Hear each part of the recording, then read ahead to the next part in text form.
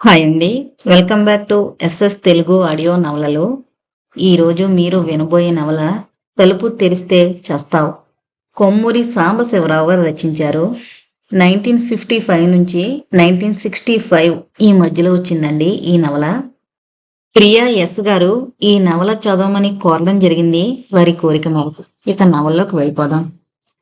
బెంగళూరులో బృందావనం హోటల్లో అది ఒక కాటేజీ. 2 గదులు, నీళ్ల గది, వసారా ఉన్న చిన్న కాటేజీ. కాటేజీ బయట తళతళా మెరుస్తున్న నల్లని అంబాసిడర్ కారు ఆగుంది. వసారాలో 2 కుర్చీలు, చిన్న బల్ల ఉన్నాయి. బల్ల మీద 2 సోడా బుడ్లు, ఒక గ్లాసు, ఒక విస్కీ సీసా, చిన్న పళ్ళెంలో కారం బిస్కెట్లు ఉన్నాయి. ఓ కుర్చీలో 30 ఏళ్ల యువకుడు కూర్చున్నాడు.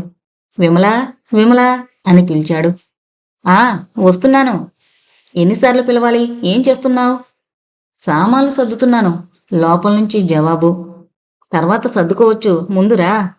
వస్తున్నాను అన్నదే కాని వెంటనే రాలేదు. అతను గ్లాసులో విస్కీ పోసుకున్నాడు. కొంచెం సోడా కలిపాడు.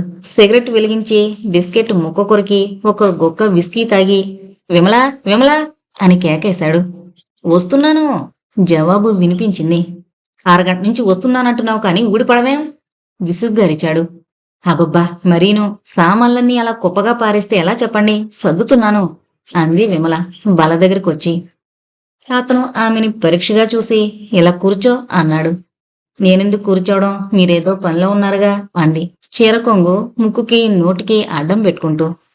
అతను నవ్వాడు. ఈ వాసన నీకింకా అలవాటు కాలేదు. ఒంటరిగా కూర్చుని తాగడం బాగుండదు అన్నాడు. బాగుంది, అయితే నన్ను తాగమంటారా అన్నదామె నవ్వుతూ. వెరీ గుడ్ ఐడియా, పోస్తానుండు. ఊరుకోండి, నన్ను తాగమని బలవంతం చేస్తే ఇక్కడి నుంచి వెళ్ళిపోతాను అని లేవబోయింది విమల. అతను ఆమె చేయి పట్టుకుని బలవంతం చేయనులే, కూర్చో అన్నాడు. ఆమె అయిష్టంగానే కూర్చుని ఎందుకిలా తాగుతారో నాకు అర్థం కాదు, ఏమొస్తుంది అంది. అతను నవ్వి తాగి చూడు తెలుస్తుంది అన్నాడు విస్కీ ఓ గుటక మింగి. చీకటి కొడుతోంది. తోటలో మెర్క్యూరీ లైట్స్ వెలిగాయి. ట్రాన్సిస్టర్లోంచి హిందీ సినిమా పాట లీలగా వినబడుతోంది. అతను తాగుతూ ఏవో కబుర్లు చెప్తున్నాడు. చిన్నప్పటి విషయాలు, తన స్నేహితుల గురించి, కాలేజీ చదువు గురించి విమల కొడుతూ వింటోంది. అలా 2 గంటలు గడిచాయి. సీసా దాదాపు ఖాళీ అయింది. ఎర్రగా ఉన్నాయి అతని కళ్ళు. మాటలు ముద్దగా వస్తున్నాయి. చేతులు చెప్పిన మాట వినడం లేదు. గ్లాసు తీసుకోబోతే సిగరెట్టు డబ్బా మీదకి, సిగరెట్టు తీసుకోబోతే సోడా సీసా మీదకి వెళుతోంది చెయ్యి. నవ్వుతున్నాడు. ఇక చాలు, భోజనం తెమ్మని చెబుతాను అందామే లేచి నిలబడుతూ. ఆల్ రైట్ అన్నాడతను. విమల లోపలికి వెళ్లి టెలిఫోన్లో బి కాటేజీకి 2 భోజనాలు పంపించండి అని చెప్పి తోలు పెట్టెలోంచి సామాన్లు తీసి డ్రెస్సింగ్ టేబుల్ మీద సర్దడం ప్రారంభించింది. గది మధ్య పెద్ద మంచం, 2 మంచాలు ఒకదానికొకటి కలిపి వేశారు. ఓ డ్రెస్సింగ్ టేబుల్, ఓ బల్ల, 2 కుర్చీలు, 2 సోఫాలు, ఒక బీరువా.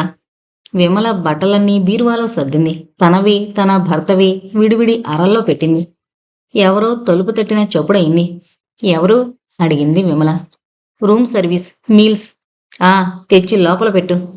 హోటల్ కుర్రాడు 2 ట్రేలు తెచ్చి బల్ల మీద పెట్టి ఇంకా ఏమైనా కావాలా అడిగాడు. ఏమీ అవసరం లేదు అన్నదామె. కుర్రాడు వెళ్ళిపోయాడు. విమల వసారాలోకి వెళ్ళి ఏమండి రండి, భోజనం వచ్చింది అంది. అతను పలకలేదు. దగ్గరికి వెళ్ళి భుజం పట్టుకుని ఊపింది. అతని కళ్ళు తెరిచి ఆమెను చూసి నవ్వి మళ్ళీ కళ్ళు మూసుకున్నాడు. అబ్బబ్బా, అన్నానికి రండి అంది విసుగ్గా అతన్ని అటు ఇటు కదుపుతూ. మళ్ళీ కళ్ళు తెరిచాడు. విమలను మొద్దుగా చూశాడు. బరువుగా కుర్చీలోంచి లేచి నిలబడ్డాడు. నిలబడలేక తూలుతున్నాడు. కూర్చోబోయాడు. లోపలికి రండి, అన్నం తింటే తగ్గుతుంది అని అతన్ని పట్టుకుని లాగింది విమల. ఆమె భుజం మీద చేయి వేసి పద అన్నాడు. సహాయం లేకుండా నడవలేనని చెప్పడం ఇష్టం లేదు అతనికి. కుంటివాణ్ణి గుడ్డివాణ్ణి పట్టుకుని నడిపించుకుని తీసుకువెళ్ళినట్టు లోపలికి తీసుకెళ్ళింది విమల. ఇలా కూర్చోండి అంది కుర్చీ చూపించి. తల విదిలించాడతను. కూర్చోరు అడిగిందామె. మంచం వైపు చూసి అటు అడుగు వేశాడు. మంచం మీద కూర్చుని అన్నం తింటారు? తల ఊపాడు. సరే మీ ఇష్టం అని మంచం దగ్గరికి తీసుకెళ్ళింది. మంచం మీద కూర్చున్నాడతను. ఇక్కడికి బల్ల ఈడుస్తానుండండి అని వెనక్కి తిరిగిందామె. ఓ చిన్న బల్ల చరచరా మంచం దగ్గరికి లాగి మంచం వైపు చూసింది. ఏమండోయ్, మళ్ళీ పడుకున్నారేంటి? చాలా కోపంగా అడిగింది. అతను జవాబు చెప్పే స్థితిలో లేడు. నిద్రపోతున్నాడు. గాఢ నిద్రలో ఉన్నాడు. విమల 15 నిమిషాలు ప్రయత్నించింది తన భర్తని లేపి అన్నం తినిపిద్దామని. తప్పతాగిన అతను లేవలేదు. ఎంత అరిచినా, ఎంత కదిల్చినా మొద్దులా పడుకున్నాడు. మొదట విమలకి కాస్త చికాకు, కోపమొచ్చినా తర్వాత నవ్వుకుంది భర్తను చూసి. తాగి తాగి తిండి తినకుండా అలా రాతి బండమల్లే నిద్రపోవడంలో ఆనందం ఏముందో ఆమెకు తెలియలేదు. ఆ చిన్న బల్ల అవతలకు లాగేసి తను ఒక్కతే అన్నం తింది. భర్త నిద్రలేచాడేమోనని అప్పుడప్పుడు మంచం వైపు చూస్తోంది. అతను కదలడం లేదు. భోజనం పూర్తయిన తర్వాత కుర్రాన్ని పిలిచి ట్రేలు తీసుకువెళ్లమని చెబుదామనుకుంది. ఓ రాత్రివేళ భర్త నిద్రలేచి అన్నం కావాలంటే ముందు గదిలోకి వెళ్లి తలుపులు మూసి పై గడియ కింద గడియ బిగించి తలుపులు లాగి చూసింది. గట్టిగానే ఉంది. పడక గదిలోకి వచ్చి కట్టుకున్న టెర్లిన్ చీర విప్పేసి తెల్లని వాయిల్ చీర కట్టుకుంది. డ్రెస్సింగ్ టేబుల్ ముందు కూర్చుని జడ వదులు చేసుకుని మెడ కింద చెవుల వెనక కాస్త అత్తరు పూసుకుంది. మంచం దగ్గరికి వెళ్లి కాసేపు భర్తని పరీక్షగా చూసి అతని చేతుకున్న రోలెక్స్ రిస్ట్ వాచి, అతని జేబులో ఉన్న మనీ పర్సు, చిల్లర డబ్బులు తీసి బల మీద పెట్టింది. తర్వాత దీపం ఆర్పేసి పడుకుంది. పక్క మీద పడుకున్న 5 నిమిషాలకల్లా విమలకి నిద్ర పట్టింది. రోజంతా ప్రయాణం చేయడం వల్ల అలసిపోయిందేమో, కళ్ళు మూసుకోగానే నిద్ర వచ్చింది. ఒక రాత్రివేళ ఎక్కడో ఏదో చప్పుడైనట్లు అనిపించి మేల్కొంది. గదంతా చీకటిగా ఉంది. పక్కనే పడుకున్న భర్త గురక సన్నగా వినబడుతోంది. ఏమండి, ఏదో చప్పుడైంది, లేచి చూడండి అంది. అతను కదల్లేదు. జవాబు కూడా చెప్పలేదు. ఇంకా మత్తులోనే ఉన్నాడనుకుంది. దూరాన హోటల్లో ఇంకెక్కడో ఆ చప్పుడు అయిందేమోనని విమల మళ్లీ కళ్ళు మూసుకుంది. 5 నిమిషాలు గడిచాయి. బల్ల మీదున్న చేతి గడియారం టిక్ టిక్ మండం స్పష్టంగా వినిపిస్తోంది విమలకి. ఎవరో గదిలోకి నడిచినట్లు, అడుగు తీసి అడుగు పెట్టినట్లు అనిపించి చటుక్కున కళ్ళు తెరిచింది. మంచానికి బాగా దూరంగా నీళ్లగది తలుపు దగ్గర ఎవరో నిలబడున్నట్లు అనిపించింది. ఎవరది అంది. అడగాలని ఆలోచించలేదు. ధైర్యస్తురాలు కాదు కనుక అప్రయత్నంగా అడిగింది. తన గొంతులోంచొచ్చిన ఆ మాటలకి తనే ఆశ్చర్యపడింది. జవాబు వినిపించలేదు. ఎవరో పలకలేదు. తలుపు దగ్గరున్న ఆకారం కదల్లేదు. తన భ్రమ ఉండాలి. ఎవరో అక్కడ ఉండరు. దీపం వెలిగించి చూస్తే అంత ధైర్యం లేదు. అక్కడ నిజంగా మనిషుంటే బాబోయ్, కళ్ళు మూసుకుంది. పోనీ దొంగ అయితే చేతికి అందినవి 4 దొంగలించుకుని పారిపోతాడు. అంతేగా, తను లేవకూడదు. వాడి చేతిలో ఏ కత్తో ఉంటే. విమల దుప్పటి బాగా పైకి లాక్కుంది. కళ్ళు తెరిచి మళ్లీ నీళ్ల గదివైపు చూడాలనుంది. కానీ ధైర్యం లేదు. పూర్తిగా ముసుగు పెట్టుకుని పడుకుంది. భర్త గురక, చేతి గడియారం టిక్ టిక్, తన గుండె దడదడ, అంతకు తప్ప వేరే శబ్దమేదీ వినిపించడం లేదామెకి. మరొక 5 నిమిషాలు గడిచాయి. కాళ్ల మీద దుప్పటి పక్కకి తొలగిపోయింది. విసుగ్గా కాళ్లతో మళ్లీ లాక్కుంది. నిద్రపోవాలి, నిద్ర పట్టించుకోవాలి. డిటెక్టివ్ పుస్తకాలు చదవడం వల్లే ఇలాంటి ఊహలన్నీ. దొంగలు, హంతకులు చీకటి మూలల్లో దాక్కున్నట్టు భ్రమ. ఎప్పుడు నిద్రపట్టిందో తనకే తెలీదు. ఎంతసేపు నిద్రపోయిందో కూడా తెలీదు. కాలికి ఏదో వేడిగా తగిలింది. కాలు వెనక్కి లాక్కోవడానికి ప్రయత్నించింది. వెనక్కి రాలేదు. ఎందులోనో ఇరుక్కున్నట్లు, ఎవరో గట్టిగా పట్టుకున్నట్లు అనిపించింది. తల మీద నుంచి ముసుగు తొలగించింది. తలెత్తి కాళ్ళవైపు చూసుకుంది. కెవ్వున కేక పెట్టింది. ఒక కేక కాదు, కేకలు పెడుతూనే ఉంది. చెవులు చిల్లులు పడేటట్లు, దిక్కులు అదిరేటట్లు కేక తర్వాత కేక పెడుతూనే ఉంది. విమల, విమల, ఏంటి అడిగాడు ఆమె భర్త సుందర్రావు విమలని భుజం పట్టుకుని ఊపుతూ. విమల అరవడం మానలేదు. నిన్నే, లే, అరవక, అందరూ లేచొస్తారు అంటూ తడబడుతూ లేచి వెళ్లి దీపం స్విచ్ వేశాడు సుందర్రావు. దీపం వెలగగానే విమల కళ్ళు చిట్లించి భర్తను చూసింది. తర్వాత గదంతా కలి చూసింది. అరవడం మానేసింది. పిచ్చిపిల్ల, ఏంటిది, పీడకలొచ్చిందా అడిగాడు సుందర్రావు భార్యని ఆప్యాయంగా భుజం నిమురుతూ. తల కాదు, ఎవడో గదిలోకి వచ్చాడు. ఎవడొస్తాడు, ఏదో పీడకలొచ్చుంటుంది, కాసిని మంచినీళ్లు తాగు అన్నాడతను నవ్వుతూ. విమలకి కోపం వచ్చింది. కల కాదు, నా భ్రమ కాదు, నిజంగానే ఎవడో గదిలోకి వచ్చాడు. నా కాళ్ళ దగ్గర కూర్చుని అగ్గిపుల్ల గీశాడు అని జరిగిందంతా చెప్పింది. సుందర్రావు చిరునవ్వుతో అంతా ఓపిగ్గా విని, ఇంతేనా, అయిపోయిందా అడిగాడు. ఏంటైపోవడం, నేను కల్పించాననా మరింత కోపంగా అంది. విమల, ఈ గదిలోకి దొంగ రాలేదు. దొంగొచ్చుంటే నీ కాళ్ళ దగ్గర కూర్చుని అగ్గిపుల్ల ఎందుకు గీస్తాడు? బల్ల మీదున్న చేతి గడియారం, మనీ పర్సు తీసుకుని పెట్టెలు తెరిచి వెతికి అన్నీ పట్టుకుపోతాడు. నీ దగ్గరకు వచ్చుంటే నీ మెళ్ళో గొలుసు తీసుకోవడానికి ప్రయత్నిస్తాడు కాని కాళ్ళ దగ్గర కూర్చుని అగ్గిపుల్ల ఎందుకు గీస్తాడు? నువ్వే ఆలోచించు అన్నాడు ఓపిగ్గా. అదంతా నాకు తెలీదు. నా కళ్ళతో నేను చూశాను. నేను చూసింది మీరు కాదంటే ఎలా ఒప్పుకుంటాను? అని విమల తన కాళ్ళ దగ్గర నేల మీద చూసింది. ఇవిగో చూడండి, కాలిన అగ్గిపుల్లలు అంది. సుందర్రావు నేల మీద పడున్న అగ్గిపుల్లల్ని పరీక్షగా చూసి, సిగరెట్స్ వెలిగించి నేను పడేసిన పొల్లలేమో అన్నాడు నవ్వుతూ. నేను కల కన్నానని, నాకు పిచ్చెక్కిందని అనకపోతే దొంగ లోపలికి ఎలా వచ్చాడో వెళ్ళి చూడకూడదు అంది భరత్ని కోపంగా చూస్తూ. దొంగొచ్చాడని నేను నమ్మను. నీ తృప్తి కోసం వెళ్ళి చూస్తాను అని ముందు గదిలోకి వెళ్ళాడు. నిమిషం తర్వాత తిరిగొచ్చి తలుపులన్నీ లోపల గడియలు పెట్టున్నాయి. కిటికీలు తెరిచున్న ఊచలున్నాయి కనుక కిటికీలోంచి ఎవడూ లోపలికి రాలేడు. నీళ్లగది కూడా చూసొస్తానుండు అని పడక గదిలోకున్న నీళ్లగది తలుపు తెరుచుకుని వెళ్ళాడు. 2 నిమిషాల తర్వాత వచ్చి, సారీ విమల, నువ్వు నిజమే చెప్పావనుకుంటాను అన్నాడు. ఏమండి, ఆ మూల చూడండి, ఏంటది అంది విమల. సుందర్రావు విమల చూపించిన వైపు వెళ్లి నేల మీద పడున్న కత్తిని చూసి, కత్తి అన్నాడు. చూసారా, మొదట బుకాయించారే. సుందర్రావు తల ఊపి, ఎవడో వచ్చాడు, సందేహం లేదు అని టెలిఫోన్ తీసి, బి కాటేజ్ నుంచి సుందర్రావు స్పీకింగ్. మేనేజర్ ఉన్నారా? నిద్రపోతున్నారా? లేపండి, మా కాటేజీలో దొంగ పడ్డాడు, పోలీసుకు రిపోర్ట్ ఇవ్వండి అని రిసీవర్ పెట్టేశాడు. తలుపు కొట్టిన చొప్పుడైంది. సుందర్రావు తలుపు తెరిచాడు. మీ కాటేజీలో దొంగ పడ్డాడా అడిగాడు హోటల్ మేనేజర్. అవును. పోలీసుకు రిపోర్ట్ చేశారా? లేదు, ఇంకా చేయలేదు. ఏమైనా వస్తువులు కానీ డబ్బు కానీ పోయిందా? ఏమీ పోలేదు. అయితే దొంగొచ్చాడని ఎందుకు అంటున్నారు? సుందర్రావు మండిపడ్డాడు. మీ ప్రశ్నలో అంతరార్థం ఏమిటి అడిగాడు కోపంగా. ఎక్స్క్యూజ్ మీ, కోపం తెచ్చుకోకండి. నిజంగా దొంగొచ్చినట్లు నిర్ధారణ అయిన తర్వాత నీళ్లు నమిలాడు మేనేజర్.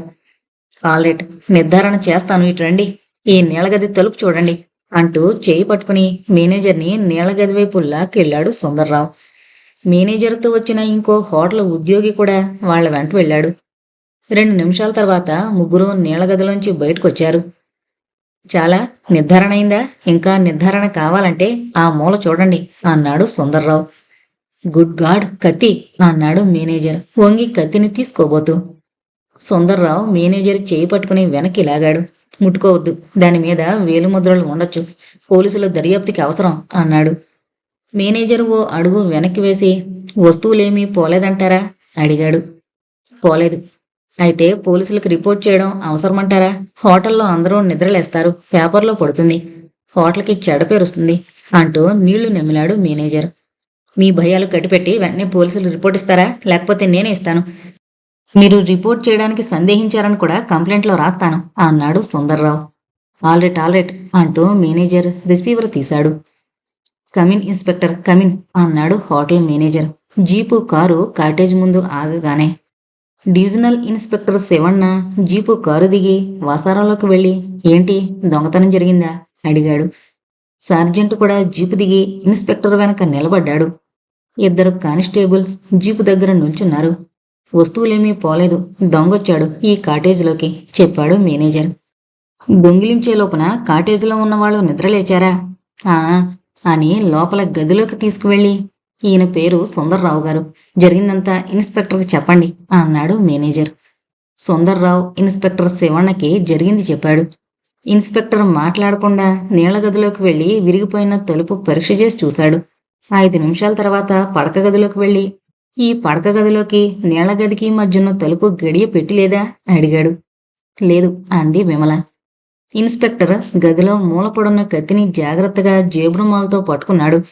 చాలా పొదునైన కత్తి, దీని మీద వేలుముద్రలేమైనా ఉన్నాయేమో చూడాలి అంటూ కత్తిని సార్జెంట్కి ఇచ్చాడు.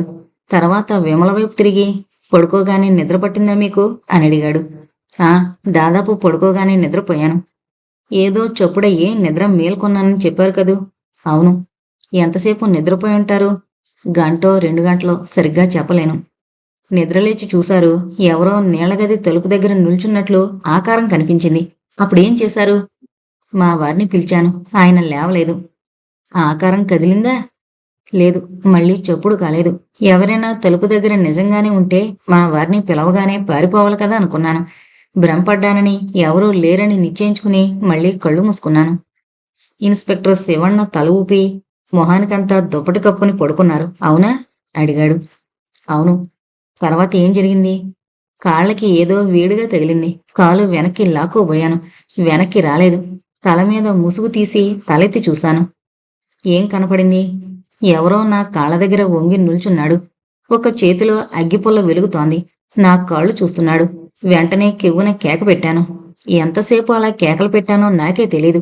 మా వారు లేచి దీపం వెలిగించారు. ఒక చేతిలో అగ్గిపుల్ల వెలుగుతుందన్నారు. ఆ వెలుగులో మీ కాలు పరీక్ష చేస్తున్నాడా? ఏమో, ఏం చేస్తున్నాడో నేనంత పరీక్షగా చూడలేదు. రెండో చేతిలో ఏముంది? నేను చూడలేదు. ఈ కత్తుందా? మీరు అరవగానే దీన్ని ఆ మూల పారేసి పారిపోయాడా? ఏమో. అతని మొహం సరిగ్గా చూసారా? మళ్ళీ ఆ మనిషిని చూస్తే గుర్తుపట్టగలరా? మొహం సరిగ్గా కనపడలేదు. గుర్తుపట్టలేను. ఎలా ఉన్నాడో జ్ఞాపకం వరకు చెప్పండి. దుబ్బు జుట్టు, వెడల్పాటి మొహం, గుంట కళ్ళు, సన్నని పొడుగు ముక్కు. పొడుగా పొట్టా? నేను చూసున్నప్పుడు వంగున్నాడు. పొడుగో పొట్టో చెప్పలేను. నీళ్ల గది దగ్గర ఓ ఆకారం చూశానన్నారు కదా, ఎంతెత్తుంది? అంటూ ఇన్స్పెక్టర్ నీళ్లగది తలుపు దగ్గరికి వెళ్లి నిలబడ్డాడు. దాదాపు మీ అంత పొడుగు ఉండుంటాడు. గుడ్.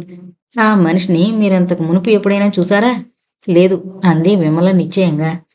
వస్తువులు ఏమీ పోలేదన్నారు. సరిగ్గా చూసుకున్నారా? ఏదీ పోలేదు, సుందర్రావు జవాబు చెప్పాడు. ఇన్స్పెక్టరు, సార్జెంటు కాటేజీలోంచి బయటికి వెళ్లి 10 నిమిషాల తర్వాత తిరిగొచ్చారు. తోటలోకున్న నీళ్లగది తలుపు విరగొట్టి లోపల ప్రవేశించాడు ఆ మనిషి. వచ్చిందారినే పారిపోయాడు. అవతలున్న సిమెంటు చప్టా వరకు అడుగుజాడలు కనిపిస్తున్నాయి. ఆ పైన అడుగుజాడలు లేవు.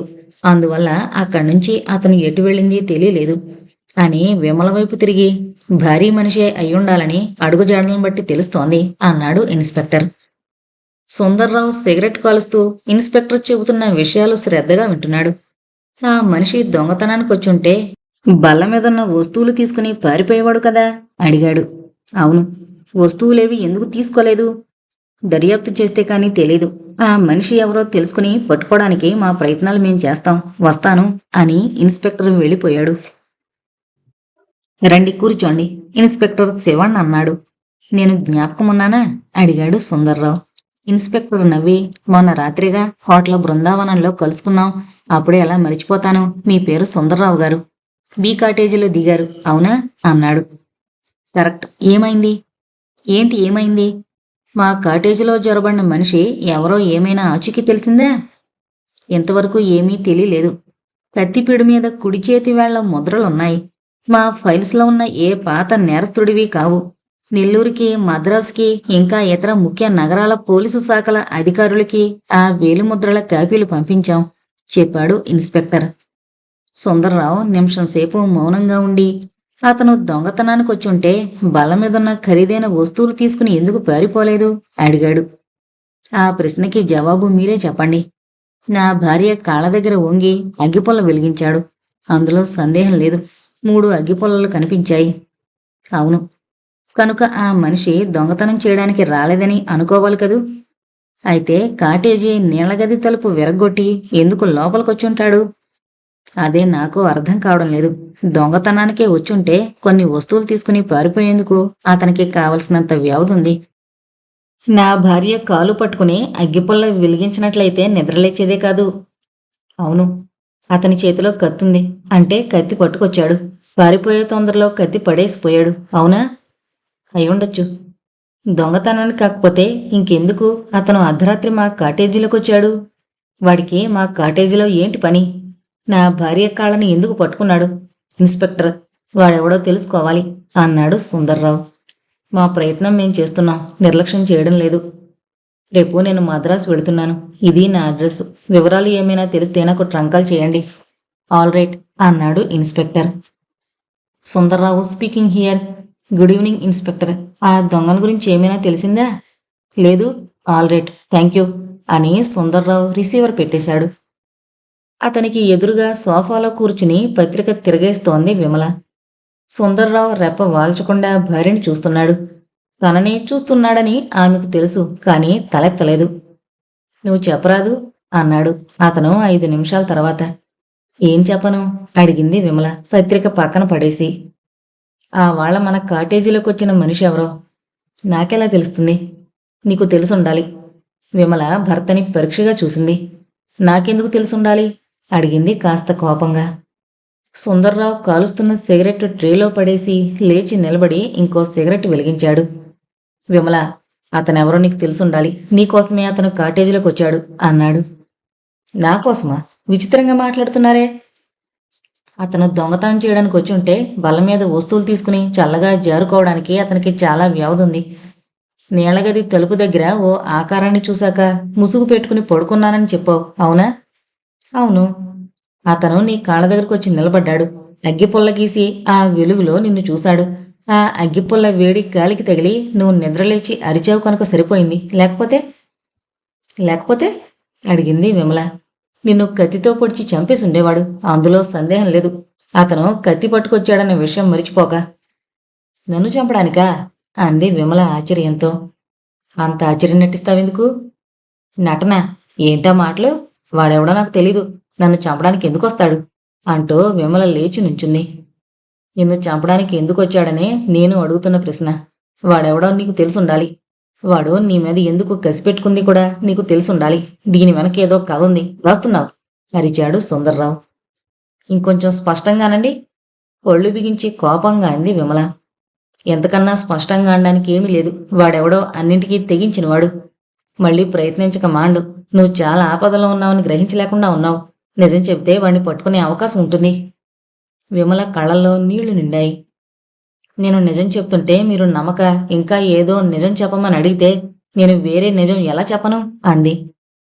నువ్వు నిజం చెప్పకపోతే నీకెవరూ సహాయం చేయలేరు, నీ కర్మ అని సుందర్రావు అక్కడి నుంచి వెళ్ళిపోయాడు. కాలింగ్ బజార్ చప్పుడు కాగానే యుగంధర్ అసిస్టెంట్ రాజు కుర్చీలోంచి లేచి పిలుచుకురానా అడిగాడు యుగంధర్ని.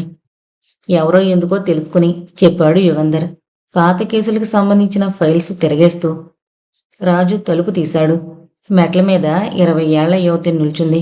ఎర్రని ముదుర్రంగు ఉప్పాడ జరీచీర, ఎర్రని అంచున్న తెల్లని హైదరాబాదు చోళీ, చేతిలో ఎర్రరంగు హ్యాండ్ బ్యాగు, ఎర్రని చెప్పులు, అందమైన మొహం, ఆకర్షించే విగ్రహం, మిలమిలా మెరుస్తున్న ఒళ్ళు. డిటెక్టివ్ యుగంధర్ గారున్నారా అడిగింది. మీ పేరు అడిగాడు రాజు. విమల. రండి, ఇలా కూర్చోండి చెప్పాడు రాజు హాల్లో ఉన్న సోఫా చూపించి. ఆమె కూర్చోలేదు. యుగంధర్ గారు లేరా అడిగింది మళ్ళీ. ఆయనతో మీ పని? ఆయన సహాయం కావాలి. ఏ సందర్భంలో? విమల కాస్త ఇబ్బందిగా చూసింది రాజుని. విపులంగా చెబితే గాని అర్థం కాదు. మీకొకసారి యుగంధర్ గారికి ఇంకోసారి చెప్పడం కష్టం. యుగంధర్ గారిని చూడ్డానికి వీలవుతుందా అడిగింది. రాజు నవ్వి మీ భర్త పేరు అడిగాడు. విమల చకితురాలై రాజుని చూసి మారేడి సుందర్రావు గారు అంది. ఏం ఉద్యోగం చేస్తున్నారు? Sundar electrical goods manufacturing company వారిదే. కూర్చోండి, యుగంధర్ గారు తిరిగ్గా ఉన్నారేమో చూసొస్తాను అని యుగంధర్ ఉన్న గదిలోకి వెళ్ళాడు రాజు. నిమిషం తర్వాత తిరిగొచ్చి విమలని లోపలికి రమ్మని పిలిచాడు. కూర్చోండి అన్నాడు యుగంధర్ తనకి ఎదురుగా బల్లకి అవతల వైపున్న కుర్చీ చూపించి. విమల కూర్చుంది. యుగంధర్ని పరీక్షగా చూస్తూ మీ వల్ల నాకు సహాయం కావాలి, చేస్తారని ఆశిస్తాను అంది. చెప్పండి అన్నాడు యుగంధర్. బెంగళూరులో హోటల్ బృందావనంలో తను తన భర్త దిగిన కాటేజీలో రాత్రి ఎవరో ప్రవేశించి తన కాలి దగ్గర అగ్గిపుల్ల వెలిగించడం, తను అరవగానే పారిపోవడం అంతా వివరంగా చెప్పింది.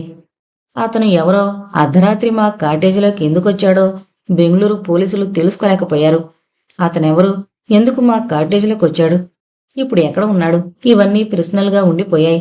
మీరు దర్యాప్తు చేసి ఈ విషయాలు తెలుసుకోవాలని కోరుతున్నాను. మీకు ఫీజు ఎంత కావాలో చెబితే ఇస్తాను అంటూ విమల హ్యాండ్ బ్యాగ్లోంచి 100 రూపాయల కట్టొకటి బయటకు తీసింది. అతను ఎవరైతేనేం మీ వస్తువులేమీ పోలేదుగా. అతను ఎవరో ఎందుకొచ్చాడో తెలుసుకునేందుకు మీరు ఎందుకింత శ్రమ పడుతున్నారు అడిగాడు యుగంధర్.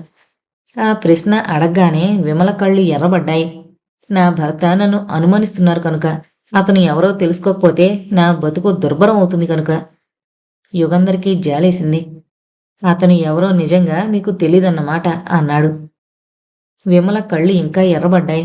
తెలిస్తే మీ దగ్గరికి రావాల్సిన అవసరమే ఉండదుగా అంది. ప్లీజ్ కోపం తెచ్చుకోకండి, లాంఛనంగా అడిగాను ఆ ప్రశ్న. విమల ఆలోచిస్తూ మౌనంగా ఉండిపోయింది. ఏ విషయమూ దాచకుండా ఉన్నది ఉన్నట్లు నిజం చెప్తేనే మేం మీకేదైనా సహాయం చేయగలం. సుందర్రావు గారు 6 నెలల కిందట నన్ను వివాహం చేసుకున్నారు. డిటెక్టివ్ యుగంధర్ తల ఊపి అన్నాడు. విమల నిట్టూర్చి, అలా కాదు, మొదట్నుంచి చెబుతాను వినండి.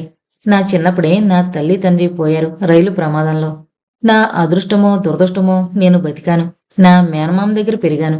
బిఏ పాస్ అవగానే టైప్ రైటింగు, షార్ట్ హ్యాండు నేర్చుకుని సుందర్ ఎలక్ట్రికల్ గూడ్స్ మ్యానుఫ్యాక్చరింగ్ కంపెనీలో పనిచేశాను.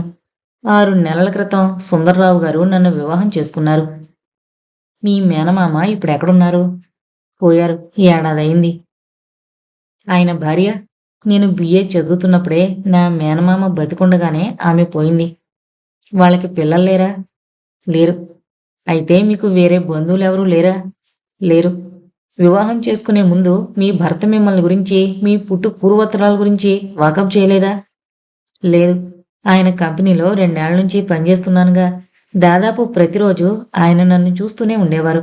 నన్ను గురించి గాని, నా పూర్వోత్తరాల గురించి గాని తెలుసుకోవాలని ఆయన అనుకోలేదప్పుడు. అంటే ప్రేమించి పెళ్లి చేసుకున్నారన్నమాట. విమల చెక్కిళ్ళు ఎర్రబడ్డాయి. తల వంచుకుంది. బెంగళూరులో మీ కాటేజీలో అతనెవరో చొరబడిన తర్వాత సుందర్రావు గారు మిమ్మల్ని అనుమానిస్తున్నారన్నారు. ఎందుకు? ఏమని అనుమానిస్తున్నారు?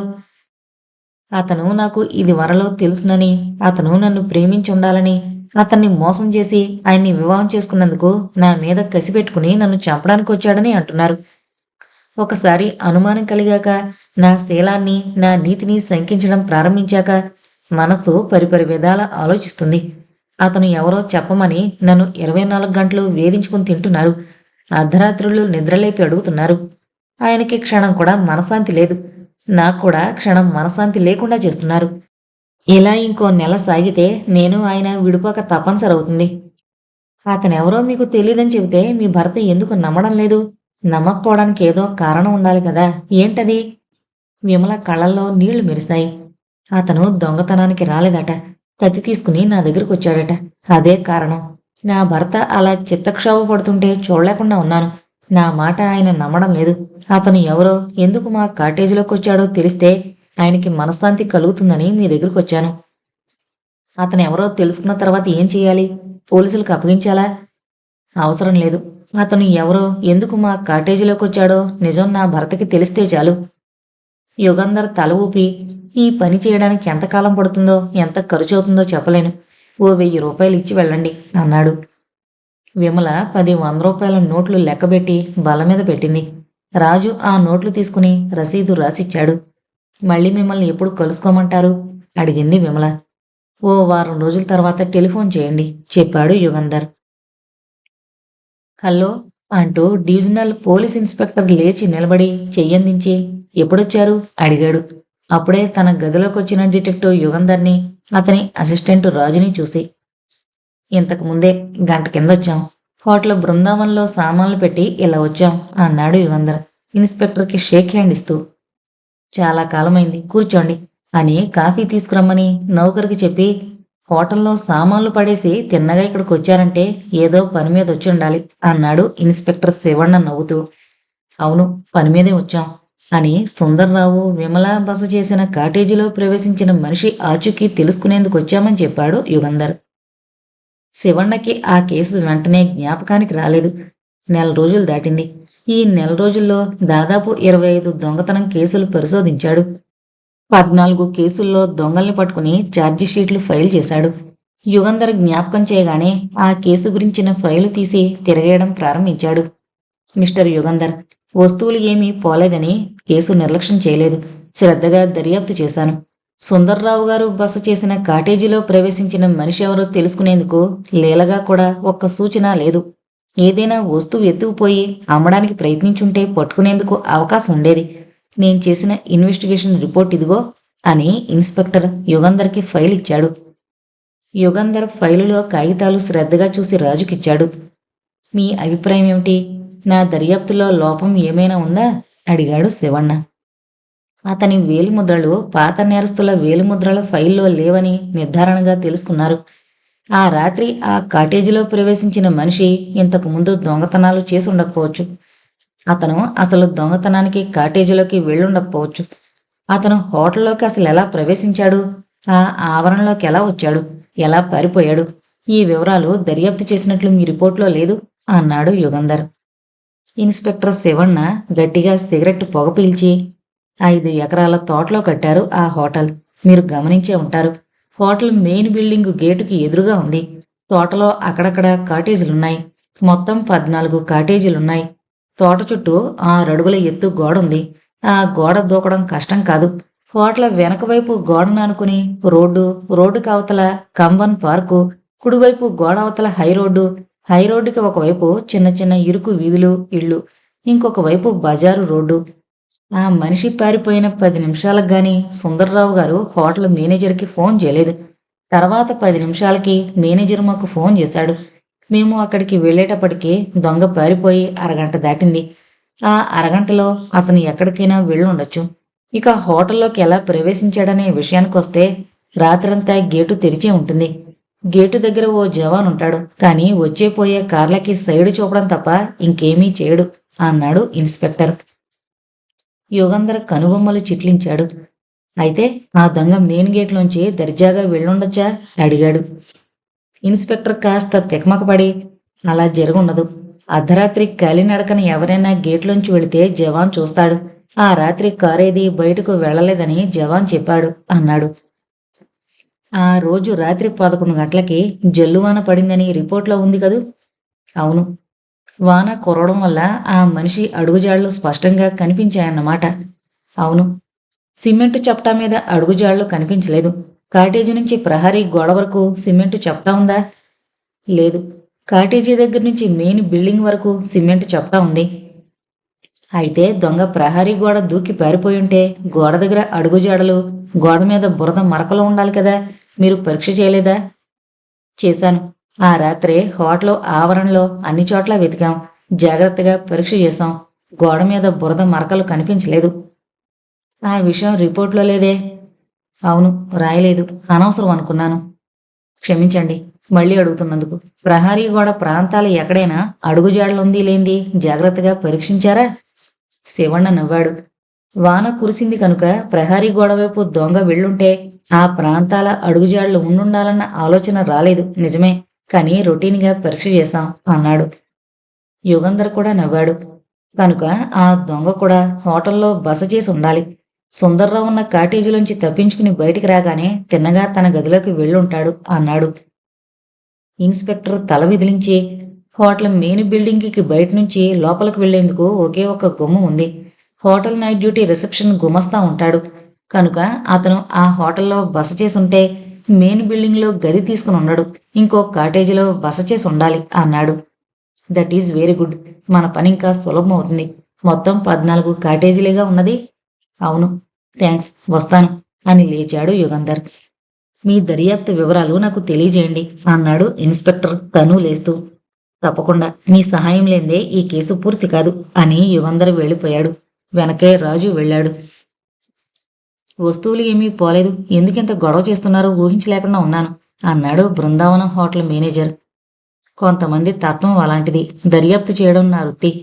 మీరు సహకరిస్తారని ఆశిస్తాను అన్నాడు యుగంధర్. సహకరించడం ఏమిటి? అది నా డ్యూటీ. ఏం కావాలో చెప్పండి. హోటల్ రిజిస్టరా తెప్పిస్తానుండండి అని మేనేజర్ బల్ల మీదున్న బెల్ల నొక్కాడు. కుర్రాడు రాగానే రిసెప్షన్ గుమస్తానడిగి రిజిస్టర్ తెమ్మని చెప్పాడు. డిటెక్టివ్ యుగంధర్కి పోలీసు శాఖలో ఉన్న పరపతి ఆ మేనేజర్కి తెలుసు. అందుకే అంత వినయంగా మాట్లాడాడు. కుర్రాడు రిజిస్టర్ తెచ్చిచ్చాడు. ఫిబ్రవరి 14వ తేదీ వివరాలున్న పేజీ తిప్పాడు యుగంధర్. రాజు, రాసుకో అన్నాడు. రాజు డైరీ తీసి రాయడం ప్రారంభించాడు. కాటేజీ ఏ, జగన్నాథ శాస్త్రి, బిఏబిఎల్, దుర్గయ్య, ఊరు మహారాజా రోడ్, మైసూరు. వచ్చిన తేదీ ఫిబ్రవరి 14, వెళ్ళిన తేదీ ఫిబ్రవరి 16. Cottage B, mister and missus M Sundarrao, ఊరు 179 గోపతి రోడ్, మద్రాసు. వచ్చిన తేదీ ఫిబ్రవరి 14, వెళ్ళిన తేదీ ఫిబ్రవరి 22. Cottage C, Kanaka Sabhapathi Mudaliar and family, ఊరు మిల్ రోడ్డు, నెంబర్ 572, కోయంబత్తూరు. వచ్చిన తేదీ ఫిబ్రవరి 13 మధ్యాహ్నం 2 గంటలకి. వెళ్ళిన తేదీ ఫిబ్రవరి 16. Cottage D. R Shishupal and S Manjula, cinema ఆర్టిస్టులు. ఊరు గార్డెన్ కాలనీ, కొడంబాకం, మద్రాసు. వచ్చిన తేదీ ఫిబ్రవరి 13 రాత్రి 9 గంటలు. వెళ్ళిన తేదీ ఫిబ్రవరి 17. కాటేజ్ ఈ. Y Subbayya, Y Lakshmamma. ఊరు రైల్వే కాలనీ, ఆర్కోణం. వచ్చిన తేదీ ఫిబ్రవరి 12 పొద్దున్న 8 గంటలు. వెళ్ళిన తేదీ ఫిబ్రవరి 15.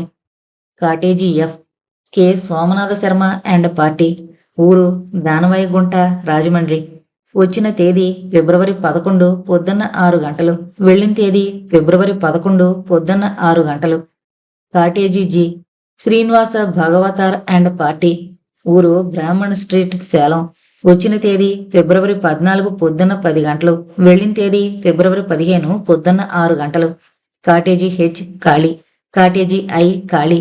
Cottage J. Y Suresh Kumar, Leela. ఊరు Queens road, Nungambakkam, Madras.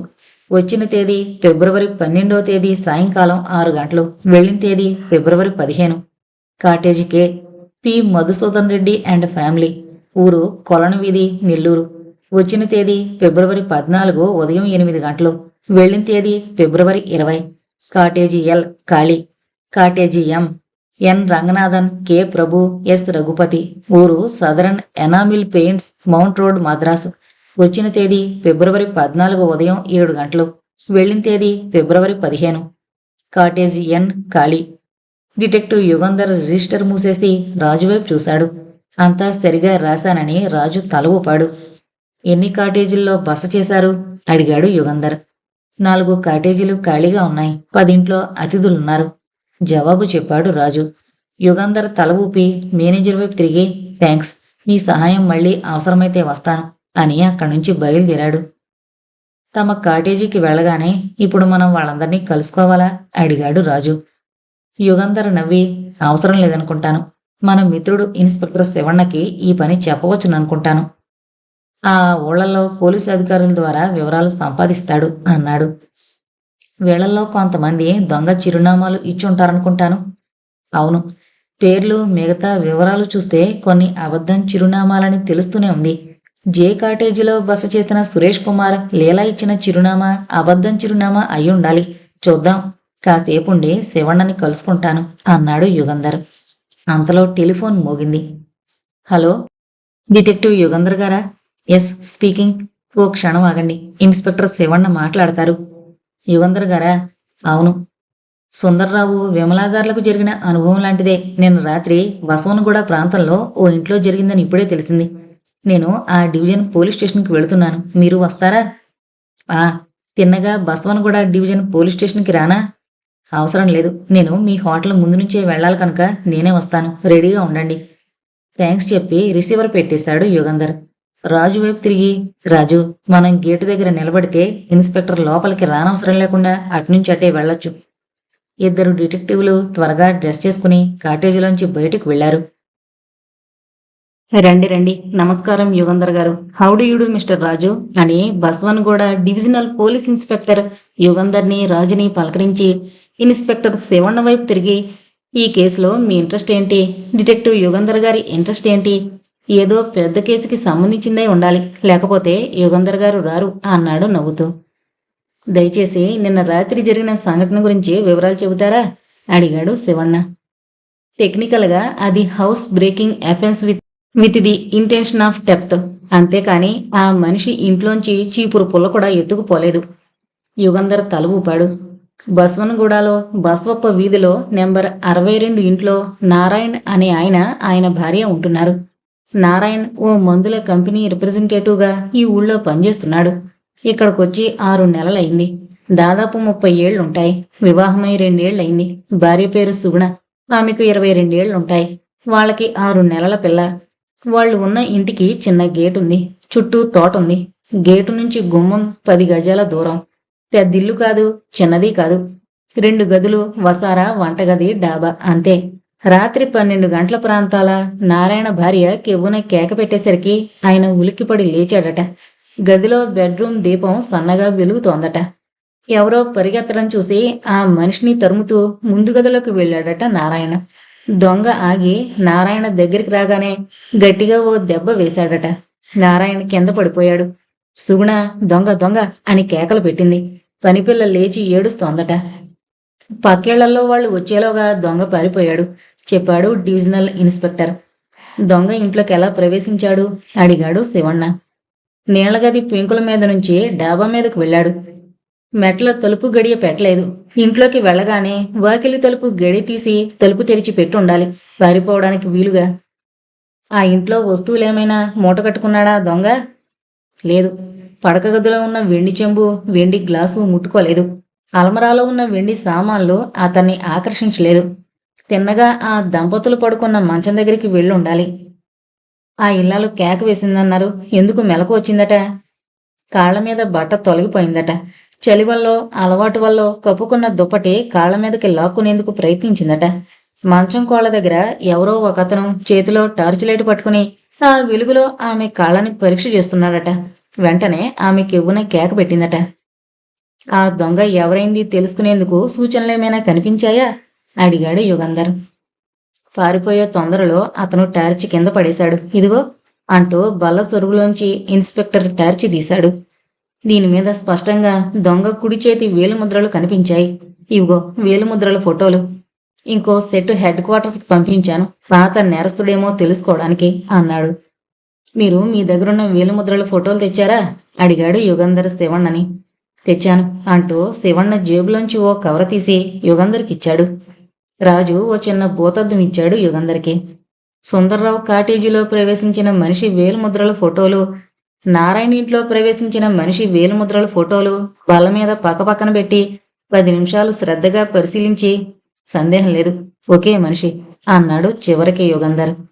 Please చెప్పండి, ఒకే మనిషి అంటే పాత నేరస్తుడా అడిగాడు బసవనగూడ డివిజనల్ ఇన్స్పెక్టర్. ఓ రకంగా పాత నేరస్తుడే, కానీ ఇంతవరకు అతను పట్టుబడలేదు శివಣ್ణ జవాబు చెప్పాడు. అలాగా, వివరాలు చెప్పండి శివಣ್ణ చెప్పాడు. విచిత్రంగా ఉందే, ఎవరతను? ఈ 2 సందర్భాల్లోనూ అతను దొంగతనానికి ఇళ్లలో ప్రవేశించలేదని తెలుస్తూనే ఉంది. వెండి బంగారు వస్తువులు చేతికందినా తీసుకోలేదు. అయితే తెగించి అర్ధరాత్రి వేళ ఎందుకు ఆ ఇళ్లలో జొరబడ్డాడో అన్నాడు బసవనగూడ డివిజన్ ఇన్స్పెక్టర్ అఖ్తర్. అతనెవరో కాని ఓ ఆడమనిషి కోసం వెతుకుతున్నాడు, అంతవరకు ఊహించొచ్చు అన్నాడు యుగంధర్. అంతేనా అడిగాడు అఖ్తర్. అంతకన్నా ఊహించలేం ప్రస్తుతం అని యుగంధర్ లేచి నిలబడ్డాడు. నారాయణ్ని అతని భార్యని కలుసుకోవాలి అన్నాడు. నారాయణ్ ఆఫీస్కి వెళ్ళుంటాడు చెప్పాడు అఖ్తర్. శ్రీమతి సుగుణ ఇంట్లో ఉంటుందిగా. ఉండొచ్చు అంటూ ఇన్స్పెక్టర్ అఖ్తర్ కుర్చీలోంచి లేచాడు. ఇన్స్పెక్టర్లు ఇద్దరు, యుగంధరు, రాజు జీపు కారుకి బయలుదేరారు. 10 నిమిషాల్లో నారాయణ ఇంటి ముందు జీపు కారు ఆగింది. తలుపు చప్పుడు కాగానే నారాయణ భార్య సుగుణ లోపల నుంచి వచ్చి తలుపు తెరిచింది. ఎర్రని పెదిమలు, అందమైన మొహం, ఆకర్షణీయమైన విగ్రహం, మిలమిలా మెరుస్తున్న కళ్ళు. విమలకి సుగుణకి ముఖరేఖల్లోనే పోలిక లేదు. ఇద్దరు 25 ఏళ్లలోపు వయసున్న యువతులు. ఇన్స్పెక్టర్ అఖ్తర్ని గుర్తుపట్టి, రండి, ఆ దొంగ ఆచూకీ తెలిసిందా అడిగింది సుగుణ. లేదు, దర్యాప్తు చేస్తున్నాం అని మిగతా వాళ్ళని ఆమెకి పరిచయం చేశాడు. నమస్కారం, మిమ్మల్ని గురించి చాలా విన్నాను, కూర్చోండి అంటూ హాల్లోకి తీసుకెళ్ళింది సుగుణ అందర్నీ. నిన్న రాత్రి ఆ దొంగ మీ ఇంట్లో ప్రవేశించినప్పుడు మీ పడక గదిలో దీపం వెలుగుతోందా అడిగాడు యుగంధర్. సుగుణ తల ఊపింది. ఎలక్ట్రిక్ లైటా? అవును. అయితే ఆ దొంగని మీరు స్పష్టంగా చూసుండాలిగా. లేదు, చిన్న దీపం, అట్టే వెలుగు లేదు. నీలం రంగు బల్బు కావడం వల్ల స్పష్టంగా కనిపించలేదు. అదిగాక కాళ్ళ దగ్గర మనిషిని చూడగానే పంచప్రాణాలు ఎగిరిపోయేటంత పని అయింది. ఏదీ చూసే స్థితిలో లేను, కెవ్వున కేక పెట్టాను అని నవ్వుతూ నిజానికి కళ్ళు గట్టిగా మూసుకున్నాను అంది. అందరూ నవ్వారు. మీరు చూసినప్పుడు అతను టార్చ్ వెలిగించి మీ కాళ్ళు పరీక్ష చేస్తున్నాడా? అవును. ఒక చేత్తో మీ కాలు పట్టుకున్నాడా అడిగాడు యుగంధర్. మొదట కాలు పట్టుకోలేదనుకుంటాను. నేను కాళ్ళు పైకి తీసుకుని దుప్పటి కాళ్ళ మీదకి లాక్కుంటూ ఉంటే కాలు పట్టుకున్నట్లు వెంటనే విడిచేసినట్లు అనిపించింది. దయచేసి బాగా జ్ఞాపకం చేసుకోండి. కాలు వెనక్కి తిప్పి చూడ్డానికి కాలు పట్టుకున్నాడా, లేక మీరు దుప్పటి కాళ్ళ మీదకి లాక్కుంటుంటే అప్రయత్నంగా కాలు పట్టుకున్నాడా అడిగాడు యుగంధర్. సుగుణ కాసేపు ఆలోచించి, అంత నిశ్చయంగా చెప్పమంటే చెప్పలేను అంది. సరేలేండి, అతన్ని మీరు సరిగ్గా చూడలేదన్నారు. మొహం ఎలా ఉంది చెప్పలేకపోయినా పొడుగో పొట్టో భారీ మనిషో బక్క మనిషో చెప్పగలరా? పొడిగా అయి ఉండాలి. వంగినప్పుడు చూశాను. లావుగా లేడు, బక్కగానూ లేడు యువకుడు అంది సుగుణ క్షణంసేపు కళ్ళు మూసుకుని ఆలోచించి. Good, very good. ఇంకొక విషయం, అతన్ని మీరు ఇదివరకు ఎప్పుడైనా చూశారా? అడిగాడు యుగంధర్. లేదు. దయచేసి తొందరపడకండి. బాగా జ్ఞాపకం చేసుకోండి. మీకు పరిచయం ఉన్న మనిషి అయి ఉండడు. మీతో మాట్లాడు కూడా ఉండడు. ఏ బస్టాండ్ వద్దో, ఏ కూరల బజార్లోనో, ఏ వీధి చివరో, మీ ఇంటి ప్రాంతాలు ఎక్కడో నిలబడి ఈ మధ్య మిమ్మల్ని 1-2 సార్లు పరీక్షగా చూసుండాలతను. ఈ మధ్య అంటే ఈ 4-5 రోజుల్లో. అవునవును, ఆ విషయం మా ఆయనకు కూడా చెప్పాను. ఏమని చెప్పారు? 2 రోజుల క్రితం నేను డాక్టర్ దగ్గరికి వెళ్ళొస్తూ ఉంటే ఎవరో ఒక అతను నా వెనకే వచ్చాడు. నేను బస్ స్టాప్ దగ్గర ఆగాను. అతను కొంచెం దూరంలో నిలబడ్డాడు. నేను బస్సు ఎక్కగానే అతను ఎక్కాడు. నా వెనకే ఇంటి వరకు వచ్చాడు. సమయానికి మా వారు ఇంట్లో లేరు. ఉంటే అప్పుడే అతని విషయం కనుక్కునేవారు. మళ్ళీ ఆ మనిషి మీకు కనిపించాడా? ఆ, మర్నాడు అంటే మొన్న పొద్దున్న నేను అరిటాకు కోసం పక్కింట్లోకి వెళుతూ చూశాను. 2 ఏళ్ల అవతల దీపస్తంభం కింద నిలబడి నన్నే చూస్తున్నాడు. వెంటనే నేను ఇంట్లోకి వెళ్లి మా ఆయనకి చెప్పాను. మా ఆయన వీధిలోకి వెళ్లేటప్పటికీ అతనక్కడ లేడు. Very good. వీధిలో నిలబడి మిమ్మల్ని పరికించి చూసిన మనిషికి మీ ఇంట్లో ప్రవేశించిన దొంగకి పోలికుందా? ఏమో, దొంగని సరిగ్గా చూడలేదని చెప్పానుగా. ఒడ్డు పొడుగుల్లో ఇద్దరూ ఒకే మాదిరిగా ఉన్నారనుకుంటాను. మీ కాళ్ల మీద కాని పాదాల మీద కాని పెద్ద పుట్టుమచ్చో లేక మరే ఇతర గుర్తో ఏదైనా ఉందా? పెద్ద మచ్చ ఏది కాళ్ల మీద లేదు. థ్యాంక్స్. ఆఖరి ప్రశ్న, అతని చేతిలో కత్తి ఏదైనా ఉందా? ఉందేమో, నేను చూడలేదు. జవాబు చెప్పింది సుగుణ. అంతలో లోపల నుంచి పసిపిల్ల ఏడుపు వినపడింది. చాలా థ్యాంక్స్ అమ్మా, మేం వస్తాం అని లేచాడు యుగంధర్. క్షణవాగండి, కాఫీ తెస్తాను. వద్దమ్మా, ఇప్పుడే తాగొచ్చాం. అయినా ఆగండి, మిమ్మల్ని ఓ విషయం అడగాలి అని లోపలికి పరిగెత్తి పాపాయిని ఎత్తుకుని క్షణంలో తిరిగొచ్చింది సుగుణ. నిద్రలేచి ఏడుస్తుంది. సామాన్యంగా ఏడవదు.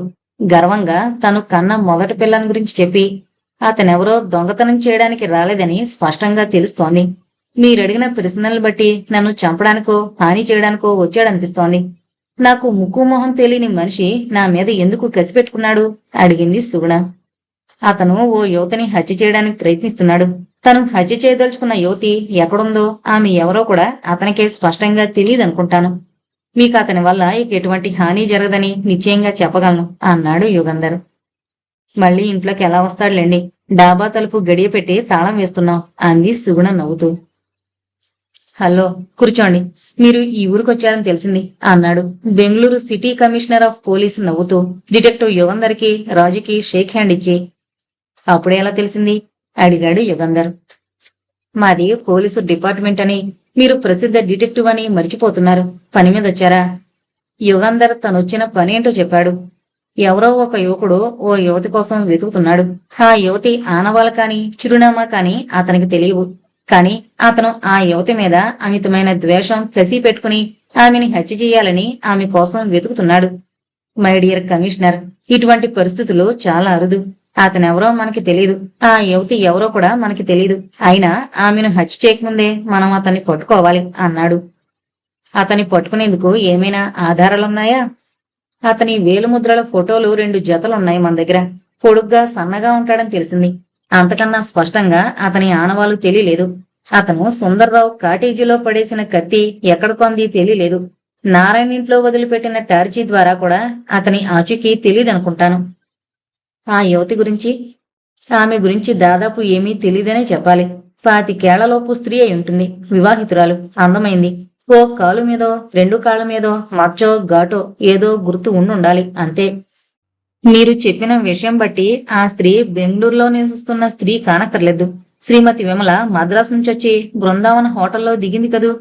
అదే నన్ను తికమక పెడుతున్న సందేహం. ఆమె ఏ ఊళ్ళో ఉంది అతనికి తెలియకపోతే ఆమె కోసం వెతకడం ఎలా ప్రారంభించగలడు? బెంగళూరులోనే వెతకడం ఎందుకు ప్రారంభించాడు? ఆలోచించాలి అన్నాడు యుగంధర్.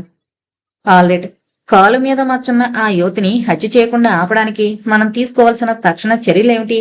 అడిగాడు కమిషనర్. ఒక్కటే, ప్రకటన చేయడం. జాగ్రత్తగా ఉండమని హెచ్చరించడం. గుడ్ గాడ్, ఊళ్ళో ఉన్న ఆడవాళ్ళందరూ బెదిరిపోరు? హత్య జరగడం కంటే అది మేలనుకుంటాను. అంతకన్నా సులువైన మార్గం లేదంటారా? లేదు. కాళ్ల మీద మచ్చలున్న స్త్రీలంతా వెంటనే పోలీసు రక్షణ కోరమని ప్రకటించాలి. అలా ప్రకటిస్తే ఎవరైనా వస్తారా? అందులో ఆడవాళ్లు చాలామంది రారు, నిజమే. ఐజీతోనూ హోమ్ మినిస్టర్తోనూ సంప్రదించాలి.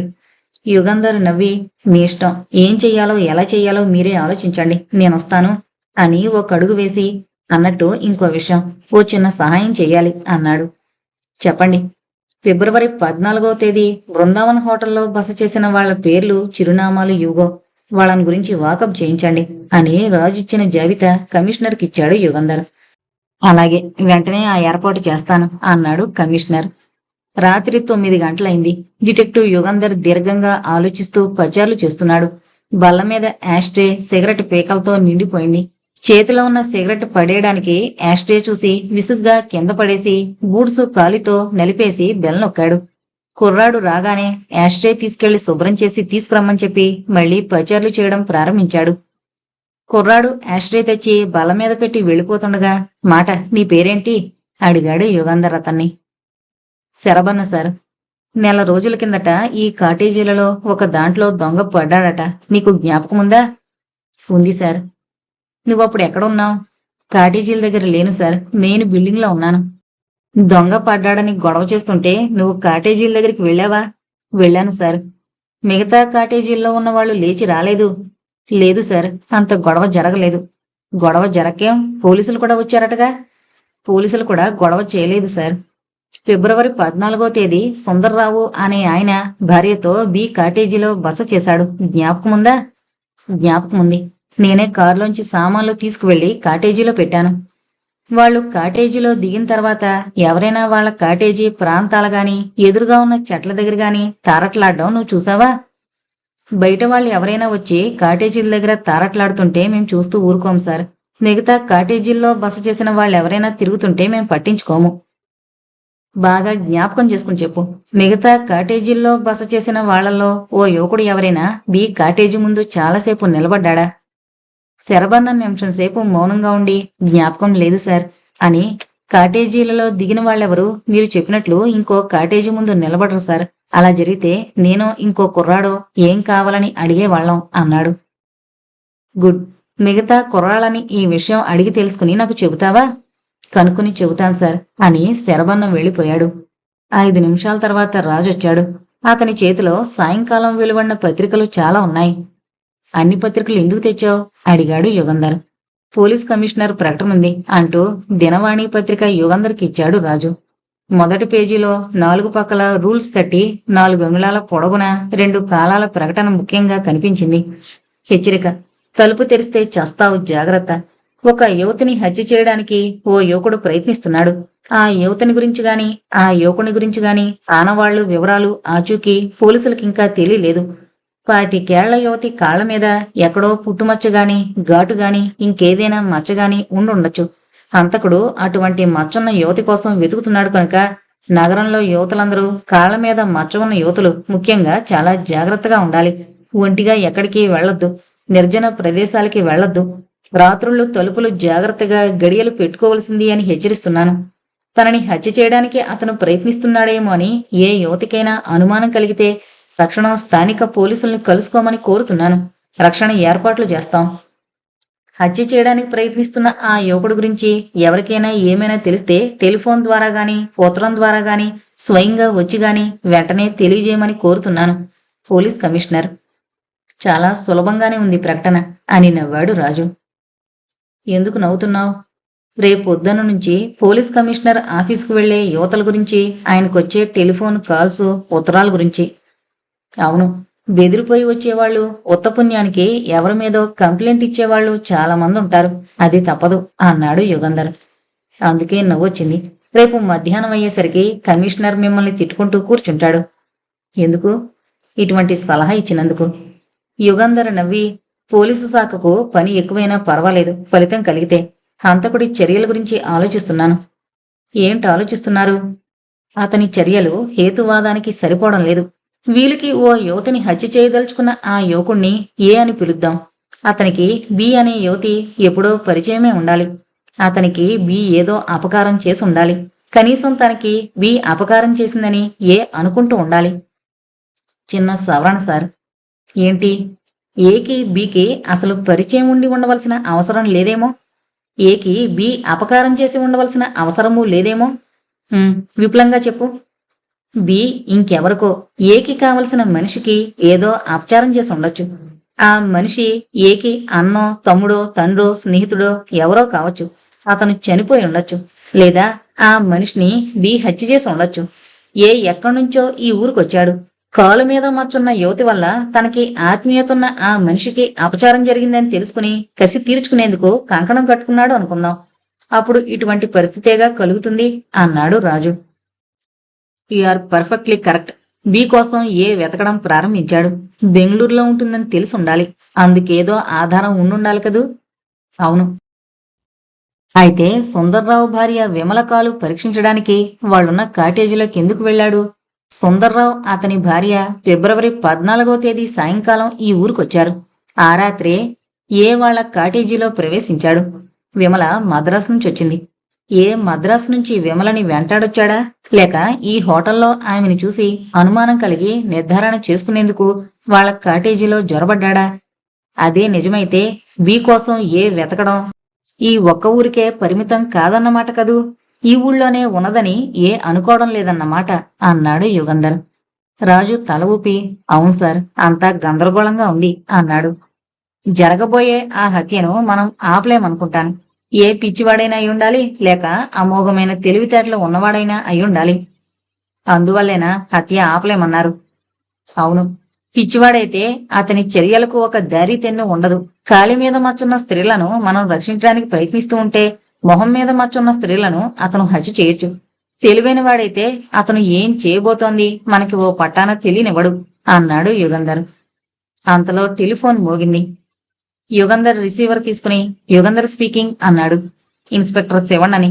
మా డివిజన్లో ఓ ఇంట్లో హత్య జరిగింది. హత్య చేయబడింది ఎవరు? ఆదుర్దాగా అడిగాడు యుగంధర్. ఓ యువతి. ఆమె కాలి మీద మచ్చుందా? తెలీదు. బయలుదేరి వెళుతున్నాను. మీరు వస్తారా? తప్పకుండా. కిట్టప్ప పార్కు వెనకనున్న రథం వీధికి రండి. ఇంటి నెంబరు 4 అని శివಣ್ణ రిసీవర్ పెట్టేశాడు. యుగంధర్ చేతి గడియారం చూసుకున్నాడు. 9:45 పదరాజు వెళదాం అన్నాడు. రథం వీధి ఇరుకు సందు. పార్కు దగ్గర క్లెడ్జర్ కారాపి యుగంధరు రాజు కాలినడకన బయలుదేరారు. 4వ నెంబర్ ఇంటి ముందు మెట్ల మీద 2 కానిస్టేబుల్స్ నిలబడున్నారు. గుసగుసల్లో మాట్లాడుకుంటున్నారు. ఆగండి, లోపలికి వెళ్లకూడదు అన్నాడు మెట్ల మీదున్న కానిస్టేబుల్స్ లో ఒకడు. డిటెక్టివ్ యుగంధర్ వచ్చారని ఇన్స్పెక్టర్కు చెప్పు. సారీ సార్, తమరేనా? మీరు రాగానే లోపలికి పంపమని ఇన్స్పెక్టర్ చెప్పారు సార్. యుగంధర్ రాజు లోపలికి వెళ్లారు. చిన్న గది. ఆ గదిలో 4 ప్రేమి కుర్చీలు, మధ్య బల్ల, బల్ల మీద పూల సజ్జ. ఆ గదిలోంచి ఇంకా లోపలికి వెళ్లాడు. పెద్ద పడక గది. గోడకి దగ్గరగా పెద్ద మంచం, మంచం పక్కనే 2 కుర్చీలు, తలవైపు చిన్న బల్ల మీద టేబుల్ లైటు, కాసిన్ని పుస్తకాలు, పత్రికలు, ఓ పెద్ద బీరువా. ఆ గదిలోనే ఇన్స్పెక్టర్ శివಣ್ణ, ఇంకో 2 పోలీస్ అధికారులు, డాక్టరు, పోలీస్ ఫోటోగ్రాఫరు ఉన్నారు. మంచం మీద తెల్లని దుప్పటి, తెల్ల గలేబులున్న దుళ్ళు, కాళ్ల దగ్గర తెల్లని సాలువ మడిచిపెట్టుంది. దిండు మీద మొహం పెట్టుకుని బోర్లా పడుకుంది ఓ యువతి. దంతం పిడిలా తెల్లగా ఉన్న కత్తిపిడి వీపు మీద కనిపిస్తోంది. వీపు మీద నుంచి కారిన రక్తం పొరుపు మీద గెడ్డగట్టుకుపోయింది. సీలింగ్ ఫ్యాన్ ఫుల్ స్పీడ్లో తిరుగుతోంది. ఆమె ప్రాణం పోయి చాలాసేపు అయి ఉండాలని చూడగానే తెలుస్తోంది. యుగంధరు రాజు మంచానికి కాస్త దూరంగా నిల్చున్నారు. ఫోటోగ్రాఫరు శవానికి అన్ని కోణాల నుంచి ఫోటోలు తీసి వెళ్లిపోయాడు. వెంటనే డాక్టర్ శవాన్ని సమీపించాడు.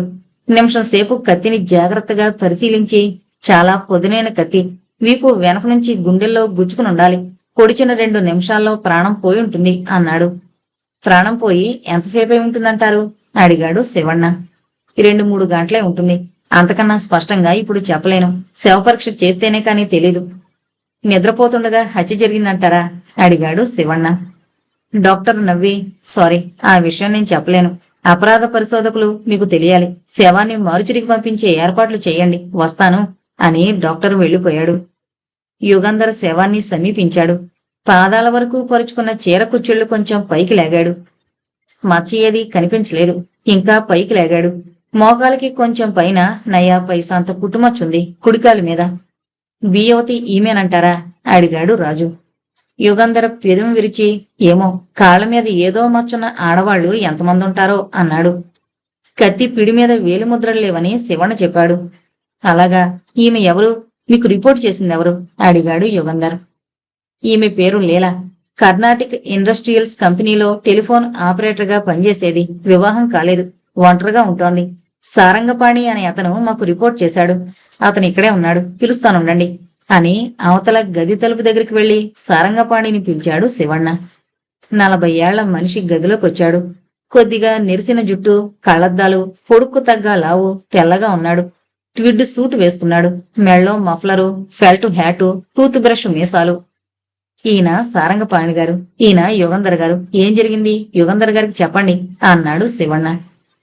చెప్పడానికి ఏముంది? రాత్రి సినిమాకి వెళదామని లీల నన్ను పిలిచింది. నేను పక్క వీధిలో ఉంటున్నాను. భోజనం చేసి 9 గంటల 15 నిమిషాలకొచ్చాను. వాకిలి తలుపులు బార్లా తెరిచుంది. లోపల దీపాలు వెలుగుతున్నాయి. లీలా అని పిలుస్తూ లోపలికి వెళ్లాను. మంచం మీద పడుకున్న లీలను చూశాను. నిద్రపోతుందేమో అనుకున్నాను మొదట. దగ్గరగా పిలిచాను. జవాబు లేకపోయేసరికి అనుమానం కలిగి పరీక్షగా చూశాను. వీపు మీద కత్తిపిడి, పక్క మీద రక్తమూ కనిపించాయి.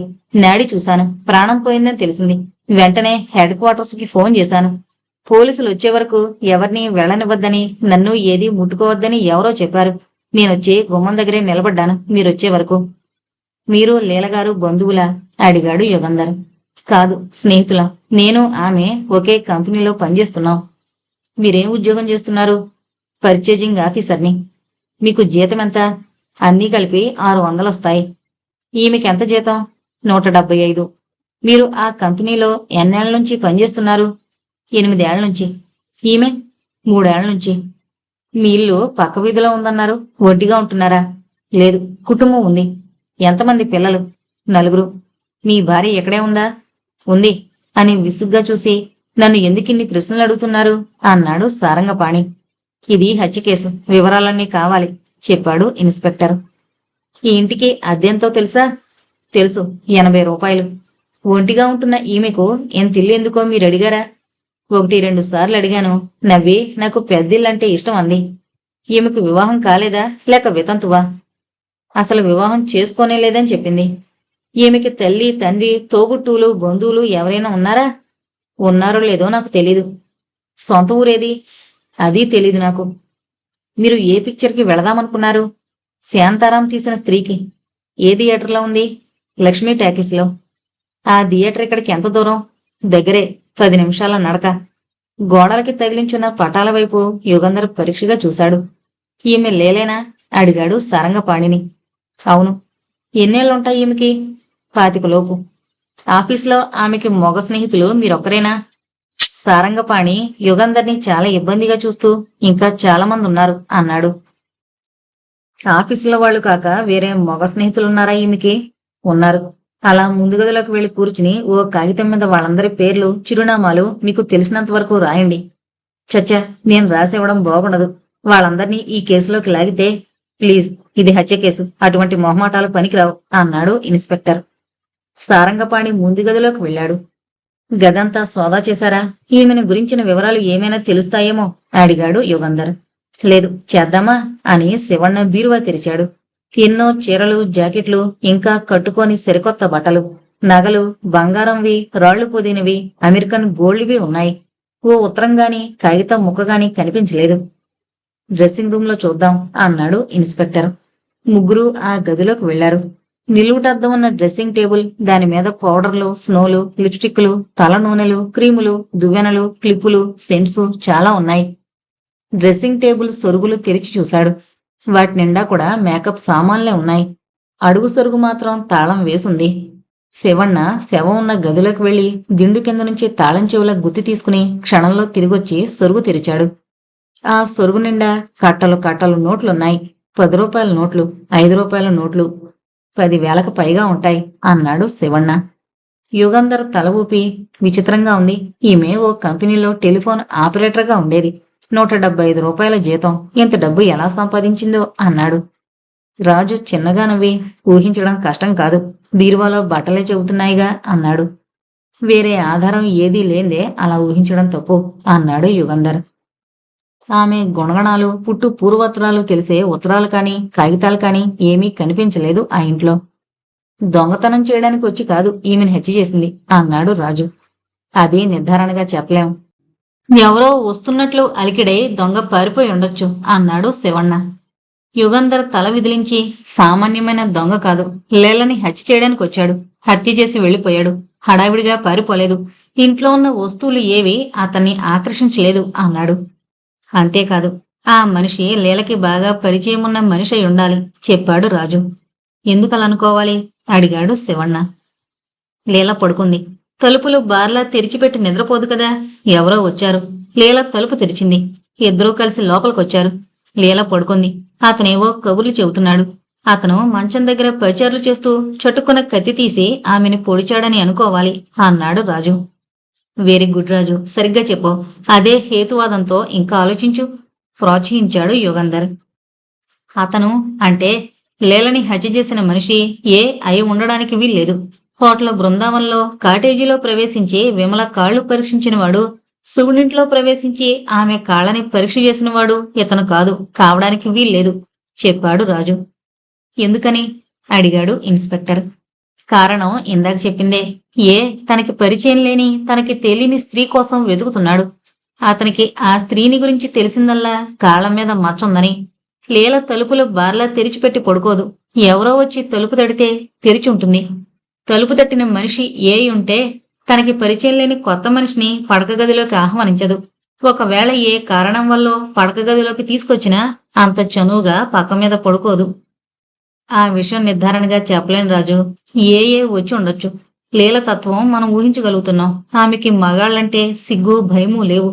ఏ తనని పరిచయం చేసుకుని ఇద్దరికీ స్నేహితులైన వాళ్ల పేర్లు చెప్పుంటే అతన్ని తన పడక గదిలోకి తీసుకొచ్చి ఉండొచ్చు. కాసేపు మాట్లాడి పక్క మీద పడుకుని ఉండొచ్చు. అక్కడ అతను ఆమెని హత్య చేసి ఉండొచ్చు. కనుక లీలని హత్య చేసిన మనిషి ఏ కాడు అనడానికి అది ఆధారం కాదు అన్నాడు యుగంధర్. హంతకుడు ఏ కాడని మీరు అంటున్నారన్నమాట. మీ వాదనేమిటి అడిగాడు శివಣ್ణ. ఏ ఎవరో మనకి తెలీదు. అతను ఎక్కడుంటున్నాడో కూడా తెలీదు. బి అనే ఆమెని ఎందుకు హత్య చేయదలుచుకున్నాడో తెలీదు. అతని వేలిముద్రలు మాత్రం మన దగ్గరున్నాయి, అవునా? ఇన్స్పెక్టర్ తల ఊపాడు. ఇది వరలో తన వేలిముద్రలు పోలీసులకు లభిస్తాయేమోనని జాగ్రత్త పడలేదతను. ఎందుకు? పోలీసులకు పట్టుబడితే పడతానన్న నిర్లక్ష్యం వల్లనైనా కావచ్చు, లేదా వేలిముద్రల ఆధారంతో తనని పట్టుకోలేరన్న ధైర్యం వల్లనైనా కావచ్చు. ఇప్పుడు లీలని హత్య చేసిన మనిషి తన వేలిముద్రల గురించి చాలా జాగ్రత్త తీసుకున్నాడు. లీలని హత్య చేసిన మనిషి ఏ అయితే వేలిముద్రల విషయంలో అంత జాగ్రత్త పడ్డు. అతని తత్వం అది కాదని మనకి తెలుసు. కనుక లీలని హత్య చేసింది ఏ కాదనుకోవడానికి అది ఒక కారణం. రెండోది కాలి మీద మచ్చ. లీలకి మోకాలికి పైన మచ్చుంది. ఆ మచ్చ చూసిన తర్వాతే ఏ హత్య చేసి ఉండాలి. ఎంత స్నేహం చేసుకున్నా, ఎంత కలుపుగోలుగా మాట్లాడినా ఓ అపరిచితుడికి లీల చీర పైకి లాగి మోకాలి పైకున్న మచ్చ చూపించదనుకుంటాను. అయితే ఈ హత్యకి ఆ రెండు కేసులకి సంబంధమేమీ లేదంటారా అడిగాడు ఇన్స్పెక్టర్. అలాగే అనుకుంటున్నాను. లీల స్నేహితుల గురించి, విరోధుల గురించి, ఆమె ప్రియుల గురించి దర్యాప్తు చేయించండి. హత్య చేసింది ఈమె ఆప్తుల్లో ఒకరే ఉండాలి చెప్పాడు యుగంధర్. శివಣ್ణ తల ఊపాడు. మేము ఇక ఇక్కడ చేయవలసిందేమీ లేదు, వస్తాం అని యుగంధర్ రాజుతో వెళ్ళిపోయాడు. రండి, మీకోసమే కాచుకున్నాను అని ఆహ్వానించాడు పోలీస్ కమిషనర్ యుగంధర్ని, రాజుని మర్నాడు పొద్దున్న. ఆ కాటేజీలో ఉన్న వాళ్ళ గురించి దర్యాప్తు చేయించారా అడిగాడు యుగంధర్ కూర్చుంటూ. ఆ వివరాలు కూడా తెలిసాయి. ముందు మీకు ఇంకో విషయం చెప్పాలి. పోలీసు రక్షణ అడుగుతూ 8 మంది ఆడవాళ్ళొచ్చారు. తమ కాళ్ల మీద మచ్చలున్నాయని రక్షణ ఇవ్వమని ఇంకో 50 మంది ఫోన్ చేశారు. ఇక్కడికొచ్చిన 8 మంది ఆడవాళ్ల విషయం అడిగాడు యుగంధర్. ఒక్కొక్కళ్ళని విడివిడిగా ఇంటర్వ్యూ చేశాను. కాళ్ల మీద మచ్చలున్న విషయం అబద్ధం కాదు కానీ అడిగాడు యుగంధర్. కానీ దొంగ గురించి గాని, హత్య చేయడానికి ప్రయత్నిస్తోన్న ఆ మనిషిని గురించి గాని వాళ్ళకేమీ తెలీదు.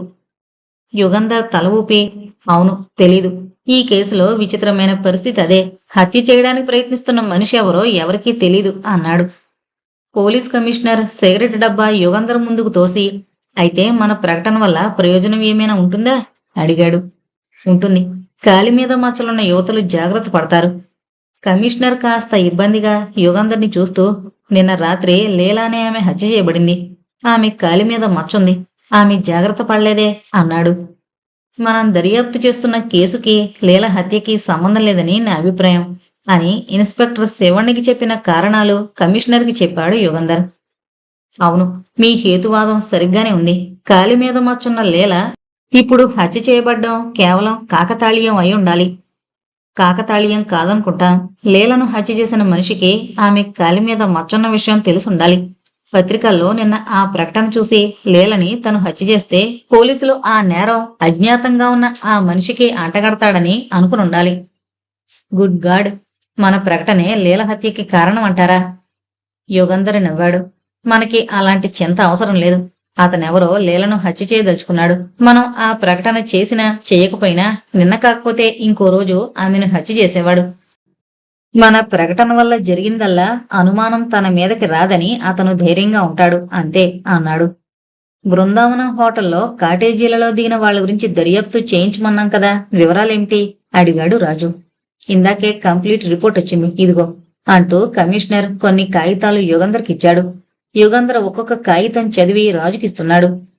రెఫరెన్స్: జగన్నాథ శాస్త్రి, మైసూర్ మహారాజా రోడ్లో స్వంత ఇల్లుంది. 55 సంవత్సరాల వయసు. వీరి తండ్రి కూడా ఈ ఊళ్ళోనే లాయర్గా ప్రాక్టీస్ చేశారు. శాస్త్రికి భార్య, 5 పిల్లలు ఉన్నారు. ఫిబ్రవరి 12వ తేదీ కోర్టు పని మీద బెంగళూరు వెళ్ళినట్టు 16వ తేదీన మైసూరు వచ్చినట్లు చెప్పారు.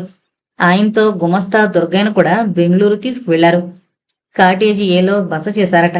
బి కాటేజీలో 14వ తేదీ దొంగ పడ్డట్లు మర్నాడు పొద్దున తెలిసిందట. అంతకన్నా ఆ సంఘటన గురించి ఆయనకేమీ తెలీదు. చాలా పెద్ద మనిషిని, తెలివైన లాయర్ అని మంచి పేరుంది ఆయనకి. Superintendent of police, Mysore. Reference: Kanaka Sabhapathi Mudaliar. ఫిబ్రవరి 13వ తేదీ నుంచి 15వ తేదీ వరకు సి కాటేజీలో భార్యతోనూ పిల్లలతోనూ బస చేశారు.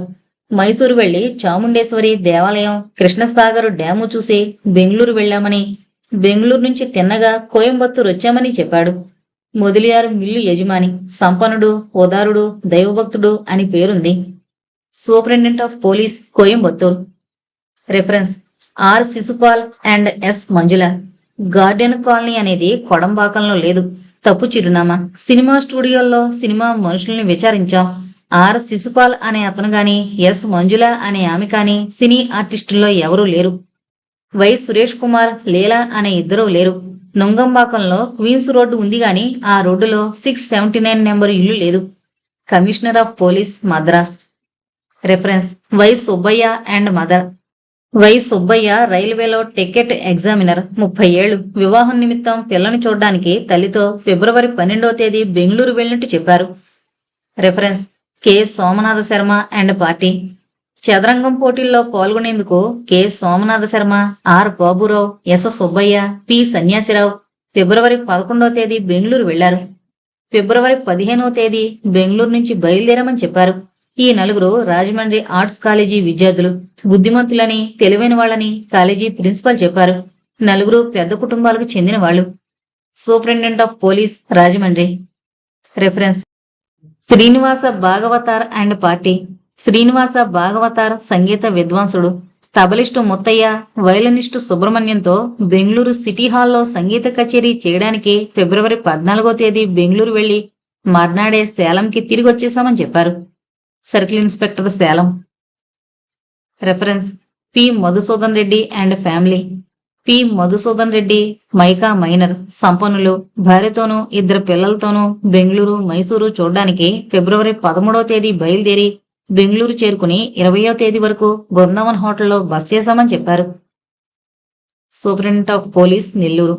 Reference: N Ranganathan, N Raghupathi, K Prabhu. ముగ్గురు సదరన్ ఎనామిల్ పెయింటింగ్ కంపెనీలో సేల్స్ మెన్స్. బెంగళూరులో జరిగిన కంపెనీ సేల్స్ మెన్ కాన్ఫరెన్స్ కు వెళ్లారు. ఫిబ్రవరి 14వ తేదీ నుంచి 15వ తేదీ వరకు హోటల్ బృందావనంలో ఎం కాటేజీలో బస చేశారు. వీళ్లలో ఎవరు ఏ నేరం ఇదివరలో చేసినట్లు రికార్డుల్లో లేదు. Commissioner of police, Madras. Yugandhar చదవడం పూర్తయిందని గ్రహించి, ఈ వివరాల వల్ల ఏమైనా ప్రయోజనం ఉందా అడిగాడు కమిషనర్. యుగంధర్ పెదం విరిచాడు. తెలీదు. బృందావన హోటల్లో ఫిబ్రవరి 14వ తేదీ రాత్రి బి కాటేజీలో ప్రవేశించి విమల కాలు పరీక్ష చేసిన మనిషి ఆ హోటల్లోనే ఏదో ఒక కాటేజీలో ఉండుండాలని అనుకున్నాను. ఈ జాబితా చూస్తే అనుమానించదగ్గ మనిషి ఎవరో ఉన్నట్టు లేదు అన్నాడు యుగంధర్. దొంగ చిరునామాలు ఇచ్చిన వాళ్ళ విషయం అడిగాడు కమిషనర్. మంజుల అనే యువతతో వచ్చిన శిశుపాల్ అనే అతను గాని, లీలా అనే యువతతో వచ్చిన సురేష్ కుమార్ అనే అతను గాని అసలు పేర్లు, నిజం చిరునామాలు ఇవ్వలేదు. నిజమే, కానీ వీళ్లలో ఎవరో మనకి కావలసిన మనిషి కారేమో అనిపిస్తోంది. ఎందువల్ల? ఆడదాంతో వచ్చిన మనిషి అంత సాహసం చేస్తాడా అని. ఇటువంటి జంటలు తరచూ హోటళ్లలో దిగుతుంటారు. అటువంటి వాళ్లే అయి ఉండాలి వీళ్ళు. రాజు చిన్నగా దగ్గాడు. యుగంధర్ రాజు వైపు తిరిగి, ఏంటి? నాకు చిన్న ఆలోచన తట్టింది. ఏంటది? ఆడదాంతో వచ్చారు కనుక శిశుపాల్ని, సురేష్ని అనుమానించవలసిన అవసరం లేదంటున్నారు. అలా ఎందుకు అనుకోవాలి? కాలు మీద మచ్చున్న ఓ యువతిని ఎవడో హత్య చేయడానికి పూనుకున్నాడు. అతనికి ఓ యువతి సహాయం చేస్తూ ఉండొచ్చుగా. యుగంధర్ పెదవి విరిచి, హేతువాదానికి నిలబడదు అన్నాడు. ఏం? హత్య చేయదలుచుకున్న మనిషికి ఓ ఆడదాని సహాయం ఉంటే అర్ధరాత్రులు ఇళ్లల్లో జొరబడి చీర కాళ్లపైకి తోసి మచ్చుందో లేదో చూడవలసిన అవసరం ఉండదు. ఆ యువతి విమలతోనూ సుగుణతోనూ స్నేహం చేసుకుని సులభంగా ఆ విషయం కనుక్కుంటుంది. రాజు నీరసించాడు. యుగంధర్ చటుక్కున్న రాజు చేతిలో ఉన్న కాగితాలు తీసుకుని తిప్పి చూసి, ఓ చిన్న అనుమానం కలుగుతోంది అన్నాడు. ఏంటది? అడిగాడు రాజు. తర్వాత చెబుతాను, ముందు హోటల్కి వెళదాం పదా. మళ్ళీ ఎప్పుడు? అడిగాడు కమిషనర్. వస్తాం అని చెప్పి యుగంధర్ కమిషనర్ గదిలోంచి చకచకా బయటికి నడిచాడు. యుగంధర్కేదో స్ఫురించింది. దర్యాప్తు చేయడానికి వెళుతున్నాడని కమిషనర్కి తెలుసు. అందుకే ఇంకే ప్రశ్న అడగలేదు. మళ్ళీ రిజిస్టర్ కావాలా? అడిగాడు బృందావన హోటల్ మేనేజర్. యుగంధర్ తల ఊపాడు. హోటల్ రిజిస్టర్ తీసుకురమ్మని గుమస్తాకి చెప్పు అనగానే కుర్రాడు పరిగెత్తుకుని వెళ్ళాడు. మీ దర్యాప్తు ముందుకేమైనా సాగుతోందా? అడిగాడు మేనేజర్. యుగంధర్ నవ్వి, ముందుకో వెనక్కో తెలీదు, కానీ సాగుతోంది అన్నాడు. అంతలో గుమస్తా రిజిస్టర్ తీసుకునొచ్చాడు. శిశుపాల్, మంజులా పేర్లున్న పేజీ తిప్పాడు యుగంధర్ రిజిస్టర్ తీసుకుని. శిశుపాల్ అనే యువకుడు, మంజుల అనే యువతి మీ హోటల్కి వచ్చినప్పుడు మీరు డ్యూటీలో ఉన్నారా? అడిగాడు గుమస్తాని. అవును సార్, ఉన్నాను. వాళ్ళిద్దరికీ డి కాటేజీ చూపించిందెవరు? కుర్రాడు. ఆ కుర్రాడు ఇక్కడున్నాడా? ఉంటే పిలవండి. గుమస్తా వెళ్లి 2 నిమిషాల్లో ఓ కుర్రాన్ని వెంటబెట్టుకునొచ్చి, వీడే అన్నాడు. శిశుపాల్ అనే ఆయన్ని, మంజుల అనే ఆమెని డి కాటేజీకి తీసుకెళ్ళింది నువ్వేనా? అవును సార్. మంజుల ఎలా ఉంటుందో జ్ఞాపకం చేసుకుని చెప్పు. కుర్రాడు కొంచెం ఇబ్బందిగా మొహం పెట్టి, ఎర్రగా ఉంటుంది సార్, పొట్టి, లావు అన్నాడు. సరే అని యుగంధర్ మళ్ళీ రిజిస్టర్ చూసి, ఫిబ్రవరి 12వ తేదీ సాయంకాలం 6 గంటలకొచ్చి జీ కాటేజీలో బస చేసిన సురేష్ కుమార్ని, లీలా అనే ఆమెని నువ్వేనా కాటేజీలోకి తీసుకెళ్ళింది? అడిగాడు. కాదు సార్, రాత్రి 8 గంటల తర్వాతే నాకు డ్యూటీ. యుగంధర్ గుమస్తాన్ చూసి, వాళ్ళకి కాటేజీ చూపించిందెవరు? అడిగాడు. ఇంకో కుర్రాడు, పిలుస్తానుండండి అని బయటికి వెళ్లి ఇంకో కుర్రాన్ని వెంటబెట్టుకుని వచ్చాడు గుమస్తా. సురేష్ కుమార్తో వచ్చిన లీలను నువ్వు చూసావా? లేదు సార్. చూడలేదంటావేం? నువ్వే కదూ వాళ్ళకి కాటేజీ చూపించింది. నేనే సార్ ఆయన్ని కాటేజీలోకి తీసుకెళ్ళింది. ఆయన కూడా ఆడవాళ్ళెవరూ లేరు సార్. ఎస్, ఇప్పుడు జ్ఞాపకం వస్తోంది. లీలా మర్నాడు పొద్దున్నొస్తుందని ఆయన చెప్పాడు అన్నాడు మేనేజర్. అలాగా, మర్నాడు మీరు ఆమెను చూసారా? లేదు, నేనెందుకు చూస్తాను? ఆల్రైట్, ఆ కాటేజీకి సప్లైలు చేసిన వాళ్ళని పిలవండి. గుమస్తా మళ్లీ బయటికి వెళ్ళాడు. 10 నిమిషాల తర్వాత మొహం వేలాడేసుకుని తిరిగొచ్చాడు. ఏమైంది? అడిగాడు మేనేజర్. ఎవరూ చూడలేదట సార్. అదేంటి, ఎవరూ చూడకుండా ఉండడం ఎలా జరుగుతుంది? అన్నాడు మేనేజర్. ఆమె పడక గదిలోంచి బయటికి రాలేదేమో అన్నాడు గుమస్తా. 12వ తేదీ నుంచి 15 వరకు ఇక్కడుంటే ఎవరూ ఎలా చూడకుండా ఉంటారు?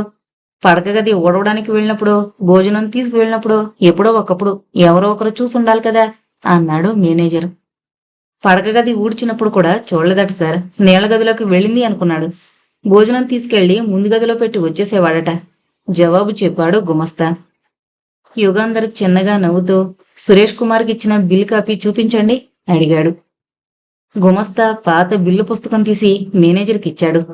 భోజనం, టిఫిను, కాఫీ, కూల్ డ్రింక్స్ అన్నీ ఇద్దరికి తెప్పించినట్లుంది బిల్లులో.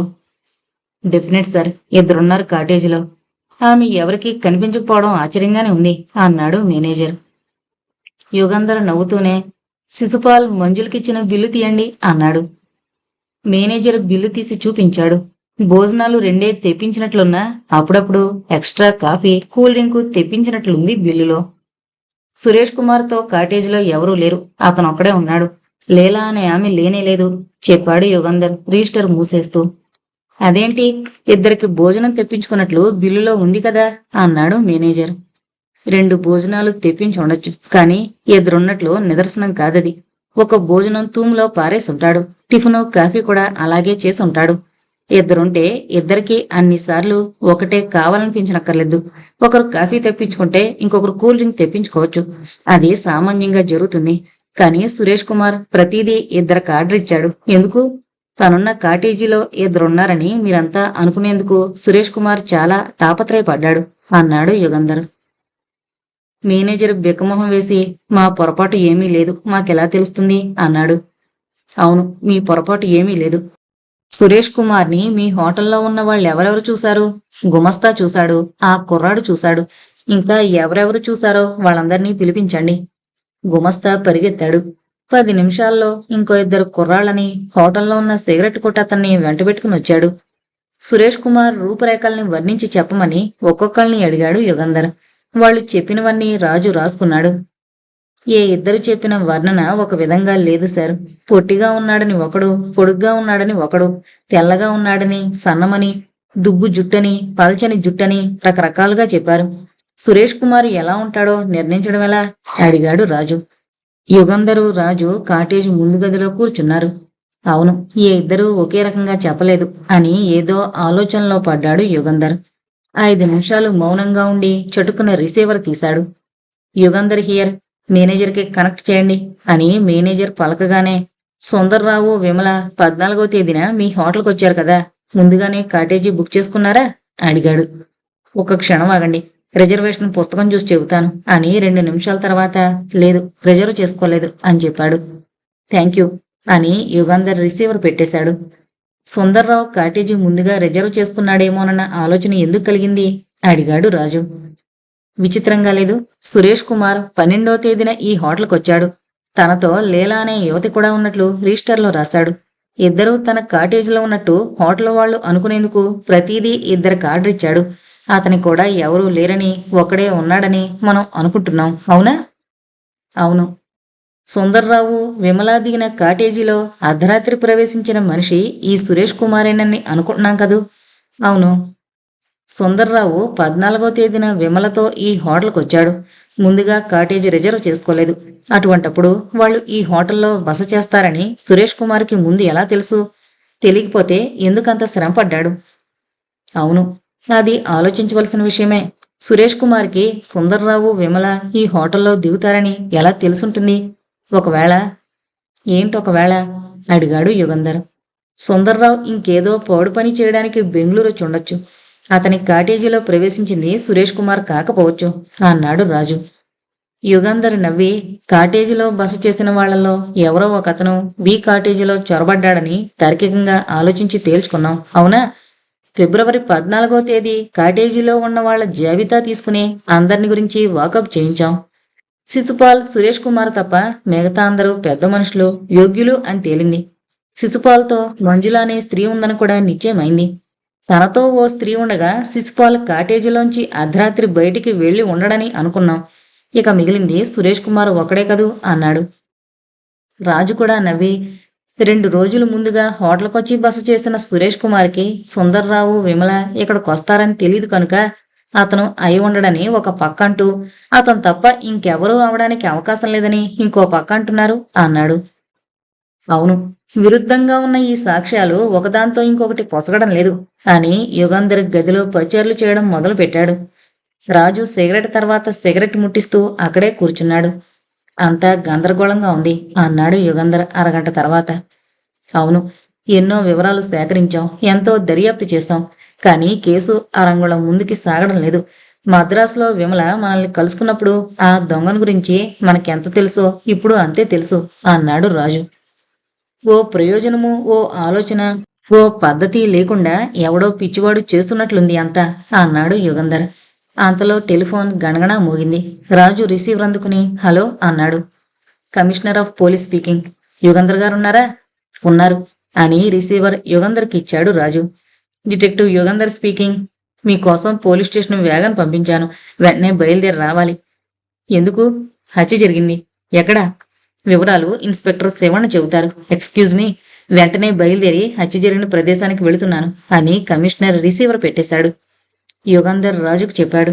బాగా పరపతి ఉన్న వాళ్ళకి సంబంధించిన వాళ్ళెవరో అయి ఉండాలి, లేకపోతే పోలీస్ కమిషనర్ స్వయంగా వెళ్ళడు అన్నాడు రాజు. మనం రెడీగా ఉండాలి అని యుగంధర్ కోటు తొడుక్కున్నాడు. ఇప్పుడు విపులంగా చెప్పండి. కమిషనర్ వివరాలు ఏమీ చెప్పలేదు అన్నాడు యుగంధర్ శివన్నతో స్టేషన్ వేగన్ ఎక్కగానే. వివరాలు నాకు తెలియవు. శ్రీమతి ప్రమీలా చంద్రన్ హత్య చేయబడిందని తెలుసు. ప్రమీలా చంద్రన్ ఎవరు? అడిగాడు రాజు. ఎస్ భక్తవత్సలం గారి కుమార్తె. ఆయన 2 ఏళ్ల క్రితం పోయారు. యుగంధర్ నవ్వుతూ భక్తవత్సలం గారెవరు అడిగాడు. ఆయన పేరు మీరు వినలేదు. మైసూరు మహారాజా తర్వాత ఈ చుట్టుపక్కల అంత శ్రీమంతుడు లేడు. అంటే గొప్ప ఆస్తిపరుడా, లేక పారిశ్రామికుడా, వ్యాపారస్తుడా? అన్నీ. ఆస్తి చాలా ఉంది. 20 పరిశ్రమలు నడుపుతుండేవారు. చాలా వ్యాపారాల్లో పెట్టుబడి పెట్టాడు. సరే, ప్రమీలా చంద్రన్ ఆయన కుమార్తె. వివాహితురాలని తెలుస్తూనే ఉంది. భర్త పేరు చంద్రన్, అది తెలుస్తోంది. అతను కూడా శ్రీమంతుడా? కాదు. భక్తవత్సలం గారికి ప్రమీల ఒక్కతే సంతానం. చదువుకున్నవాడు, ఆస్తి ఏమీ లేనివాడు దూరపు బంధువైన చంద్రన్కిచ్చారు. అంటే భక్తవత్సలం గారి అపారమైన ఆస్తికి వారసురాలు కూతురేనన్నమాట. శివಣ್ణ తల ఊపి, వారసురాలేమిటి? తండ్రి తదనంతరం ఆయన ఆస్తంతా ఆమెకే వచ్చింది అన్నాడు. ప్రమీలకి పిల్లలున్నారా? లేరనుకుంటాను, సరిగ్గా తెలీదు. అంతలో పోలీస్ స్టేషన్ వేగన్ ఓ పెద్ద గేట్లోకి తిరిగింది. గేటుకి 2 పక్కల పెద్ద పెద్ద చెట్లు, ఫర్లాంగు దూరంలో పెద్ద బంగళా, లోపల దీపాలు వెలుగుతున్నాయి. గేట్ నుంచి ఇంటి వరకు సిమెంట్ రోడ్డు. రోడ్డుకి 2 వైపులా తోట, తోటలో దీపాలు. కుడివైపున స్విమ్మింగ్ పూల్. పోర్టికోలోకి అవతల కొంచెం దూరంలో 2 పోలీస్ కార్లు ఆగున్నాయి. పోర్టికోలో 2 కానిస్టేబుల్స్ నిలబడున్నారు. స్టేషన్ వేగన్ పోలీసు కార్ల పక్కన ఆగింది. అందులోంచి శివಣ್ణ, యుగంధర్, రాజు దిగారు. రాజు ఇంటివైపు పరీక్షగా చూసి ప్యాలెస్లా ఉంది అన్నాడు. ప్యాలెస్లా ఉండడమేమిటి? ప్యాలెసే అన్నాడు శివಣ್ణ. పోర్టికోలో ఉన్న కానిస్టేబుల్స్ శివಣ್ಣకి సెల్యూట్ చేశారు. కమిషనర్ ఎక్కడున్నారు అడిగాడు శివಣ್ణ. మేడ మీద ఉన్నారు. మీరు రాగానే మేడ మీదకి రమ్మన్నారు చెప్పాడు ఓ కానిస్టేబుల్. హాల్లోకి వెళ్లారు ముగ్గురు. దాదాపు సినిమా హాల్ అంతుంది. సోఫాలు, కుర్చీలు, తివాసీలు, గోడలకి పటాలు, పులుల తలలు. దర్బారు హాలులా ఉంది. అక్కడెవరూ లేరు. హాలు మధ్య కుడివైపున మేడ మీదకి మెట్లు 2 వైపుల నుంచి ఉన్నాయి. ముగ్గురు మెట్లెక్కారు. పొడుగాటి వసారా, ఆ వసారా చివరున్న తలుపు మూసుంది. తలుపుకి యువతల సార్జెంటు నిలబడున్నాడు. దూరాన్నుంచే ఇన్స్పెక్టర్ని చూసి సెల్యూట్ చేశాడు. దగ్గరికి రాగానే తలుపు తెరిచి లోపలున్నారు సార్ కమిషనర్ అన్నాడు. ముగ్గురు లోపలికి వెళ్లారు. రండి యుగంధర్, ఈయనే చంద్రన్. వీరి భార్య ప్రమీల హత్య చేయబడింది చెప్పాడు కమిషనర్ ముక్తసరిగా. యుగంధర్ తల ఊపి చంద్రాన్ని పరీక్షగా చూశాడు. 6 అడుగుల పొడుగు, ఎర్రగా ఉన్నాడు. చిన్నవైన తీక్షణమైన కళ్ళు, సన్నని పొడుగు ముక్కు. ఇతను నా తమ్ముడు రంగన్ అన్నాడు పక్కనే నిల్చున్న తమ్ముని చూపించి. అన్న తమ్ములకి ఎక్కడా పోలిక లేదు. పొట్టిగా లావుగా ఉన్నాడు రంగన్. పైకి దూకున్న జుట్టు, చామన ఛాయ. చాలా షాకింగ్. మీరొస్తున్నారని కమిషనర్ చెప్పారు. మీ గురించి విన్నాను. మా వదినని హత్య చేసిన కిరాతకుణ్ణి మీరు తప్పకుండా పట్టుకుంటారని మాకు నమ్మకం ఉంది అన్నాడు రంగన్ యుగంధర్తో. యుగంధర్ జవాబు చెప్పలేదు. కమిషనర్ వైపు తిరిగి హత్య ఎప్పుడు జరిగింది, ఎలా జరిగింది అడిగాడు. అంతలో ఇంకో తలుపు తెరుచుకుని డాక్టరు, పోలీస్ ఫోటోగ్రాఫరు వచ్చి కమిషనర్కి సెల్యూట్ చేసి వెళ్లిపోయారు. ఆ గదిలోకి వెళ్ళండి, ఏసీ అక్కడ ఉన్నారు చెప్పాడు కమిషనర్ యుగంధర్కి. యుగంధర్, రాజు, శివಣ್ణ ఎదురుగా ఉన్న గదిలోకి వెళ్లారు. అది గదిలా లేదు, పెద్ద హాలులా ఉంది. లేత నీలం రంగు తివాసి గదంతా పరిచుంది. గది మధ్య పెద్ద మంచం. మంచం తలవైపున, కాళ్ళవైపున ఉన్న చెక్కల మీద అందమైన ప్రతిమలు చెక్కబడ్డాయి. ఎలక్ట్రిక్ దీపాలు వెలుగుతున్నాయి, కానీ బల్బులు ఎక్కడా కనిపించడం లేదు. Concealed lighting. తెల్లని శాటిన్ దుప్పటి, 1/2 డజను శాటిన్ దిళ్ళు, కాళ్ళ దగ్గర ఖరీదైన కాశ్మీర్ సాలువా. మంచం వైపు చూడగానే కనిపించినవివి. ఇంకా కొంచెం పరీక్షగా చూస్తూ యుగంధర్ మంచం దగ్గరికి వెళ్ళాడు. విరజిమ్ముకున్న నల్లని నొక్కుల జుట్టు, చాచి ఉన్న 2 అందమైన చేతులు, నడు నుంచి పక్కకి తొలగిపోయి పొరుపు మీద పరుచుకున్న పల్చని చీర కొంగు, గులాబీ రంగు ఒళ్ళు, వీపు వైపు బాగా కిందకి కత్తిరించిన జాకెట్టు, మెళ్ళో ముత్యాల హారం. యుగంధర దృష్టి ఇంకొంచెం కిందకు పోనిచ్చాడు. వీపు కుడివైపున కత్తిపీడి కనిపిస్తోంది.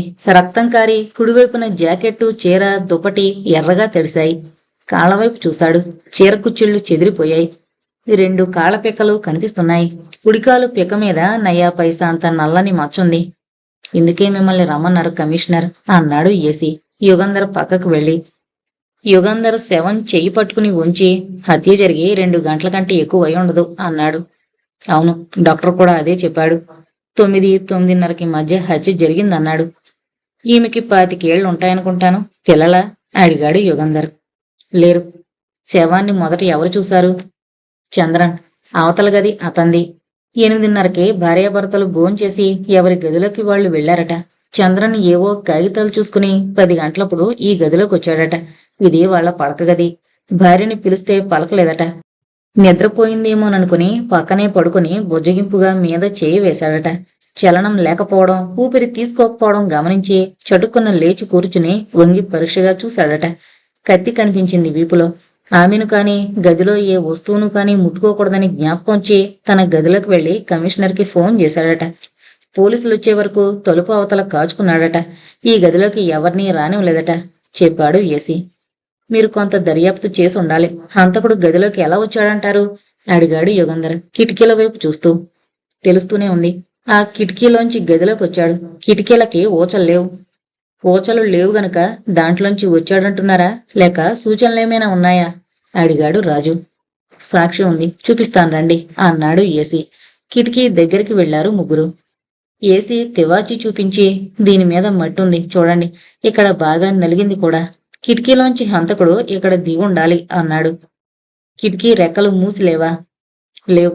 కిటికీ రెక్కలు ఎప్పుడూ ముయిరని, తెరిచే ఉంటాయని చెప్పాడు చంద్రన్. యుగంధర్ ఇంకో కిటికీ దగ్గరికి వెళ్లి తల బయటకు పెట్టి చూశాడు. నీటి గొట్టం తప్ప పైకెక్కేందుకు, కాలు నిలిపేందుకు వీలుగా ఏదీ కనిపించలేదు. కింద నుంచి దాదాపు 50 అడుగుల ఎత్తుంది ఆ గది. కింద నుంచి కిటికీ దగ్గరికి ఎలా ఎక్కాడో అన్నాడు యుగంధర్. అదే నాకు అర్థం కావడం లేదు జవాబు చెప్పాడు ఏసీ. నిత్యం లాంటిది ఏమైనా ఉందేమో కింద చూసారా? చూశాను. నిత్యం లాంటిదేమీ వేసుకుని ఎక్కినట్లు సూచనలు లేవు. అడుగుజాళ్లు కనిపించలేదా నేల మీద? కనిపించాయి. మొగాడి అడుగుజాళ్లేనా అవి? బూట్సుల అడుగుజాళ్లు, 9 సైజు చెప్పాడు ఏసీ ఇబ్బందిగా యుగంధర్ని చూస్తూ.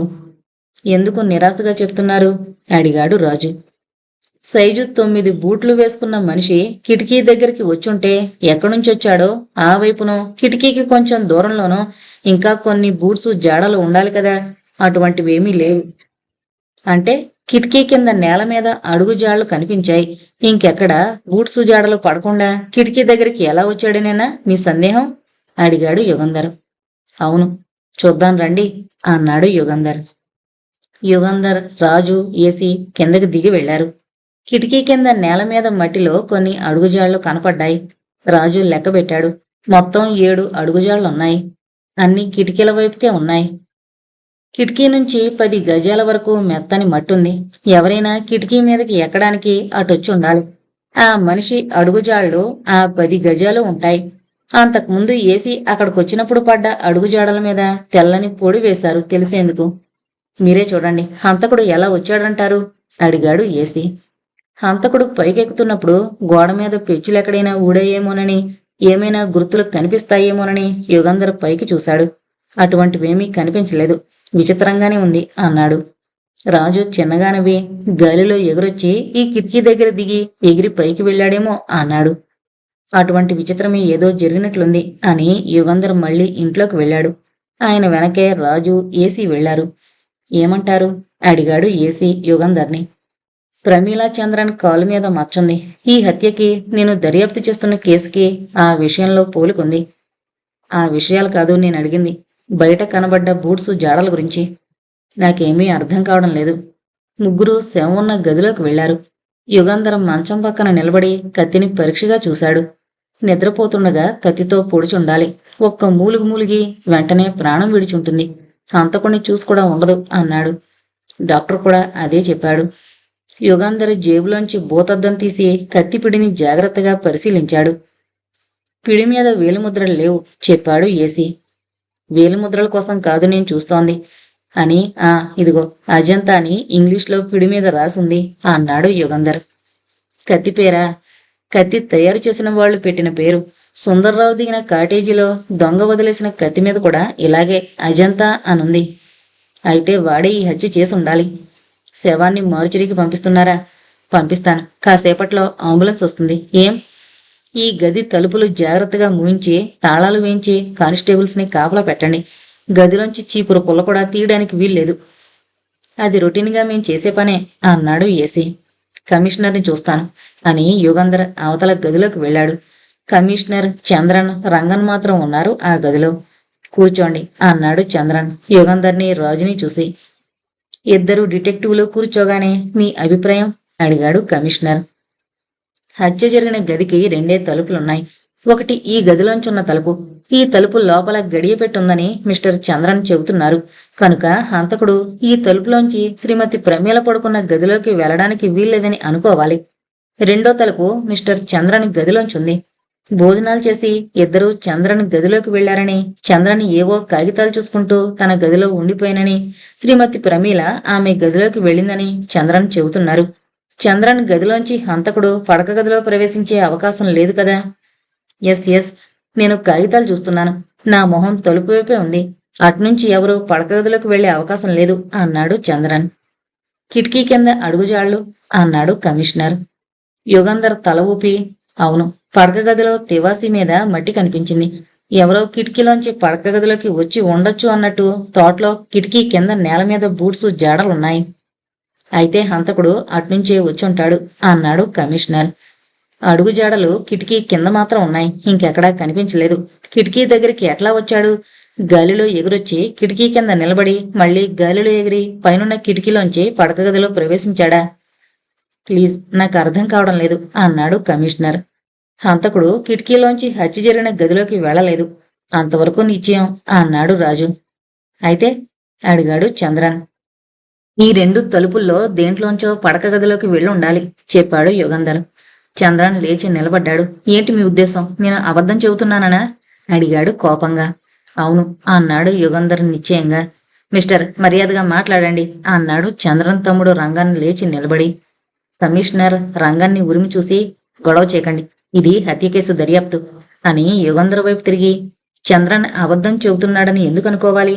ఆయనకి కనిపించకుండా హంతకుడు ఆయన గదిలోంచి పడక గదిలోకి వెళ్ళాడేమో అన్నాడు. అలా వెళ్ళి ఉండడానికి వీల్లేదని ఆయనే చెప్పారు కనుక. హత్య జరిగిన గదిలోకి వెళ్లి చూద్దాం రండి యుగంధర్ అని పిలిచాడు కమిషనర్. కమిషనర్ వెనకే యుగంధరు, రాజు పడక గదిలోకి వెళ్లారు. చంద్రన్ హత్య చేసి ఉంటాడని మీ అభిప్రాయమా? అడిగాడు కమిషనర్. ఏమో, ఆ విషయం నాకు ఇప్పుడే ఎలా తెలుస్తుంది? చంద్రన్ అబద్ధం చెప్తున్నాడు అన్నాను అంతే. కానీ హత్య చేసి ఉండకపోతే అబద్ధం ఎందుకు చెప్తాడు? హత్య చేస్తేనే అబద్ధం చెప్తారా? అబద్ధాలు చెప్పడానికి 190 కారణాలుంటాయి. అబద్ధం చెప్పాడు కనుక చంద్రన్ హత్య చేసి ఉంటాడనుకోవడం పొరపాటు అవుతుంది. శ్రీమంతుడు కనుక చంద్రన్ హత్య చేసి ఉండడు అనుకోవడము పొరపాటే. ఆల్రైట్, కిటికీ కింద అడుగుజాళ్లు ఎలా వచ్చాయి? యుగంధర్ కమిషనర్ని కిటికీ దగ్గరికి తీసుకెళ్లి, తొంగి చూడండి, కిటికీ 50 అడుగుల ఎత్తుంది. గోడ మీద ఎక్కడ చేతికి పొట్టుగాని కాలు నిలిపేందుకు వీలుగాని లేదు. కింద నుంచి ఎలా ఈ కిటికీలోకి వస్తాడు? నిచ్చెనో తాడో ఉపయోగించి పైకి ఎక్కాడు అనుకునేందుకు గోడ మీద ఓ చిన్న గీర కూడా లేదు. ఈ కిటికీలోంచి పైకి రాలేదని అంగీకరిస్తాను. కిటికీ కింద నేల మీద అడుగుజాళ్లు ఎలా ఏర్పడ్డాయో అర్థం కావడం లేదు. ఎవరో కావాలని అక్కడ ఆ అడుగుజాళ్లు సృష్టించారు. హంతకుడు కిటికీలోంచి పడక గదిలో ప్రవేశించాడని మనం అనుకోవాలని చేసిన పనది. పోనీ అలాగే అనుకుందాం. అనుకుంటే మీరు చెప్పిన అభ్యంతరం, ఆ మనిషి కిటికీ కిందకి ఎలా వచ్చాడు? గాలిలో ఎగురొచ్చాడా? యుగంధర్ నవ్వాడు. లేదు, నడిచే వచ్చాడు. 9 సైజు బూట్సుల జత చేతిలో పట్టుకునొచ్చి కిటికీ కింద ఆగి బూట్సులు నేల మీద పెట్టి జాడలు పడేట్లు అదిమాడు. తన అడుగుజాడలు తుడిచివేసుకుంటూ వెళ్ళిపోయాడు. అందుకే మనకి ఆ మనిషి అడుగుజాడలు కనిపించలేదు అన్నాడు. కమిషనర్ ఏసీ వైపు చూశాడు. యుగంధర్ చెప్పిందాన్ని బట్టి హంతకుడు బయటనుంచి వచ్చిన మనిషి కాదని తేలుతోంది అన్నాడు. అయితే పుట్టుమచ్చున్న యువతి కోసం వెతుకుతున్న మనిషి ఈ హత్య చేయలేదన్నమాట కదూ? అడిగాడు ఏసీ. యుగంధర్ నవ్వి, ప్లీజ్, తొందరపడి మనం ఏ అభిప్రాయానికి రాకూడదు. కేసు ఇంకా ప్రారంభంలోనే ఉంది. సామాన్యంగా హత్య కేసులు ఎలా దర్యాప్తు చేస్తామో అలాగే దర్యాప్తు సాగించాలి అన్నాడు. అంటే అడిగాడు కమిషనర్. హత్య చేయడానికి అవకాశం ఎవరికుంది అనే విషయం మొదట ఆలోచించాలి. ప్రమీలాదేవి చనిపోవడం వల్ల ఎవరికి ఎంతవరకు లాభం కలుగుతుంది? ఇది రెండో ప్రశ్న. ప్రమీలాదేవి మీద ఎవరికైనా కసి, ద్వేషం ఉన్నాయా? మూడో ప్రశ్న. ఈ విషయాలు సులభంగా తెలుసుకోవచ్చుననుకుంటాను అన్నాడు ఏసీ. ఈ ఇంట్లో ఉన్న వాళ్ళందరి వేలుముద్రలు తీసుకోవడం మంచిదనుకుంటాను. చంద్రన్వి, రంగన్వి కూడా, చెప్పాడు యుగంధర్. ఆల్ రైట్, ఇంకా ఏం చెయ్యాలి? అడిగాడు ఏసీ. ఈ నెల రోజుల్లో చంద్రన్, రంగన్ ఏం చేసింది వివరాలు తెలుసుకోవాలి. అయితే ఈ కేసుకి మీ కేసుకి సంబంధం లేదంటారా? అడిగాడు కమిషనర్. సంబంధం ఉన్నదనే నా అనుమానం, చెప్పాడు యుగంధర్. డిటెక్టివ్ యుగంధర్ గారికి నమస్కారాలు. 2 సార్లు మీకు టెలిఫోన్ చేశాను, ఎవరూ పలకలేదు. నేనే రావడానికి నన్ను నా భర్త ఇంట్లో నుంచి కదలనివ్వడం లేదు. తలుపు తెరిస్తే చస్తావ్ అని బెంగళూరు పత్రికల్లో ప్రకటించిన ప్రకటన ఆయన చదివారు. అప్పట్నుంచి ఇంట్లోంచి అడుగు బయట పెట్టనివ్వడం లేదు. ఇంటికి గుర్కాని కావలి పెట్టారు. అంతటితో ఆయన మనసుకి శాంతుంటే సంతోషించేదాన్ని. ఆయన ఇంట్లో ఉన్నంతసేపు వాడెవడో చెప్పమని నన్ను వేధించడం ఆయనకు శోభపడ్డంతో సరిపోతుంది. మీరు దర్యాప్తు చేస్తానన్నారు, చేశారా? వివరాలు నాకు తెలపండి. ఉదయం 11 గంటల తర్వాత సాయంకాలం 6 గంటల లోపున టెలిఫోన్ చేయండి. నెంబర్ 879912. సెలవు, విమల. యుగంధర్ ఉత్తరం చదివి రాజుకిచ్చాడు. రాజు చదివి, మొన్న రాసింది. మద్రాసు నుంచి నిన్న రీడైరెక్ట్ చేశారు. పాపం, రేపైనా ఆమెకి టెలిఫోన్ చేసి చెప్పాలి అన్నాడు. యుగంధర్ ఆ విషయం ఆలోచించడం లేదు. మొజాయిక్ ఫ్లోరింగ్ వైపు దీర్ఘంగా చూస్తున్న అతని కళ్ళు చెబుతున్నాయి అతని ఆలోచన ఎక్కడో ఉందని. ఆ ఆలోచనలకి అంతరాయం కలిగించడం ఇష్టం లేక రాజు మౌనంగా ఉండిపోయాడు. అరగంట గడిచింది. యుగంధర్ చటుక్కున లేచి నిలబడ్డాడు. అవును, అంతా నాటకం అయి ఉండాలి. ప్రమీల్ను హత్య చేసే ముందు ఆడిన నాటకం అదంతా అన్నాడు. ఏంటి సార్ నాటకం? అడిగాడు రాజు ఆతృతతో. తర్వాత చెబుతాను, ముందు ఏసీని కలుసుకోవాలి, పద అన్నాడు యుగంధర్. మీరు చెప్పిన విధంగానే దర్యాప్తు చేస్తాను, చెప్పాడు ఏసీ. వివరాలు చెప్పండి అడిగాడు యుగంధర్. ప్రమీలను హత్య చేయడానికి గల అవకాశాన్ని గురించి మీకు తెలుసు, మీరే చూశారు కనుక ఆ విషయం వదిలేస్తాను. ప్రమీల మరణించడం వల్ల ఎవరెవరికి లాభం, ఎవరెవరికి ఏం ప్రయోజనం అనే విషయం గురించి చెబుతాను. భక్తవత్సలం గారు తన ఆస్తంతా తన కూతురు ప్రమీల పేరును రాశారు కనుక ఆస్తంతా ప్రమీలకొచ్చింది. చంద్రన్ చిల్లి గవ్వ కూడా లేని బీదవాడు. ప్రమీల మరణించడం వల్ల ఆస్తంతా చంద్రన్కి సంక్రమిస్తుంది. యుగంధర్ తల ఊపి, ఆ విషయం నేనప్పుడే అనుకున్నాను అన్నాడు. చంద్రన్, ప్రమీల దాదాపు ఏడాది నుంచి అంత అన్యోన్యంగా లేరు. ఎలిజబెత్ అనే అమ్మాయితో చంద్రన్ స్నేహం చేసుకున్నాడని తెలిసింది. ఎవరా Elizabeth? Retired railway official Matthews అనే ఆయన కూతురు. భక్తవత్సలం గారు స్థాపించిన ఓ కంపెనీలో టైపిస్టుగా పనిచేసేది. తండ్రితో కంటోన్మెంట్లో ఉండేది. ఏదో పని మీద చంద్రన్ ఆమె పనిచేస్తున్న కంపెనీకి వెళ్ళినప్పుడు ఎలిజబెత్తో పరిచయం అయి ఉండాలి. అతనితో పరిచయం అయిన 2 నెలల్లో ఉద్యోగం మానేసింది. కంటోన్మెంట్లో ఓ పెద్ద ఇల్లు అద్దెకు తీసుకుంది. చంద్రన్ తరచూ ఆమె ఇంటికి వెళుతూ ఉండేవాడు. రాత్రులు కూడా అక్కడ గడిపేవాడు. ఇంకా చంద్రన్ సరిగ్గా ఇంట్లో ఉండడం మానేసినప్పటి నుంచి ప్రమీలకి అతనికి మధ్య మనస్పర్ధలు కలిగాయి. చంద్రన్ తమ్ముడు రంగంతో ఆమె చాలా చనువుగా ఉండడం ప్రారంభించిందని తెలిసింది. ఆ విషయం చంద్రన్కి తెలుసా? అడిగాడు రాజు. తెలిసే ఉండాలి. ప్రమీలని ద్వేషించిన వాళ్ళు కానీ శత్రువులు కానీ వేరే ఎవరైనా ఉన్నారా? అడిగాడు యుగంధర్. పెళ్లి కాక పూర్వం ప్రమీల ఓ యువకుడితో చాలా చనువుగా ఉండేదట. తరచూ అతనితో షికార్లకి వెళ్లేదట. అలా 6 నెలలు గడిచాక భక్తవత్సలం గారు చంద్రాన్ని ప్రమీలకి పరిచయం చేయడం జరిగింది. చంద్రంతో పరిచయం కాగానే ఆ యువకుడితో స్నేహం మానేసింది. ఓ రోజు ప్రమీల ఇంటికొచ్చి ఆమెని ప్రేమిస్తున్నానని, ఆమె లేకుండా బ్రతకలేనని నమ్మించి మోసం చేయొద్దని బతిమాలుకున్నాడట అతను. ప్రమీల నవ్వి తను అతన్ని ప్రేమించడం లేదని, గొడవ చేయకుండా వెళ్ళిపోమని చెప్పిందట. ఎప్పుడో ఒకప్పుడు కసి తీర్చుకుంటానని శపథం చేసి వెళ్ళిపోయాడట అతను, చెప్పాడు ఏసీ. యుగంధర్ తల ఊపి, ఇంట్లో ఉన్న వాళ్ళందరి వేలుముద్రలు తీసుకున్నారా? అడిగాడు. తీసుకున్నాను. వాళ్ళెవరి వేలుముద్రలు రికార్డులో లేవు. అంతేకాదు, బృందావన్ హోటల్లో విమల కాటేజీలో ప్రవేశించిన అతని వేలుముద్రల్ని పోలి లేవు, చెప్పాడు ఏసీ. యుగంధర్ నవ్వి, ఉంటే కేసు చాలా సులభంగా తేలిపోయేది. ప్రమీల మీద కసి తీర్చుకుంటానని శపథం చేసిన యువకుడి పేరు, చిరునామా తెలుసుకున్నారా? అడిగాడు. పేరు తెలిసింది. శంకర్. ఎక్కడున్నాడో తెలియలేదు. ఎంక్వైరీ చేస్తున్నాం అని క్షణం ఆగి, యుగంధర్, మీరు దర్యాప్తు చేస్తున్న కేసుకి ఈ కేసుకి సంబంధం ఉందంటారా? అడిగాడు ఏసీ. ఉన్నదనే అనుకుంటాను. విమల సుగుణల కాళ్లు పరీక్షించిన మనిషే ప్రమీలని హత్య చేశాడంటారా? ఉహుం. బయటనుంచి ఎవరూ వచ్చి ప్రమీలని హత్య చేసి ఉండడానికి వీల్లేదని అనుకున్నాంగా. అయితే చంద్రన్ హత్య చేసి ఉండాలి కదూ. అప్పుడే నిర్ధారణగా చెప్పలేం. ఈ కేసు మీరు కూడా దర్యాప్తు చేస్తారా? అడిగాడు ఏసీ. యుగంధర్ తల ఊపాడు. ఏసీ ఓసారి ఊపిరి వదిలి థ్యాంక్స్ అన్నట్లు ఇంకో విషయం, లీల హత్యకి ఈ హత్యకి సంబంధం ఉందేమో అన్నాడు. ఉందనుకుంటాను, నిశ్చయంగా చెప్పలేను, వస్తాను అని యుగంధర్ అక్కడి నుంచి బయలుదేరాడు. మేకప్ బాక్స్ ఎందుకు బయట పెట్టారు? అడిగాడు రాజు. సింపుల్, వేషం మార్చుకోవాలి అన్నాడు యుగంధర్ నవ్వుతూ. రాజు కూడా నవ్వి ఎక్కడికి వెళ్ళడానికి అడిగాడు. ఎలిజబెత్ని కలుసుకోవాలి. ఈమెను ఇది వరకు మనం చూడలేదుగా, మామూలుగానే వెళ్ళి మారు పేర్లు చెప్పొచ్చుగా. తర్వాత చంద్రనికి ఆమె చెబితే మనమని తెలుస్తుంది. ఇప్పుడు ఎలిజబెత్ని కలుసుకోవడం ఎందుకు? యుగంధర్ నవ్వి నాకే స్పష్టంగా తెలీదు అన్నాడు. ఇద్దరూ వేషాలు మార్చుకున్నారు. యుగంధర్ తెల్లని జరీ అంచు పంచిగట్టుకుని షర్టు వేసుకుని లాంగు కోటు తొడుక్కున్నాడు. జరీ టోపీ పెట్టుకున్నాడు. బంగారం ఫ్రేము కళ్లద్దాలు, పెద్ద మీసాలు, గెడ్డం మీద నల్లని కాయ. 60 ఏళ్ల మనిషిలా తయారయ్యాడు. రాజు కూడా పంచి కట్టుకుని సిల్కు లాల్చీ వేసుకుని దానిమీద వెస్ట్ కోటు తొడుక్కున్నాడు. మెళ్ళో సన్నని బంగారం గొలుసు, వేళకి ఉంగరాలు, ఫ్రెంచ్ కట్ మీసం, తలమీద మడత టోపీ. ఇద్దరూ ఒకళ్ళనొకళ్ళు చూసుకుని తృప్తిగా నవ్వుకుని బయలుదేరారు. రోజు కాఫీ తెచ్చే కుర్రాడు ఎదురయ్యాడు గాని గుర్తుపట్టలేదు. అరగమల్ జ్యువెలర్స్ అనే కంపెనీ ముందు టాక్సీ ఆపమన్నాడు యుగంధర్. యుగంధర్ షాపులోకి రాగానే ఎస్ సార్, ఏం కావాలి అడిగాడు సేల్స్ మ్యాన్. ప్రొపరేటర్ ఉన్నారా? అడిగాడు యుగంధర్. తమ పేరు? పేరు చెబితే తెలీదు, ఆయనతో అవసరంగా మాట్లాడాలి గంభీరంగా చెప్పాడు యుగంధర్. 2 నిమిషాల తర్వాత సేల్స్ మ్యాన్ తిరిగొచ్చి రండి అని యుగంధర్ని రాజుని లోపలికి తీసుకువెళ్ళాడు. కూర్చోండి, చాలా అవసరంగా నాతో మాట్లాడాలన్నారట. మీ పేరు? అడిగాడు అగర్మల్. యుగంధర్ వెనక్కి తిరిగి చూశాడు. సేల్స్ మ్యాన్ గదిలోంచి వెళ్లిపోయాడని గమనించి జేబులోంచి విజిటింగ్ కార్డు తీసి అగర్మల్కిచ్చాడు. ఆయన విజిటింగ్ కార్డు పరీక్షగా చూశాడు.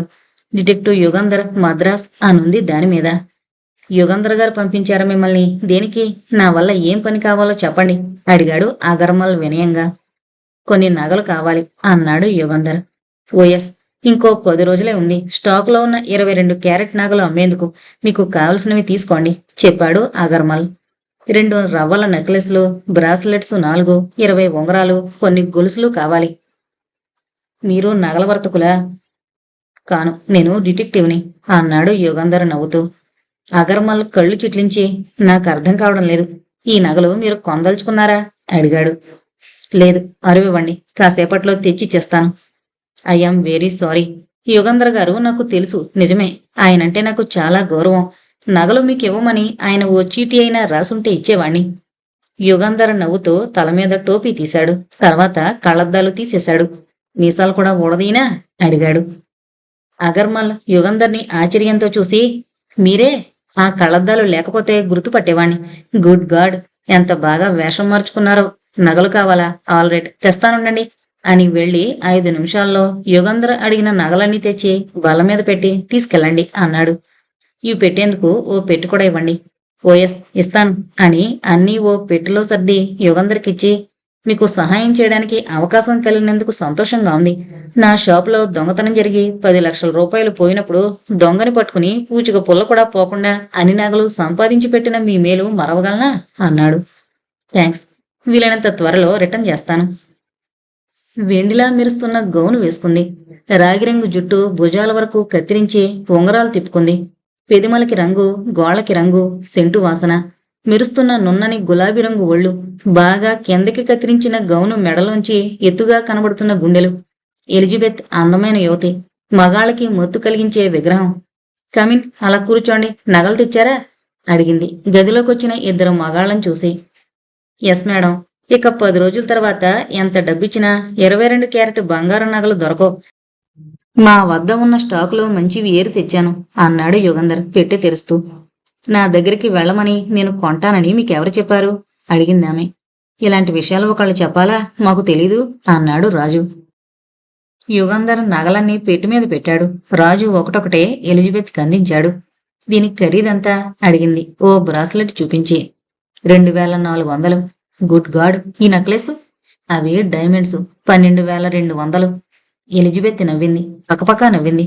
నన్ను గురించి మీరేమనుకుంటున్నారో తెలీదు కానీ అంత ఖరీదైన నగలు కొనే స్థితి కాదు నాది అంది. దట్ ఈజ్ ఆల్ రైట్, వెంటనే ఇవ్వనక్కర్లేదు అన్నాడు యుగంధర్. క్యాష్ ఇవ్వనక్కర్లేద్దా అడిగిందామే ఆశ్చర్యంతో. నెమ్మదిగా ఇవ్వచ్చు, లాంఛనంగా బిల్లు మీద చంద్రన్ గారు సంతకం చేస్తే చాలు. ఇవన్నీ ఇవ్వమన్నా ఇస్తాం చెప్పాడు రాజు. ఎలిజబెత్ ఇద్దరినీ పరీక్షగా చూస్తూ, చంద్రాన్ని గురించి మీకెవరు చెప్పారు అడిగింది. మాకేంటి, అందరికీ తెలుసు. ఆయన ఇక్కడికి తరచూ రావడం ఎవరికి తెలీదు అన్నాడు రాజు. ఎలిజబెత్ లేచి నిలబడి సిగరెట్ వెలిగించి డాడీ డాడీ అని పిలిచింది. 60 ఏళ్ల వృద్ధుడు గదిలోకొచ్చాడు. లావుగా పొట్టిగా ఉన్నాడు. డ్రెస్సింగ్ గౌను, పెదిమల మధ్య పైపు, టూత్ బ్రష్ మీసాలు, చేతిలో గ్లాసు. ఏంటమ్మా అడిగాడు కూతుర్ని. వీళ్ళెవరో నగల వర్తకులట. చాలా ఖరీదైన నగలు తెచ్చారు. ఇప్పుడు క్యాష్ ఇవ్వనక్కర్లేదట. చంద్రం చేత క్రెడిట్ బిల్లు మీద సంతకం పెట్టిస్తే చాలట అన్నది ఎలిజబెత్. మాథ్యూస్ ఇద్దరు వర్తకుల్ని పరీక్షగా చూశాడు. మీకీ ఆలోచన ఎవరు చెప్పారు అడిగాడు. వ్యాపారం చేసుకునే వాళ్ళకి ఆలోచనలు ఒకళ్ళు చెప్పాలా అన్నాడు రాజు. ఫూల్స్, నిన్నో మొన్న వచ్చుంటే కొనేవాళ్ళం. ఇప్పుడు లాభం లేదు, వెళ్ళండి అన్నాడు మాథ్యూస్.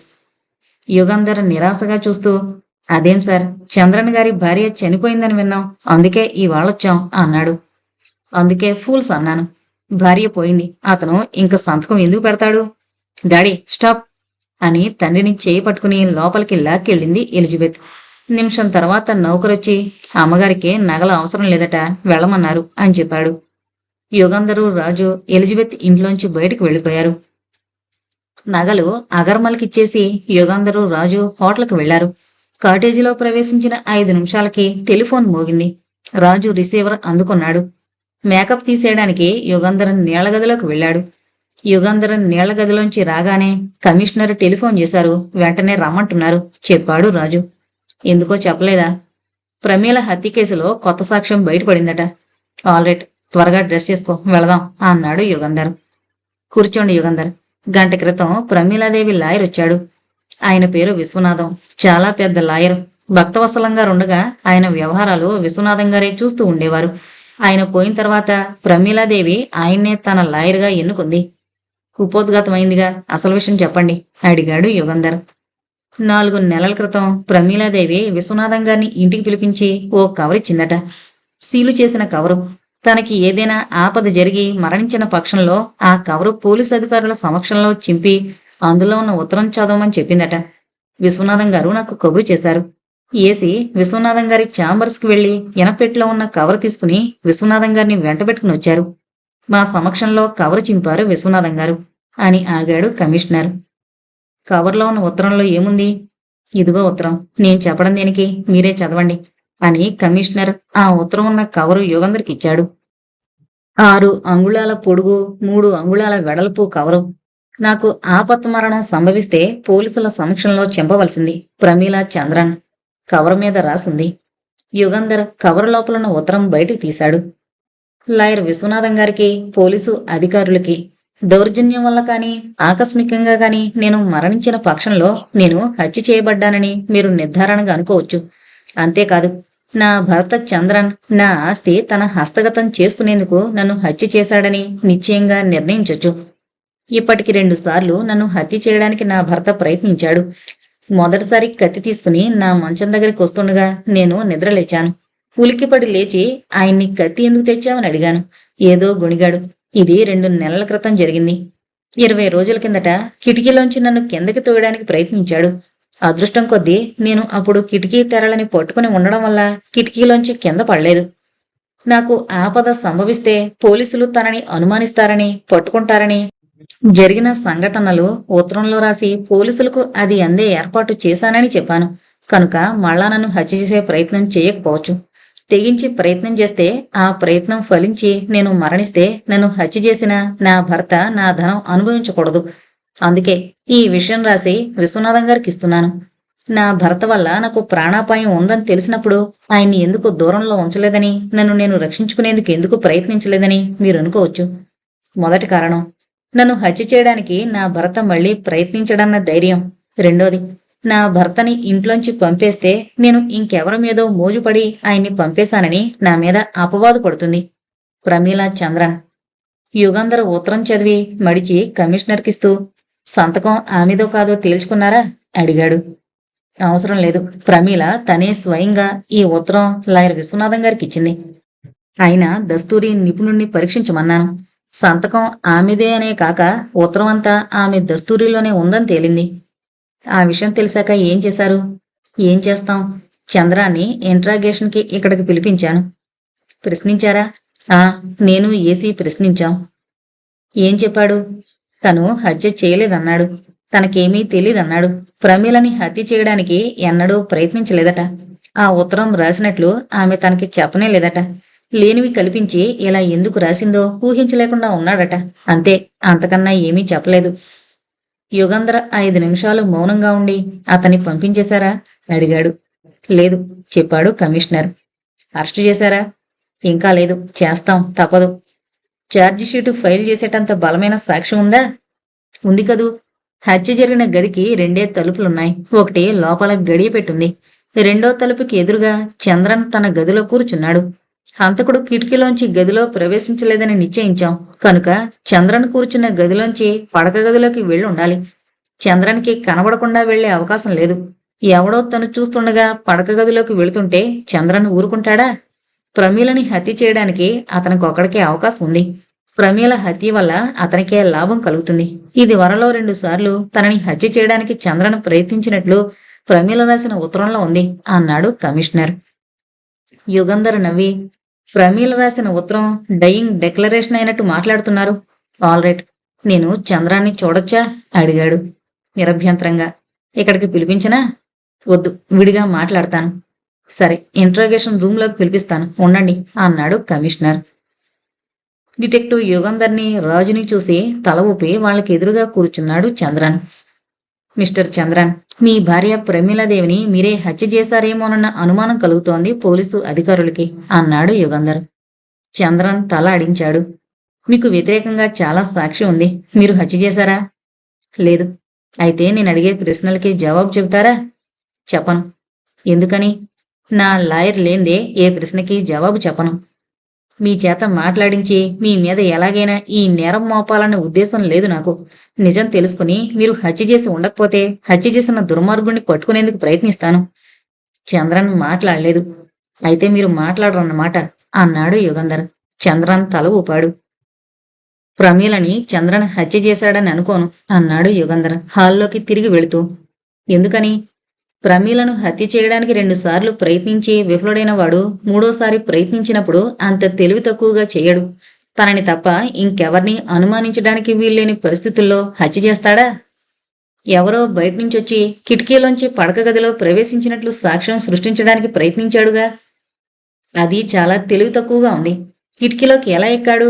ఎలా దిగాడు? అడుగుజాళ్లు కిటికీ కింద నేల మీద మాత్రం ఎలా ఉన్నాయి? ఈ విషయంలో పోలీసులకి అనుమానం కలుగుతుందని తెలీదా? చంద్రన్ అంత బుద్ధి లేనివాడని అనుకోను. అతనే హత్య చేసుంటే అనుమానం తన ఒకడి మీదకే రాకుండా ఉండడానికి ప్రయత్నించేవాడు. కాలి మీద మచ్చున్న యువతిని ఎవడో హత్య చేయడానికి ప్రయత్నిస్తున్నాడు అనేది ఒకటి ఉండగా అనుమానం చంద్రన్ మీదకి ఎందుకు కలుగుతుంది? ప్రమీల కాలి మీద మచ్చున్న విషయం చంద్రన్కి తెలుసు. ఆమెను అతను హత్య చేస్తే కాలి మీద మచ్చలున్న స్త్రీలను హత్య చేయడానికి ప్రయత్నిస్తున్న ఆగంతకుడిని అనుమానిస్తారు గాని చంద్రన్ మీదకి అనుమానం పోదుగా. ఆ కేసులకి ప్రమీల హత్యకి సంబంధం ఉందని ఒప్పుకుంటాను అని యుగంధర్ ఆలోచనలో పడ్డాడు. హోటల్కి వెళ్లేంత వరకు 2 డిటెక్టివ్లు మళ్ళీ ఏమీ మాట్లాడలేదు. 15 నిమిషాల తర్వాత, 2 రోజుల క్రితం కనీసం నిన్నొచ్చుంటే నగలు కొనేవాళ్లం అని ఎలిజబెత్ తండ్రి అండంలో అంతరార్థమేమిటి? అడిగాడు యుగంధర్ రాజుని. ప్రమీల చనిపోయిన తర్వాత ఎలిజబెత్కి చంద్రన్ మీద పొట్టు పోయిందన్నమాట. Very good. ఎలిజబెత్కి చంద్రన్ మీదున్న పట్టు ఏంటో తెలుసుకోవాలి నువ్వు. అది నీ బాధ్యత అన్నాడు యుగంధర్. రాజు తల ఊపాడు. కానిస్టేబుల్స్ యుగంధర్కి సెల్యూట్ చేశారు. మీరిక్కడ నిల్చున్నారేం? మేడ మీద హత్య జరిగిన గది దగ్గర ఎవరో కాపలాలేరా? అడిగాడు. ఉన్నారు సార్. మెట్లపైన 2 కానిస్టేబుల్స్ ఉన్నారు. జవాబు చెప్పాడు ఓ కానిస్టేబుల్. వెరీ గుడ్ అంటూ యుగంధర్ మెట్లెక్కుతుండగా మిస్టర్ యుగంధర్ అని ఎవరో పిలవడం వినిపించి వెనక్కి తిరిగి చూశాడు. 5 నిమిషాలు మీతో మాట్లాడాలి. మీకు వ్యవధుందా? అడిగాడు రంగన్. యుగంధర్ రంగన్ని సమీపించి ఏం మాట్లాడాలి అడిగాడు. రంగన్ జేబులోంచి సిగరెట్ ప్యాకెట్ తీసి అవతల గదిలోకి వెళదాం అని తలుపు తెరిచి ఓ చిన్న డ్రాయింగ్ రూంలోకి తీసుకెళ్లాడు యుగంధర్ని. రంగన్ సిగరెట్ ఇవ్వబోతే వద్దని జేబులోంచి తన సిగరెట్ కేసు తీసి సిగరెట్ వెలిగించుకున్నాడు యుగంధర్. పోలీసులు అన్నయ్యని తీసుకెళ్లారు. వదినని అన్నయ్య హత్య చేశాడన్న వాళ్ళ అనుమానం అడిగాడు రంగన్. కేసింకా దర్యాప్తు దశలోనే ఉంది. యుగంధర్ జాగ్రత్తగా జవాబు చెప్పాడు. మీరెందుకు చెబుతారు? మీరు పోలీసులు అంతా ఒకటేగా. ఇప్పుడు ఎందుకిలా వచ్చారు? హత్య జరిగిన గది పరీక్షించడానికి అని యుగంధర్ ఆ గదిలోంచి బయటకు వెళ్లి మెట్లు ఎక్కుతున్నాడు. యుగంధర్ వెనకే వెళ్లి రంగన్ కూడా మెట్లు ఎక్కబోయాడు. సారీ, మీరు రాకూడదు చెప్పాడు యుగంధర్. పోలీసులు రంగన్కి అడ్డంగా నిలబడ్డారు. ఏం, నేను పైకొస్తేనేం అడిగాడు రంగన్ అమాయకంగా. ఎవరినీ వెళ్ళనివద్దని కమిషనర్ చెప్పాడు అని యుగంధర్ పైకి వెళ్లిపోయాడు. గదిలో శవం లేదు. వస్తువులన్నీ యథాప్రకారంగానే ఉన్నాయి. ఏమీ మార్పు లేదు. యుగంధర్ తలుపు దగ్గర నిలబడి గదంతా కలిగి చూశాడు. చంద్రన్ గది తలుపుకి పక్కనున్న బీరువా అతని దృష్టిని ఆకర్షించింది. చటుక్కున బీరువా దగ్గరికి వెళ్లి తలుపు తీయడానికి ప్రయత్నించాడు. తాళం వేసుంది. జేబులోంచి మారు తాళం చెవుల గుత్తి తీసి క్షణంలో తలుపు తెరిచాడు. చాలా పెద్ద బీరువా. 5 అడుగుల వెడల్పు, 8 అడుగుల ఎత్తు ఉన్న రోజువుడ్ బీరువా. పై అరలో దుప్పట్లు, కొన్ని బట్టలు ఉన్నాయి. తర్వాత అరల్లేవు. 6 అడుగుల స్థలం ఒకే అరగా ఉంది. వరుసగా హ్యాంగర్స్ ఉన్నాయి. డ్రెస్సింగ్ గౌన్స్, హౌస్ కోట్లు, సాలువాలు హ్యాంగర్స్ కి తగిలించున్నాయి.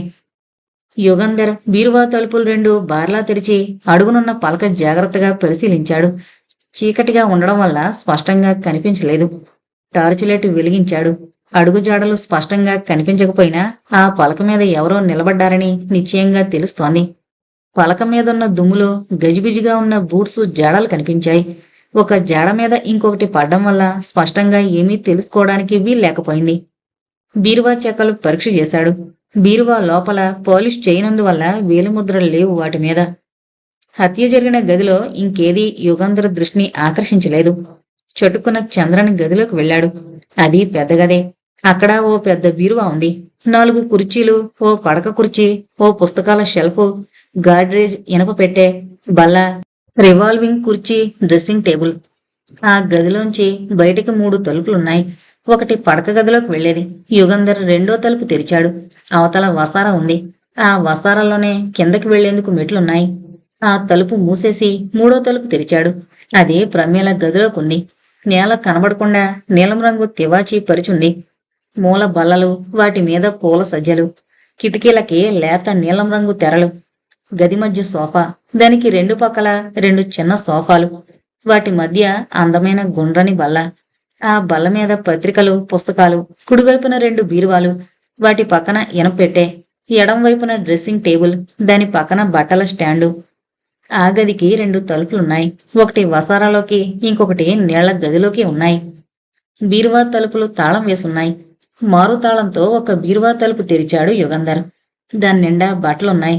ఖరీదైన చీరలు, జాకెట్లు. ఒక్కొక్కటే తీసి సోఫా మీద పడేస్తూ మడతల్లో ఏదైనా కాగితం గాని ఇంకేదైనా వస్తువు గాని కనబడుతుందేమోనని చూశాడు. ఏమీ కనపడలేదు. మళ్లీ యథాప్రకారం సర్ది పెట్టాడు వాటిని. తర్వాత ఇనపెట్టి తెరవడానికి ప్రయత్నించాడు. కాని ఓ పట్టాన రాలేదు.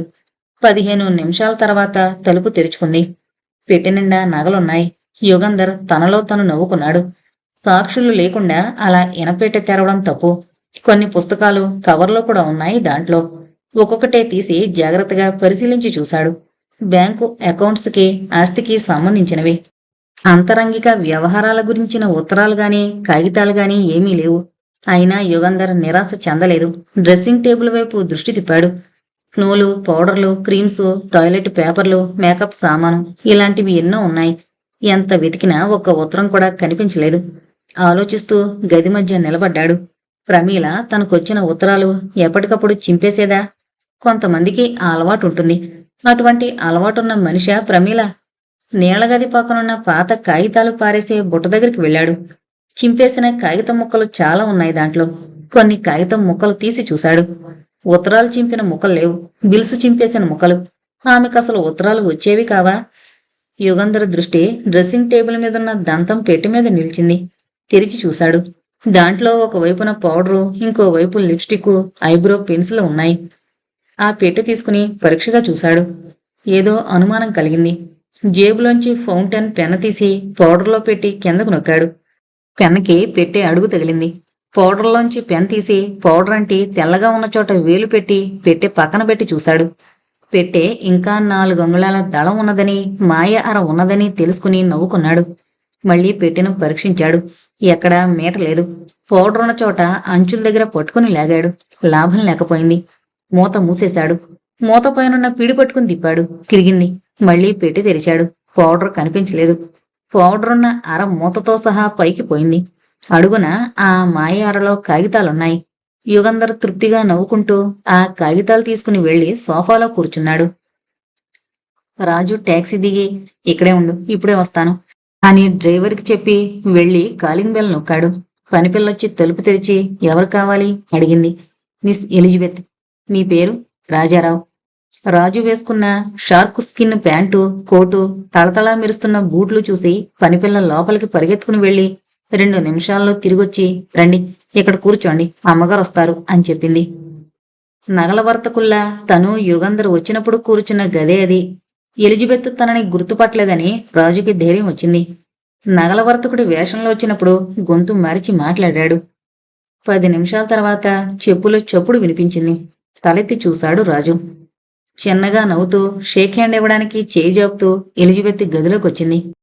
నా పేరు రాజారావు, మిస్టర్ చంద్రన్ స్నేహితుణ్ణి చెప్పాడు రాజు. ఎలిజబెత్ మొహం చిట్లించింది. దూరంగా ఉన్న కుర్చీలో కూర్చుని ఎస్ అంది. మీతో కొన్ని విషయాలు మాట్లాడడానికి వచ్చాను. ఎస్. చంద్రాన్ని పోలీసులు అరెస్ట్ చేశారని మీకు తెలుసా? తెలీదు. ఎప్పుడు చేశారు? ఇవాళ. ప్రమీల హత్య చేయబడిందని తెలుసా? తెలుసు. ఆస్తి కోసం చంద్రనే భార్యని హత్య చేశాడని పోలీసులు అభిప్రాయపడ్డారు. ఏమో, చేశాడేమో. ప్లీజ్, మీరు కూడా అలా అనకండి. చంద్రన్ అలాంటి వాడు కాదు. అంత కర్కసుడు కాడని మీకు తెలుసు. ఎలిజబెత్ విసుగ్గా చూసి ఎంతకీ నన్నేం చేయమంటారు అడిగింది. చంద్రన్కి ఇంకో స్త్రీ ఎవరితోనైనా సంబంధం ఉందేమోనని పోలీసులు దర్యాప్తు చేస్తున్నారు. ఆమె మోజులో పడి భార్యని వదులుచుకునేందుకు హత్య చేశాడేమోనని అనుమానిస్తున్నారు. అయితే మీకు చంద్రన్కి ఉన్న స్నేహం గురించి పోలీసులకి తెలియకూడదు. తెలిస్తే ప్రాసిక్యూషన్ కేసు చాలా బలం అవుతుంది. చంద్రన్కి శిక్ష పడి తీరుతుంది. ఎలిజబెత్ పక్కపక్క నవ్వింది. తెలియకుండా ఎలా ఉంటుంది? ఈ ఊళ్ళో అందరికీ తెలుసు అంది. రాజు సిగరెట్ వెలిగించాడు. చంద్రన్ తరచూ మీ ఇంటికి వస్తూ ఉండడం అందరికీ తెలుసు. నిజమే. మీ ఇద్దరికీ స్నేహం తప్ప అంతకన్నా ఎక్కువ దోస్తీ లేదని మీరు చెబితే కాదని నిరూపించేదెవరు అన్నాడు. ఎవరు నమ్ముతారు? నమ్మనవసరం లేదు. ఒకళ్ళ నమ్మకాలతో మనకు నిమిత్తం లేదు. సాక్ష్యం లేనిదే ప్రాసిక్యూషన్ కేసు నిలవదు. ఎలిజబెత్ కళ్ళల్లో చూపు మారింది. రాజుని పరీక్షగా చూసింది. అబద్ధం చెప్పి సాక్ష్యం దాచడం వల్ల నాకేంటి లాభం అడిగింది. లాభం ఉండేటట్లు చూస్తాను. ఎంత అడిగింది ఎలిజబెత్ ఆత్రంగా. మీ దగ్గర ఏం సాక్ష్యం ఉంది తేల్చుకున్న తర్వాత ఎంతో నిర్ణయిస్తాను. ఎలిజబెత్ రాజుని అనుమానంతో చూసి ఏమున్నది తెలియకుండానే ఎంతసేపు మాట్లాడరన్నమాట అంది. వివరాలు నాకు చెప్పలేదు చంద్రన్. చెప్పడానికి వ్యవధి లేకపోయింది. నీతో మాట్లాడి ఆ సాక్ష్యం పోలీసులకి దొరకకుండా చేయమన్నాడు. పోలీసు హెడ్ క్వార్టర్స్లో ఉండగా అంతకన్నా ఏం చెప్పగలడు అన్నాడు రాజు. ఎలిజబెత్ 5 నిమిషాలు మౌనంగా ఉండి అయితే చంద్రన్ విడుదలయ్యొచ్చాక ఎంతిచ్చేది నిర్ణయిస్తాడన్నమాట అంది. రాజు నవ్వాడు. ఎంతిచ్చేది నిర్ణయించడానికి గాని ఇవ్వడానికి గాని చంద్రన్ రానవసరం లేదు. స్నేహితుడి కోసం ఆ మాత్రం డబ్బు ఖర్చు పెట్టగల తాహతు నాకుంది. నేను బీదవాణ్ణి కాను. నన్ను గురించి చంద్రన్ ఎప్పుడూ మీకు చెప్పలేదా అడిగాడు. లేదు. మా తండ్రి రాజా జగత్ ప్రతాపరావు గారు. ఎలిజబెత్ కళ్ళు పెద్దవి చేసి రాజును చూసింది.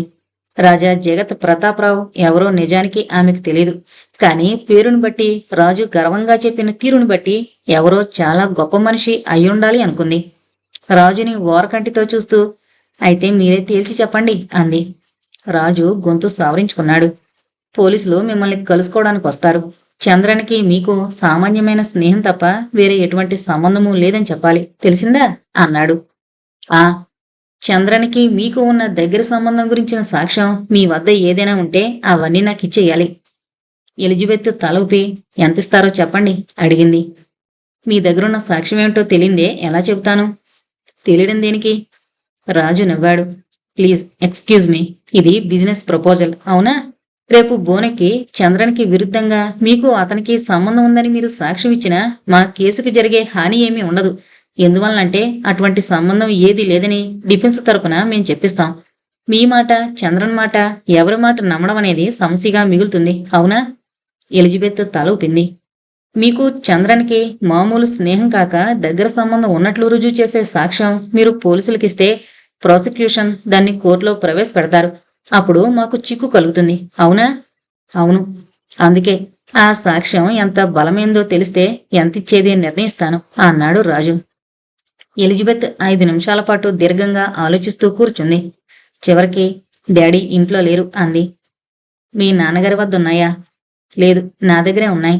మా నాన్నని సలహా అడుగుదామని. సలహా అడగచ్చు, దానికేం? ఇప్పుడు అవేమీ నాకు ఇవ్వవలసిన అవసరం లేదు. నేను మళ్ళీ వస్తాను. ఆలోగా మీ నాన్నగారితో ఆలోచించండి. అవును, that is a very good idea అని ఎలిజబెత్ లేచింది. ఒక్క క్షణం. మీరు మీ నాన్నగారితో సంప్రదించి ఏదో ఒకటి నిర్ణయించుకునే వరకు పోలీసు అధికారులకి ఏమీ చెప్పకుండా ఉండడం మంచిది. పోలీసులు వస్తే మీరు ఇంట్లో లేరని చెప్పించి పంపేయాలి. ఎస్ పనిపిల్లకి చెబుతాను అని ఎలిజబెత్ లోపలికి వెళ్ళిపోయింది. రాజు తానొచ్చిన పని అంత సులభంగా పూర్తయినందుకు చాలా సంతోషంగా ఉన్నాడు. సమయానికి ఎలిజబెత్ తండ్రి ఇంట్లో లేకపోవడం తన అదృష్టం. కాసేపట్లో ఎలిజబెత్ తిరిగొచ్చింది. వెంటనే తలుపు మూసి లోపల గడియ పెట్టింది. ఇదిగో అంది ఒక కవరు రాజుకు అందించి. రాజు కవర్ తీసుకుని అందులోంచి కొన్ని ఫోటోలు బయటికి లాగాడు. 7 ఫోటోలున్నాయి. అన్నీ క్యాబినెట్ సైజువి, అన్నీ బూత్ ఫోటోలు. రాజు ఆశ్చర్యంతో ఎలిజబెత్ వైపు చూసి గుడ్ గాడ్ అన్నాడు. ఎలిజబెత్ వెకిలిగా నవ్వింది. రాజు తనని గురించి ఏమనుకుంటాడో అనే బిడియం లేదామెకి. ఎలా తీయగలిగారు ఈ ఫోటోలు? అడిగాడు రాజు. డాడీ ఏర్పాటు చేశారు. ఇటువంటి తండ్రులు కూడా ఉంటారా అనుకుని చాలా ఘోరమైన సాక్ష్యం అని చిన్నగా నవ్వి, మా చంద్రన్ దగ్గర నుంచి మీరు బాగా చాలా డబ్బు గుంజుండాలే అన్నాడు రాజు. ఎలిజబెత్ నవ్వి, లేకపోతే ఇవన్నీ ఎలా వస్తాయి అంది చేత్తో సామాన్లు చూపిస్తూ. ఒకేసారి మొత్తంగా తీసుకున్నారా లేక నెలలా తీసుకున్నారా? ఓ పద్ధతి లేదు, వీలైనప్పుడల్లా. రాజు ఫోటోలు కవర్లో పెట్టేశాడు. ఏమంటారు అడిగింది ఎలిజబెత్. వీటి నెగిటివ్లు ఎవరి దగ్గరున్నాయి? నా దగ్గరే. ఎన్ని ప్రింట్లు తీయించారు? 2 జతలు. ఒక జత ఫోటోలు నెగిటివ్లు బ్యాంకులో సేఫ్టీ వార్డ్లో దాచాను. అంతకు మించి ప్రింట్లు తీయలేదని నిర్ధారణ చేస్తారా? ఎలా చెయ్యాలో చెబితే చేస్తాను. నెగిటివ్లకి ప్రింటులకే 50,000 రూపాయలు ఇస్తాను. ఎలిజబెత్ చపరించి చాలా తక్కువ అంది. పోలీసులు మీకు అది కూడా ఇవ్వరుగా అన్నాడు రాజు. పోలీసులు ఇవ్వరుగాని పోలీసులకు ఇవ్వడానికి ఇంకెవరైనా అంతకన్నా ఎక్కువ ఇవ్వచ్చు. ఒక విషయం చెప్పండి, ఈ ఫోటోల ద్వారా ఇప్పటికెంత సంపాదించారు? దాదాపు 1,50,000. ఆల్ రైట్, అందులో సగం ఇస్తాను. సరే, ఇంకో 2 గంటలు పోయిన తర్వాత ఫోన్ చేయండి, డాడీతో మాట్లాడి చెబుతాను. రాజు లేచి నిల్చుని నాతో మాట్లాడిందే పోలీసులకు ఇవ్వకండి అన్నాడు. ఆల్ రైట్ అంది ఎలిజబెత్.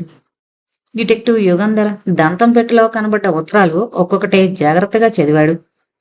తండ్రి గొప్ప శ్రీమంతుడు కావడం వల్ల, ఒక్కతే కూతురు కనుక అతి గారవంగా పెరగడం వల్ల, తల్లి ప్రేమ శిక్షణ చిన్నప్పటినుంచి లేకపోవడం వల్ల, పెంకితనము మొండితనము ప్రమేలలో పాతుకుపోయాయని, విలాసవతిగా కూడా తయారైందని యుగంధర్కి తెలిసింది.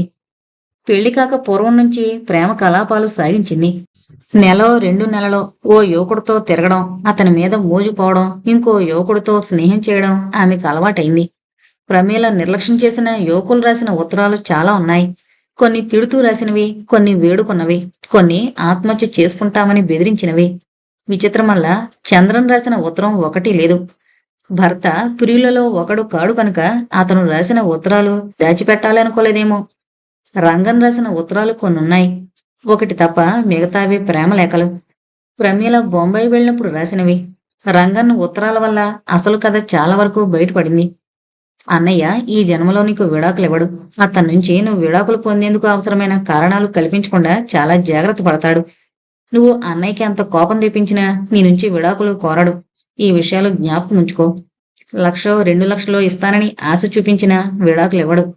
నీ ఆస్తికంతటికీ యాజమాన్యం వహిస్తున్నవాడు 1,00,000తోనో 2,00,000తోనో తృప్తి పడవలసిన అవసరం ఏముంది? కనుక అన్నయ్య దగ్గర నుంచి నిజంగా నువ్వు విడాకులు పొందదలిస్తే ఒకటే మార్గం. అన్నయ్య పరస్త్రీలోలుడయ్యాడన్న సాక్ష్యం సృష్టించాలి మనం. అందుకు కొంచెం డబ్బు ఖర్చు అవుతుంది. అయితేనేం, పని జరిగితే చాలదు. ఏమంటావ్? నువ్వు సరేనంటే నేను ఆ ఏర్పాటు చేస్తాను. మిగతా ఉత్తరంలో అంతా తనకి ప్రమీల మీదున్న ప్రేమ ఒలకబోశాడు. నెల రోజుల తర్వాత రాసిన ఇంకో ఉత్తరంలో, నేను చాలా జాగ్రత్తగా ఆలోచించి పథకం వేశాను. ఎలిజబెత్ అనే యువతిని నియమించాను. నా పథకం చాలా వరకు జయప్రదమైంది. అన్నయ్య రోజు ఆమెతో షికార్లకు వెళుతున్నాడు. ఎక్కువ కాలం ఆమె ఇంట్లోనే గడుపుతున్నాడు. కోర్టు వారిని నమ్మించే సాక్ష్యం సంపాదించాలి. అందుకు ఏర్పాటు చేస్తాను. ఆ తర్వాత తన ప్రేమ ఎంత లోతైందో, ఎంత గాఢమైందో, ఎంత నిస్వార్థమైందో వివరంగా రాశాడు. చంద్రన్ నుంచి విడాకులు పొందిన తర్వాత రంగనని వివాహం చేసుకుంటానని ప్రమీల మాటిచ్చినట్లు ఆ ఉత్తరంలో స్ఫురిస్తోంది. కొన్నాళ్ల తర్వాత ప్రమీల కాశ్మీర్లో ఉండగా రంగన్ రాసిన ఉత్తరంలో, ఆ ఎలిజబెత్ ఉత్త నీచురాలు, ద్రోహి, మనకి ఎదురు తిరిగింది. మన పన్నాగం అన్నయ్యకి చెప్పిందేమోనని కూడా అనుమానం కలుగుతోంది. ఇంకొకళ్ళ ద్వారా మళ్లీ ప్రయత్నించాలి. ఈ విషయం ఆ ప్రేమలేఖలో ఒక అంశం మాత్రమే. 6 నెలల తర్వాత ప్రమీల మద్రాసుకు వెళ్ళినప్పుడు రంగన్ రాసిన ఉత్తరం, నువ్వు చపలవి, నీకు నీతి లేదు, నిజాయితీ లేదు. నాతో ఎన్ని అబద్ధాలు చెప్పావు. స్నేహితురాలి పెళ్లికి మద్రాసు వెళ్తున్నానని చెప్పావు. నీ మొహం చూస్తేనే నాకు అనుమానం కలిగింది. ఆ బట్టల షాపు సుగంధతో సినిమాలో ఒకసారి, కబన్ పార్కులో ఒకసారి నిన్ను చూశాను. అప్పుడే ఏదో జరుగుతోంది అనుకున్నాను. నువ్వు అతను మారుపేర్లతో క్వీన్స్ హోటల్లో దిగితే ఎవరికీ తెలీదనుకున్నావా? ఇలా ఎంతమందిని మోసం చేస్తావు? అన్నయ్య మీద సాక్ష్యం సంపాదించి నీకివ్వలేదు. అంతవరకు నయం. ఎలిజబెత్ అలా మోసగించడం మంచిదే అయింది. కసితీరా ప్రమీలను తిట్టాడు ఉత్తరంలో. కసి తీర్చుకుంటాననే బెదిరింపు కూడా ఉంది దాంట్లో. యుగంధర్ ఆ ఉత్తరాలు మళ్లీ దంతంపేటలో పెట్టి దాన్ని యథాస్థానంలో ఉంచి అన్ని గదుల తలుపులు మూసేసి జాగ్రత్తగా గడియలు పెట్టి తాళం వేసి కిందకి దిగి వెళ్ళాడు. మేడ మీద చాలాసేపు ఉన్నారే? అడిగాడు రంగన్. అవును, జవాబు చెప్పాడు యుగంధర్. ఎవరు హత్య చేసింది తెలిసిందా? అడిగాడు కాస్త విక్రింపుగా. ఆ, రంగన్ చకితుడయ్యి, అన్నయ్య కాదుగా అన్నాడు. మిస్టర్ చంద్రన్ కాదు. నేనొచ్చి చాలాసేపయింది అన్నాడు రాజు యుగంధర్ రాగానే. అలాగా, వెళ్ళిన పని ఏమైంది? అడిగాడు యుగంధర్. చేసుకొచ్చాను అని ఎలిజబెత్ చూపించిన ఫోటోల గురించి వివరంగా చెప్పాడు రాజు. యుగంధర్ ఆలోచిస్తూ మౌనంగా ఉండిపోయాడు. 10 నిమిషాల తర్వాత, మీరు వెళ్ళిన పని ఏమైంది? అడిగాడు రాజు. చంద్రన్ హత్య చేయలేదు. హంతకుడు ప్రమీల పడుకున్న గదిలోకి ఎలా వచ్చాడని కదూ మనకి సమస్య. దానికి జవాబు దొరికింది. ఏంటది? హత్య జరిగిన రోజున భార్యాభర్తలు భోంచేసి పైకొచ్చారు. ఏవో కాగితాలు చూసుకుంటూ తన గదిలో ఉండిపోయినని చంద్రన్ చెప్పాడు. ప్రమీల పడక గదిలోకి వెళ్ళింది. అవునా? అవును. చంద్రన్, ప్రమీల భోజనానికి వెళ్ళినప్పుడు హంతకుడు పడక గదిలో ప్రవేశించాడు. తలుపు పక్కనున్న పెద్ద బీరువాలో దాక్కున్నాడు. ప్రమీల పడుకున్న తర్వాత మెల్లగా బీరువా తెరుచుకుని బయటకొచ్చి ప్రమీలని కత్తితో పొడిచి మళ్లీ వెళ్లి బీరువా పక్కనో దాక్కున్నాడు. అవతల గదిలో చంద్రన్ ఉన్నాడని హంతకుడికి తెలుసు. కాసేపట్లో పడక గదిలోకి వస్తాడని తెలుసు. అప్పుడు పారిపోవచ్చునని కాచుకున్నాడు. చంద్రన్ వచ్చి దీపం వార్పి పడుకోగానే ప్రమీల హత్య చేయబడిందని తెలుసుకుని పోలీసులకి ఫోన్ చేయడానికి వెళ్ళినప్పుడు హంతకుడు అవతల గదిలోకి వెళ్ళుండాలి. ఆ విషయం ఇంకా ఆరా తీస్తేనే కాని నిర్ధారణ కాదు, చెప్పాడు యుగంధర్. మీరు చెబుతున్న దాన్ని బట్టి హంతకుడు ఎవరో కూడా మీకు తెలిసినట్లుందే అన్నాడు రాజు. ఊహించొచ్చు, కానీ సాక్ష్యం సంపాదించాలి. అది కదూ ముఖ్యం. ఎవరు? రంగనా? యుగంధర్ తల ఊపాడు. సాక్ష్యం సంపాదించడం కష్టమా? బీరువాలో అడుగుజాడలు లేవు. ఉన్నాయి, కానీ స్పష్టంగా లేవు. హత్య జరిగినప్పుడు రంగన్ ఎక్కడున్నాడో అడిగితే ఏదో గదిలో ఒంటిగా ఉన్నానని చెబుతాడు. ఇంకే గదిలోనూ లేడని, పడక గదిలో ఉన్నాడని రుజువు చేయడం ఎలా? అయితే ప్రమీల హత్యకి, కాలు మీద మచ్చలున్న స్త్రీలని హత్య చేయడానికి చేసిన ఆ ప్రయత్నాలకి ఎటువంటి సంబంధమూ లేదంటారా? సంబంధం ఉండాలి. అదే ఆలోచిస్తున్నాను. ఏంటా సంబంధం? విమల పడుకున్న కాటేజీలో ప్రవేశించినవాడు, సుగుణి ఇంట్లో జొరబడినవాడు రంగన్ కాడు. పోలీసులు వేలిముద్రలు పోల్చి చూశారుగా అన్నాడు యుగంధర్. అయితే రంగన్కి ఆ సంఘటనలకి సంబంధం లేదేమో. కాలు మీద మచ్చలున్న 2 యువతుల్ని హత్య చేయడానికి ప్రయత్నం జరిగింది. కాలి మీద మచ్చలున్న 2 యువతులు హత్య చేయబడ్డారు. ఆ ప్రయత్నాలకి, ఆ హత్యలకి ఎటువంటి సంబంధం లేదనుకోవడం, కేవలం కాకతాళి అనుకోవడం పొరపాటు అవుతుంది. ఆ విషయం అలా ఉంచుదాం. ముందు ప్రమీలని హత్య చేయడానికి కారణం ఊహిద్దాం. తెలుస్తూనే ఉందిగా అన్నాడు రాజు. యుగంధర్ నవ్వి, అంత తేలిగ్గా ఏమీ తెలియడం లేదు. రంగన్ ప్రమీలని ప్రేమించాడు. అందులో తప్పు రంగంది అయ్యుండదు. ప్రమీల చపల, విలాసవతి. మొగాళ్ల స్నేహం చాలా ఇష్టం. రంగన్ని ప్రోత్సహించి అతనితో చనువు చేసుకోవడానికి ప్రయత్నించుండొచ్చు. ఎలాగైతేనేం రంగన్ ప్రమీల మీద ప్రేమలో పడ్డాడు. ఈ విషయం చంద్రన్కి తెలుసో తెలీదో మనకి తెలీదు. చంద్రన్ నుంచి విడాకులు తీసుకుని తనని వివాహం చేసుకోమని రంగన్ ప్రమీలని అడుగుండొచ్చు. తండ్రి బలవంతాన చంద్రన్ని పెళ్లి చేసుకుంది. అతను ఆమె విలాసాలకి అడ్డంగా ఉండడం వల్ల ఎలాగైనా అతని నుంచి విడాకులు పొందాలని ఆలోచించి విడాకులు కోరుతుందని రంగన్ అపోహపడుండాలి. అలాంటి అబద్ధం ప్రమీల అతనితో చెప్పుండొచ్చు అన్నాడు. రంగన్ చాలా పెద్ద ప్లాన్ వేశాడన్నమాట. లక్షల ఆస్తికి యజమాని కావాలనుకున్నాడు. అవును, ప్రమీల మీదున్న మోజే రంగన్ ఆమెకి సహాయం చేయడానికి కారణం అయ్యుండకపోవచ్చు. ఏమైతేనేం రంగన్ ఎలిజబెత్ని కలుసుకుని ఆమెతో కలిసి పన్నాగం పన్నాడు. ఏం పన్నాగం? చంద్రన్తో స్నేహం చేసుకుని అతన్ని వలలో వేసుకుని అతను తనతో చనువుగా ఉన్నట్లు సాక్ష్యమిస్తే డబ్బిస్తానని ఆశపెట్టుంటాడు. అందుకే చంద్రన్తో ఆ ఫోటోలు తీయించుకున్నదన్నమాట. యుగంధర్ తల ఊపాడు. రంగను తన భార్య ప్రమీల కలిసి ఎలిజబెత్ని నియమించారని గాని తన నుంచి విడాకులు తీసుకునేందుకు ప్రమీల పన్నాగం పన్నుతోందని కాని చంద్రన్ ఊహించినైనా ఊహించుండడు. అటువంటి అనుమానం కలిగితే ఎలిజబెత్ లాంటి స్త్రీల నుంచి 50 మైళ్ల దూరంలో ఉండేవాడు అన్నాడు. అవును, ప్రమీల విచ్చలవిడిగా తిరగడం చంద్రన్కి తెలుసుండాలి. ఆమెను ఆపలేక తను ఇంకో దారి చూసుకునుంటాడు. చంద్రన్ తనతో సంబంధం పెట్టుకున్నాడని నిత్యమైన సాక్ష్యం సంపాదించాక ఎలిజబెత్కి ఆమె తండ్రికి కొత్త ఆలోచన కలిగుండాలి. ఆ ఫోటోలో రంగన్కిస్తే ఏదో కొంత డబ్బిస్తాడు. 25,000 30,000. వాటి ఆధారంతో ప్రమీల చంద్ర నుంచి విడాకులు తీసుకుంటుంది.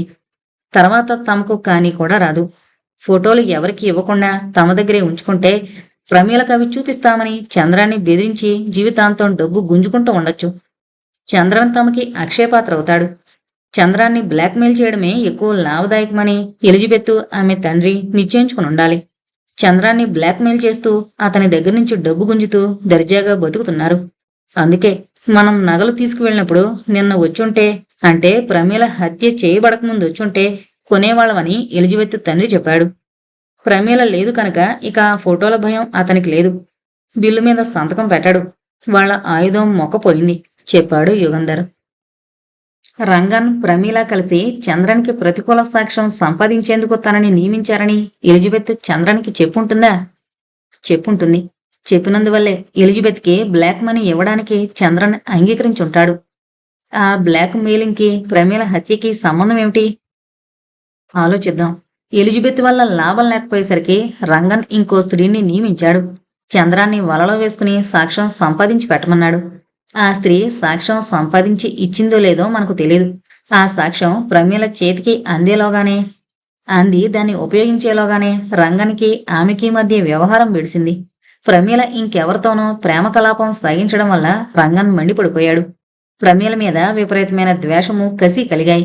తను కన్న కలలన్నీ కరిగిపోయాయి. ప్రమీల తనది కాదు, ఆమె ఆస్తి తనది కాదు.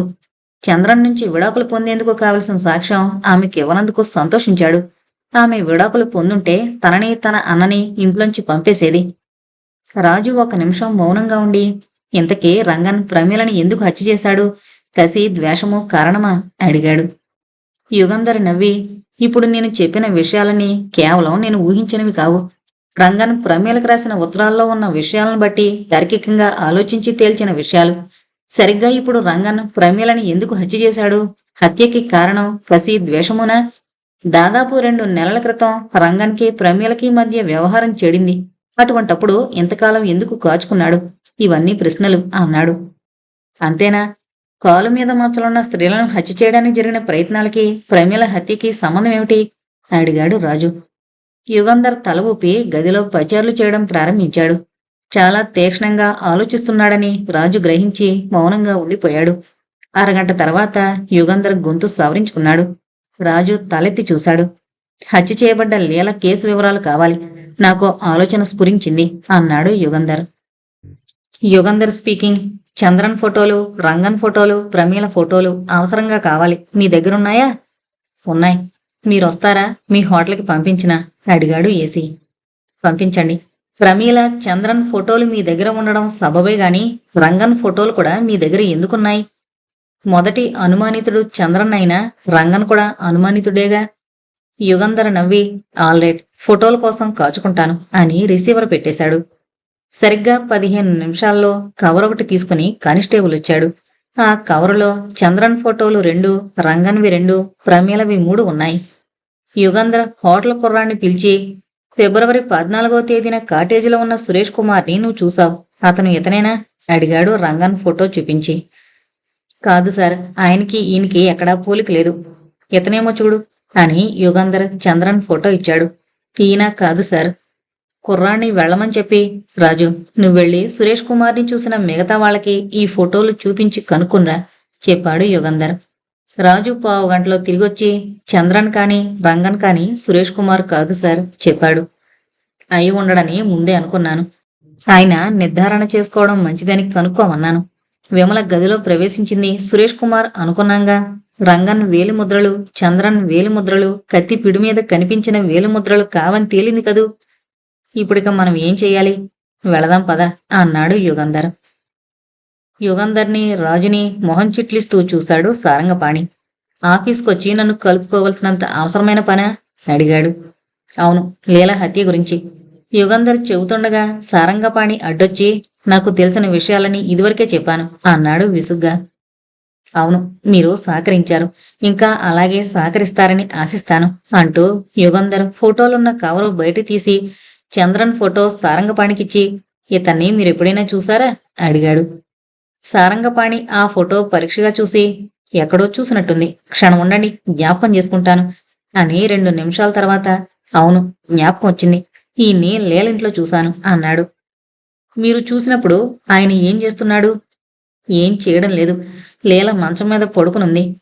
ఈయన మంచం పక్కన పడకుర్చీలో పడుకున్నాడు, ఏదో మాట్లాడుకుంటున్నారు. ఆయన్ని లీల మీకు పరిచయం చేయలేదా? లేదు, ఏదో వ్యవహారం గురించి మాట్లాడుతున్నామని చెప్పింది. అర్థం చేసుకుని నేను వెళ్ళిపోయాను. మీరు ఆయన్ని మళ్ళీ ఎప్పుడూ చూడలేదా? చూసుంటానేమో, నిశ్చయంగా చెప్పలేను. నేను లీలింట్లోకి వెళుతున్నప్పుడు చీకట్లో బయటకొస్తూ గుమ్మం దగ్గర 2 సార్లు కనపడిన మనిషి ఇతనే కావచ్చు. యుగంధర్ రంగన్ ఫోటో సారంగపాణికిచ్చి, ఇతన్ని మీరు ఎక్కడైనా చూసారా అడిగాడు. ఓఎస్, బాగా జ్ఞాపకం ఉంది, 4-5 సార్లు లీలింట్లో చూశాను. మీరు వెళ్ళినప్పుడు అతను ఏం చేస్తున్నాడు? లీలతో మాట్లాడుతున్నాడు. ఆయన్ని లీల మీకు పరిచయం చేయలేదా? చేసింది, ఏదో పేరు చెప్పింది, నాకు జ్ఞాపకం లేదు.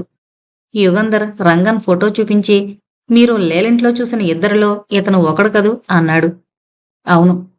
చంద్రన్ ఫోటో కూడా చూపించి, వీళ్ళిద్దరిలో మొదట మీరు చూసినదెవర్ని అడిగాడు యుగంధర్. ఇతన్ని అని రంగన్ ఫోటో చూపించాడు సారంగపాణి. ఈ రెండో అతను లీలింటికి రావడం ప్రారంభించాక ఆ మొదటతను రావడం మానేశాడా? ఆ విషయం నేను చెప్పలేను, కానీ మొదట చూసిన అతన్ని మళ్ళీ నేను చూడలేదు చెప్పాడు సారంగపాణి జాగ్రత్తగా. యుగంధర్ సారంగపాణిని తీక్షణంగా చూస్తూ, మిస్టర్ సారంగపాణి, మీరు లీల ప్రేయసీ ప్రియులు కదూ అడిగాడు. నాన్సెన్స్, నా మీద అటువంటి నింద మోపకండి అన్నాడతను. యుగంధర్ నవ్వి, బుకాయించి ప్రయోజనం లేదు, మాకు నిజం తెలుసు. మీరు ఇలా బుకాయిస్తే కోర్టుకు పిలిపించి క్రాసు పరీక్ష చేయవలసి వస్తుంది. మీరు వివాహితులు, పిల్లలున్నవాళ్లు, అది మరిచిపోకండి అన్నాడు. కోర్టులో సాక్ష్యం ఇవ్వవలసి వస్తుందనగానే సారంగపాణి మొహంలో నెత్తురు చుక్కలేదు. కోర్టుకి లాగవద్దని ప్రాధేయపడ్డాడు. నా ప్రశ్నలకి సరైన జవాబులు చెబితే మిమ్మల్ని కోర్టుకి పిలవవలసిన అవసరం ఉండదు, అడగండి. యుగంధర్ ఫోటోల మీద వేలు పెట్టి, ఈ ఇద్దరితో లీల చనువుగా ఉంటే మీరు ఆమెని ఏమీ అనకుండా ఊరుకుని ఉండరు, మీకేం చెప్పింది అడిగాడు. సారంగపాణి గుటకలు మింగుతూ, ఏదో కథ చెప్పింది, నేను నమ్మలేదు అన్నాడు. ఏంటా కథ? చంద్రన్ అనే ఆయనకి చాలా డబ్బుందని, ఆయన్ని వలలో వేసుకుని అతను తన భార్యకి అపచారం చేస్తున్నట్లు సాక్ష్యం సంపాదించిస్తే 50,000 రూపాయలు ఇస్తానని రంగన్ అనే అతను చెప్పాడని అంది. నేను నమ్మలేదనుకోండి. ఎప్పుడో ఇస్తానంటే సరేననే మనిషి కాదనుకుంటాను లీలా. అవును, 10,000 రొక్కంగా ఇచ్చాడని చెప్పింది. సాక్ష్యం సంపాదించి ఇవ్వగానే మిగతా 40,000 ఇస్తానన్నాడట. ఎన్నాళ్ల క్రితం జరిగింది? దాదాపు 3 నెలలైంది. అతను సంపాదించమన్న సాక్ష్యం సంపాదించానని చెప్పిందా? సంపాదించిందట. ఈ మధ్యనే ఆ విషయం చెప్పింది. ఎన్నాళ్ల క్రితం? 1-10 రోజుల క్రితం. వాళ్ళకా సాక్ష్యం ఇచ్చి మిగతా 40,000 తీసుకుందా? లేదు. ఎందువల్ల? ఆ చంద్రన్ భార్య ఊళ్ళో లేదని, వచ్చాక ఇస్తానని, డబ్బిచ్చాక సాక్ష్యం ఇవ్వమని చెప్పాడట రంగన్. అయితే సాక్ష్యం ఇవ్వలేదా? లేదు. యుగంధర్ లేచి నిలబడి థ్యాంక్స్ చెప్పి రాజుతో సహా అక్కడి నుంచి బయలుదేరాడు. ప్రమీలాదేవి ఇంటి గేటుకి కొంచెం దూరంలో ఓ పాత ఫోర్డు కారు ఆగుంది. దాని బానెట్టు తెరిచుంది. కింద గోనెగుడ్డ పరుచుకుని కారు అడుగున దూరి ఏదో బాగు చేస్తున్నాడు ఒకతను. అతని కాళ్ళు తప్ప ఇంకేమీ కనిపించడం లేదు. ఇంటికెదురుగా ఒకతను బెలూన్స్, రిబ్బన్లు, చిన్నపిల్లలు ఆడుకునే వస్తువులు అమ్ముతూ కూర్చున్నాడు. కారు కింద పడుకున్న మనిషి డిటెక్టివ్ యుగంధర్ అని, బెలూన్స్, రిబ్బన్లు అమ్ముతుంది అతని అసిస్టెంట్ రాజని వాళ్ళకి బాగా పరిచయం ఉన్న వాళ్ళు చూసినా గుర్తుపట్టలేరు. మధ్యాహ్నం అయింది. పొట్లాలలో కట్టి తెచ్చుకున్న బ్రెడ్ ముక్కలు తిన్నారు. ఇద్దరు పిల్లలొచ్చి బెలూన్స్ కావాలని అడిగారు. ఇద్దరికీ చెరో రెండేసి బెలూన్స్ ఊరికే ఇచ్చాడు రాజు. అలా ఊరికే ఇస్తే తను నిజంగా బెలూన్స్ అమ్మే మనిషి కాడని ఎవరైనా అనుమానపడొచ్చని రాజుకు తెలిసినా ఆ పిల్లలకి బెలూన్స్ ఇవ్వకుండా ఉండలేకపోయాడు. సాయంకాలం అయింది. ఇంకో గంటలో చీకటి పడుతోంది. రంగన్ ఇంట్లోంచి బయటికి కదలనే లేదు. ఇంట్లో ఏం చేస్తున్నాడు? ఎందుకు బయటికి రాలేదు? యుగంధర్ ఊహ తప్ప ఆయనంత ఓపిగ్గా కాచుకునుండగా తనకెందుకీ అసహనం అనుకున్నాడు రాజు. అంతలో ఆ ఇంటి పోర్ట్కోలో నుంచి తళతళా మెరుస్తున్న స్టాండర్డ్ కారు కదలడం చూశాడు రాజు. రంగన్ అందులో ఉంది లేంది కనిపించలేదు. చటుక్కున లేచి వెళ్లి స్టాండర్డ్ కారు వస్తోంది చెప్పాడు యుగంధర్కి. అతనున్నాడా? కనిపించలేదు. సరే, నువ్వు త్వరగా కారుకి కూర్చో. చేతిలో ఉన్న వస్తువులు సీటు కింద పడేసి రాజు డ్రైవింగ్ సీట్లో కూర్చున్నాడు. యుగంధర్ కారు కింద నుంచి లేచొచ్చి బానెట్ దగ్గర నిల్చున్నాడు. గేట్లోంచి స్టాండర్డ్ కారు బయటకొచ్చి ఆగింది. ఊళ్ళోకి వెళ్లాలంటే ఫోర్డు కారు ఆగున్న వైపు వెళ్ళాలి. అందుకే యుగంధర్ అక్కడ కాపు కాశాడు. స్టాండర్డ్ ఊళ్ళోకి వెళ్లడానికే తిరిగింది. సెల్ఫ్ లాగు చెప్పాడు యుగంధర్ బానెట్ మీద చేతులు పెట్టి ఇంజిన్ వైపు చూస్తూ. జిడ్డుగా ఉన్న ముఖం, మాసి నల్లగా ఉన్న బట్టలు, చెదిరిపోయిన జుట్టు, అచ్చంగా కారు మెకానిక్లా ఉన్నాడు. స్టాండర్డ్ రివ్వున ఫోర్డు పక్క నుంచి వెళ్ళింది. రంగనే డ్రైవ్ చేస్తున్నాడు. రాజు కారు స్టార్ట్ చేశాడు.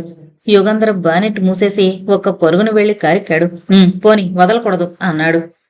రాజు స్పీడ్ ఎక్కించాడు. 5 నిమిషాల్లో స్టాండర్డ్ దూరంగా కనిపించింది. ఇంకొంచెం సేపట్లో దగ్గరైంది.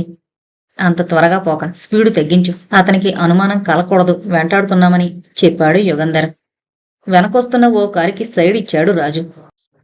రంగన్ వెళుతున్న స్టాండర్డ్కి, డిటెక్టివ్లున్న కారుకి మధ్య వెళుతోంది ఆ కారు. ఎటు తిరుగుతాడో నేను చూస్తానులే చెప్పాడు యుగంధర్. హైకోర్టు మీద నుంచి పక్కకి ఓ ఇరుకు వీధిలోకి తిరిగాడు రంగన్. ఆగు, ఆ వీధిలోకి మనము తిరిగితే రంగన్కి తప్పకుండా అనుమానం కలుగుతుంది అని కారు దిగి వీధి మొదట్లోకి వెళ్లి చూసి క్షణంలో తిరిగొచ్చి పద అన్నాడు యుగంధర్. రాజు కారు స్టార్ట్ చేసి ఎక్కడికి అడిగాడు. యుగంధర్ నవ్వి రంగన్ జాగ్రత్త పడుతున్నాడు అంతే, అతనికి ఈ వీధిలో పనేం లేదు, ఇదే 1 వే ఎంట్రీ, మళ్ళీ ఇటే వస్తాడు అన్నాడు. రాజు కారు నెమ్మదిగా పోనిస్తున్నాడు.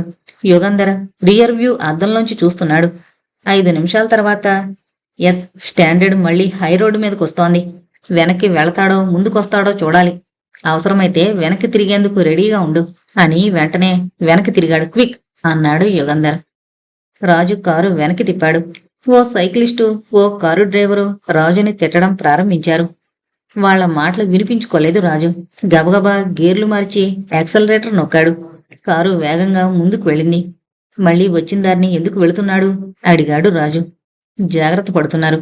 పోలీసులు తనపైన నిఘా పెట్టారేమోనని అనుమానపడుతున్నాడు. మళ్ళీ ఇంటికే వెళతాడంటారా? ఆ సందులోకి వెళ్ళినవాడు ఏ ఇంటి దగ్గర ఆగలేదు, ఎవరిని ఎక్కించుకోలేదు. ఏదో పని మీద బయలుదేరినవాడు మళ్ళీ ఇంటికెందుకు వెళతాడు?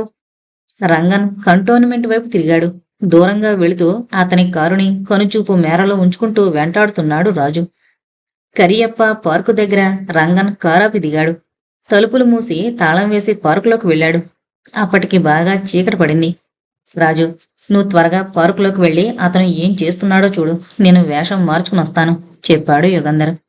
అతికించుకున్న మీసాలు గెడ్డం ఊడదీసి రాజు కారు దిగి వెళ్ళాడు. తర్వాత యుగంధర్ పైన తొడుక్కున్న మెకానిక్ ఓవరాల్ విప్పేశాడు. ఉలెన్ ప్యాంటు, ఉలెన్ కోటు ఉన్నాయి దాని కింద.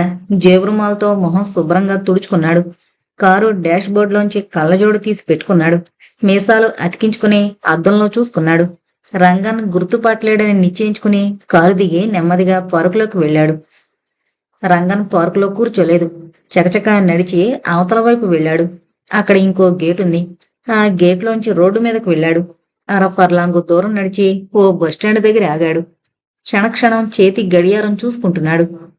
కారు దిగి పార్కులోకి వెళ్ళినప్పటి నుంచి రాజు రంగన్ని వదలకుండా వెంటాడుతున్నాడు కనుక సరిపోయింది కాని లేకపోతే పోల్చుకోలేకపోయేవాడు.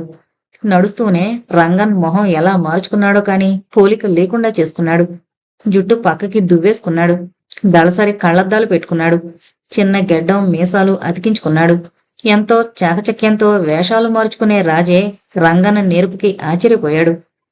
బస్టాప్ దగ్గరికి వెళ్లి అతని పక్కనే నిలబడ్డాడు. రంగన్ తనని గుర్తుపట్టలేడని రాజు ధైర్యం. రంగన్ బస్ కోసం కాచుకున్నాడా లేక టాక్సీ కోసం కాచుకున్నాడా? టాక్సీ ఎక్కితే అతన్ని ఎలా వెంటాడడం, ఏం చెయ్యాలి? రాజు ఆలోచిస్తుండగానే ఒక ఖాళీ టాక్సీ అటొచ్చింది. రంగన్ చెయ్యూపి టాక్సీ ఆపాడు. తనకి టాక్సీ అవసరమైనట్లు రాజు కూడా ముందుకు నడిచాడు. ఎక్కడికి? అడిగాడు టాక్సీ డ్రైవర్ రంగన్ని. ఎక్కడికో చెబితే గాని టాక్సీ ఎక్కించుకునేటట్లు లేనందున టాక్సీ డ్రైవర్ని రాజు మనసులోనే అభినందించుకున్నాడు. సిటీ మార్కెట్కి చెప్పాడు రంగన్. డ్రైవర్ కారు తలుపు తెరిచాడు. రంగన్ ఎక్కాడు.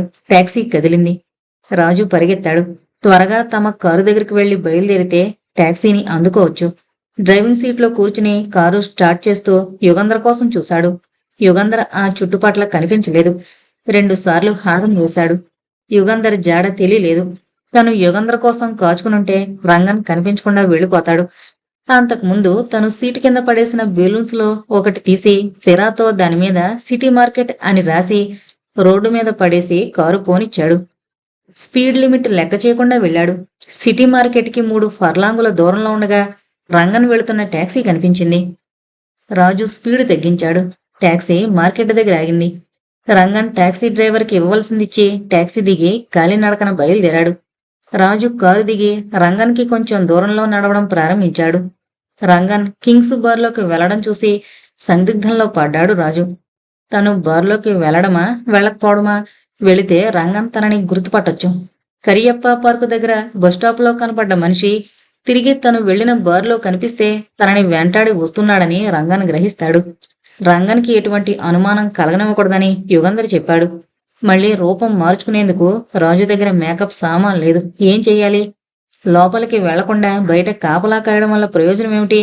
బార్లో ఎవరినో కలుసుకునేందుకు కదా రంగన్ వెళ్ళాడు. ఎవరిని కలుసుకుంటాడో తెలుసుకోవడం ముఖ్యం. ధైర్యం చెయ్యాలి. అదొక్కటే మార్గం. బారు పక్కనున్న ఒక షాపులో మఫ్లరు, స్వెటరు కొన్నాడు రాజు. స్వెటర్ వేసుకుని మఫ్లర్ తల మీద నుంచి మెడ చుట్టూ చుట్టుకుని దగ్గుతూ బారులోకి వెళ్ళాడు. రంగన్ కాని రాజు కాని పార్కులోంచి అవతలున్న రోడ్డు మీదకి వెళ్లారని యుగంధర్కి తెలీదు. పార్కులో ఏ మూలో ఎవరితోనో రంగన్ మాట్లాడుతున్నాడేమో. రాజు ఆ దరిదాపుల అతన్ని కనిపెడుతూ ఉన్నాడేమో అనుకుని పార్కంతా తిరిగాడు. మూలమూలల్లో చెట్ల వెనక పొదల వెనక వెతికాడు. రాజు కారు దగ్గరికి పరిగెత్తడం చూడలేదు. కారు హారన్ వినిపించింది. త్వరగా నడవడం ప్రారంభించాడు. పార్కులోంచి బయటకు వెళ్లేటప్పటికీ రాజు కారు స్టార్ట్ చేసి కొంత దూరం వెళ్లిపోయాడు. రంగన్ ఇంకో కారులో ఎక్కడికో బయలుదేరుంటాడు. అందుకే రాజు తన కోసం ఆగకుండా వెళ్లిపోయాడని యుగంధర్ గ్రహించాడు. రాజుకి ఏదైనా ఆపద కలుగుతుందని కాని రంగన్ తప్పించుకుపోతాడని కాని యుగంధర్ భయపడలేదు. రాజు ప్రజ్ఞలో యుగంధర్కి పూర్తి నమ్మకం ఉంది. కారు ఆపించోటికి వెళ్లాడు యుగంధర్. ఏమాత్రం అవకాశమున్నా తను ఎక్కడికి వెళుతోంది ఏదో గుర్తు ద్వారా కాని ఇంకేదో విధంగానో రాజు తెలియజేస్తాడని తెలుసు. అందుకే రోడ్డు మీద పరీక్షగా చూశాడు. బెలూన్ కనిపించింది. సిటీ మార్కెట్ అని రాసుండడం చూసి నవ్వుకుని టాక్సీ కోసం కాచుకున్నాడు. రాజు బార్లోకి వెళ్లి 4 వైపులా కలిగి చూశాడు. పెద్ద హాలు, బల్లలు, కుర్చీలు, ఓ పక్కన కొయ్య స్క్రీన్లతో అరలుగా ఏర్పాటు చేసిన చిన్న గదులు. 2 బల్లల దగ్గరే మనుషులు కూర్చునున్నారు. వాళ్లలో రంగన్ లేడు. గదిలో దేంట్లోనో కూర్చునుంటాడనుకుని రాజు అటువైపు వెళ్ళాడు. సార్, ఇలా రండి అని బేరర్ ఒక గది తలుపు తెరిచాడు. నా ఫ్రెండ్ కోసం చూస్తున్నాను అన్నాడు రాజు. ఆ బూత్ ఒకదాంట్లోనే ఎవరో ఉన్నారు చెప్పాడతను. ఒకరే ఉన్నారా? లేదు, 2 ఉన్నారు. అయితే నా ఫ్రెండ్ కాదు అని వాళ్ళున్న గదికి పక్క గదిలో కూర్చున్నాడు రాజు. ఓ పెగ్గు బ్రాందీ తెమ్మని ఆర్డర్ ఇచ్చి గదిలో ఉన్న రంగన్ మాటలు వినేందుకు చెవులు రిక్కించుకుని కూర్చున్నాడు. సీసాలు, గ్లాసులు, బల మీద పెట్టిన చప్పుళ్లు వినిపించాయి గాని మాటలు వినిపించలేదు. వాళ్ళు అసలు మాట్లాడకుండా మౌనంగా కూర్చున్నారా లేక రహస్యంగా చెవుల్లో చెప్పుకుంటున్నారా? ఎంత ప్రయత్నించినా ఒక మాట కూడా వినిపించలేదు. అసలు రంగన్ ఆ బూతులో లేడేమోనని రాజుకి అనుమానం వేసింది. తొంగి చూద్దామని కుర్చీలోంచి లేచాడు. అంతలో బేరర్ సోడా అన్న మాటలు వినిపించాయి. అది రంగన్ గొంతే, సందేహం లేదు. తనకి శ్రమ లేకుండా రంగన్ తన ఉనికి తెలిపినందుకు రాజు సంతోషపడి కూర్చున్నాడు. 10 నిమిషాల తర్వాత రంగన్ ఉన్న బూతులో కుర్చీలోంచి లేస్తున్నట్లు కిర్రుమని చప్పుడైంది. రాజు లేచి బయటికి వెళ్లి బేరర్ని పిలిచి డబ్బిచ్చి చిల్లర కోసం హాల్లో నిలబడ్డాడు. రంగన్ కూర్చున్న బూతులోంచి ఓ మనిషొచ్చి చకచకా బయటికి వెళ్ళాడు. అక్కడే రంగన్ కోసం కాచుకోవాలా, ఆ కొత్త మనిషిని వెంబడించాలా? అరక్షణం ఆలోచించాడు రాజు. ఆ కొత్త మనిషి ఎవరో తెలుసుకోవడమే ముఖ్యం. అతన్ని కలుసుకునేందుకు రంగన్ మారువేషం వేసుకుని అష్ట కష్టాలు, ఇంత ప్రయాస ఎందుకు పడ్డాడో కనుక్కోవాలి. చిల్లర తెచ్చే వరకు ఉండకుండా రాజు బారులోంచి బయలుదేరాడు. ఆ మనిషి కుడివైపు తిరిగి పక్కలకి చూడకుండా చకచకా నడుస్తున్నాడు. తను వచ్చిన కారు పక్క నుంచి వెళుతూ రాజు కారులోకి చూశాడు. యుగంధర్ కూర్చుండడం చూసి ఆగి జరిగిందంతా క్లుప్తంగా చెప్పాడు. చెబుతూ ఆ మనిషి తన దృష్టిలోంచి తప్పిపోకుండా జాగ్రత్త పడ్డాడు. సరే, నేనతన్ని వెంటాడతాను. నువ్వు బారులోకి వెళ్ళి రంగాన్ని వెంటాడు. ఇంకో పని అని యుగంధర్ రాజుకి కొన్ని ఆదేశాలిచ్చి రోడ్డు మీద వెళుతున్న ఆ మనిషిని వెంటాడడానికి వెళ్ళిపోయాడు. రాజు ధీమాగా బారులోకి వెళ్లి తిన్నగా మేనేజర్ బల దగ్గర ఆగాడు. ఎస్ అడిగాడు మేనేజర్. రంగన్ కూర్చున్న బూత్ కేసి చూపించి, ఆ గదిలోంచి గ్లాసులు సీసాలు తీయొద్దని మీ నౌకర్లకు చెప్పండి. వాటిని ఎవరూ ముట్టుకోకూడదు. ఇది పోలీసులకు సంబంధించిన విషయం అన్నాడు రాజు. మేనేజర్ బిత్రపోయి, పోలీసులా? ఏం జరిగింది? గాబరాగా అడిగాడు. మీ బార్కి సంబంధించిన విషయం కాదు. చెప్పినట్లు చేస్తే మీకేం ఇబ్బంది రాదు. ఫోన్ చేయాలి. రిసీవర్లు ఇవ్వండి. మేనేజర్ తన పక్కనున్న టెలిఫోన్ రాజు దగ్గరికి తోశాడు. కమిషనర్ ఆఫీసుకు ఫోన్ చేసి, హలో, నేను రాజుని. కింగ్స్ హోటల్లో ఓ బూతులో ఉన్న సీసాల్ని, గ్లాసుల్ని వేలుముద్రల కోసం పరీక్షించే ఏర్పాటు వెంటనే చేయించాలి. వాటిని ఎవరిని ముట్టుకోనివ్వద్దని మేనేజర్కి చెప్పాను అని రిసీవర్ పెట్టేశాడు.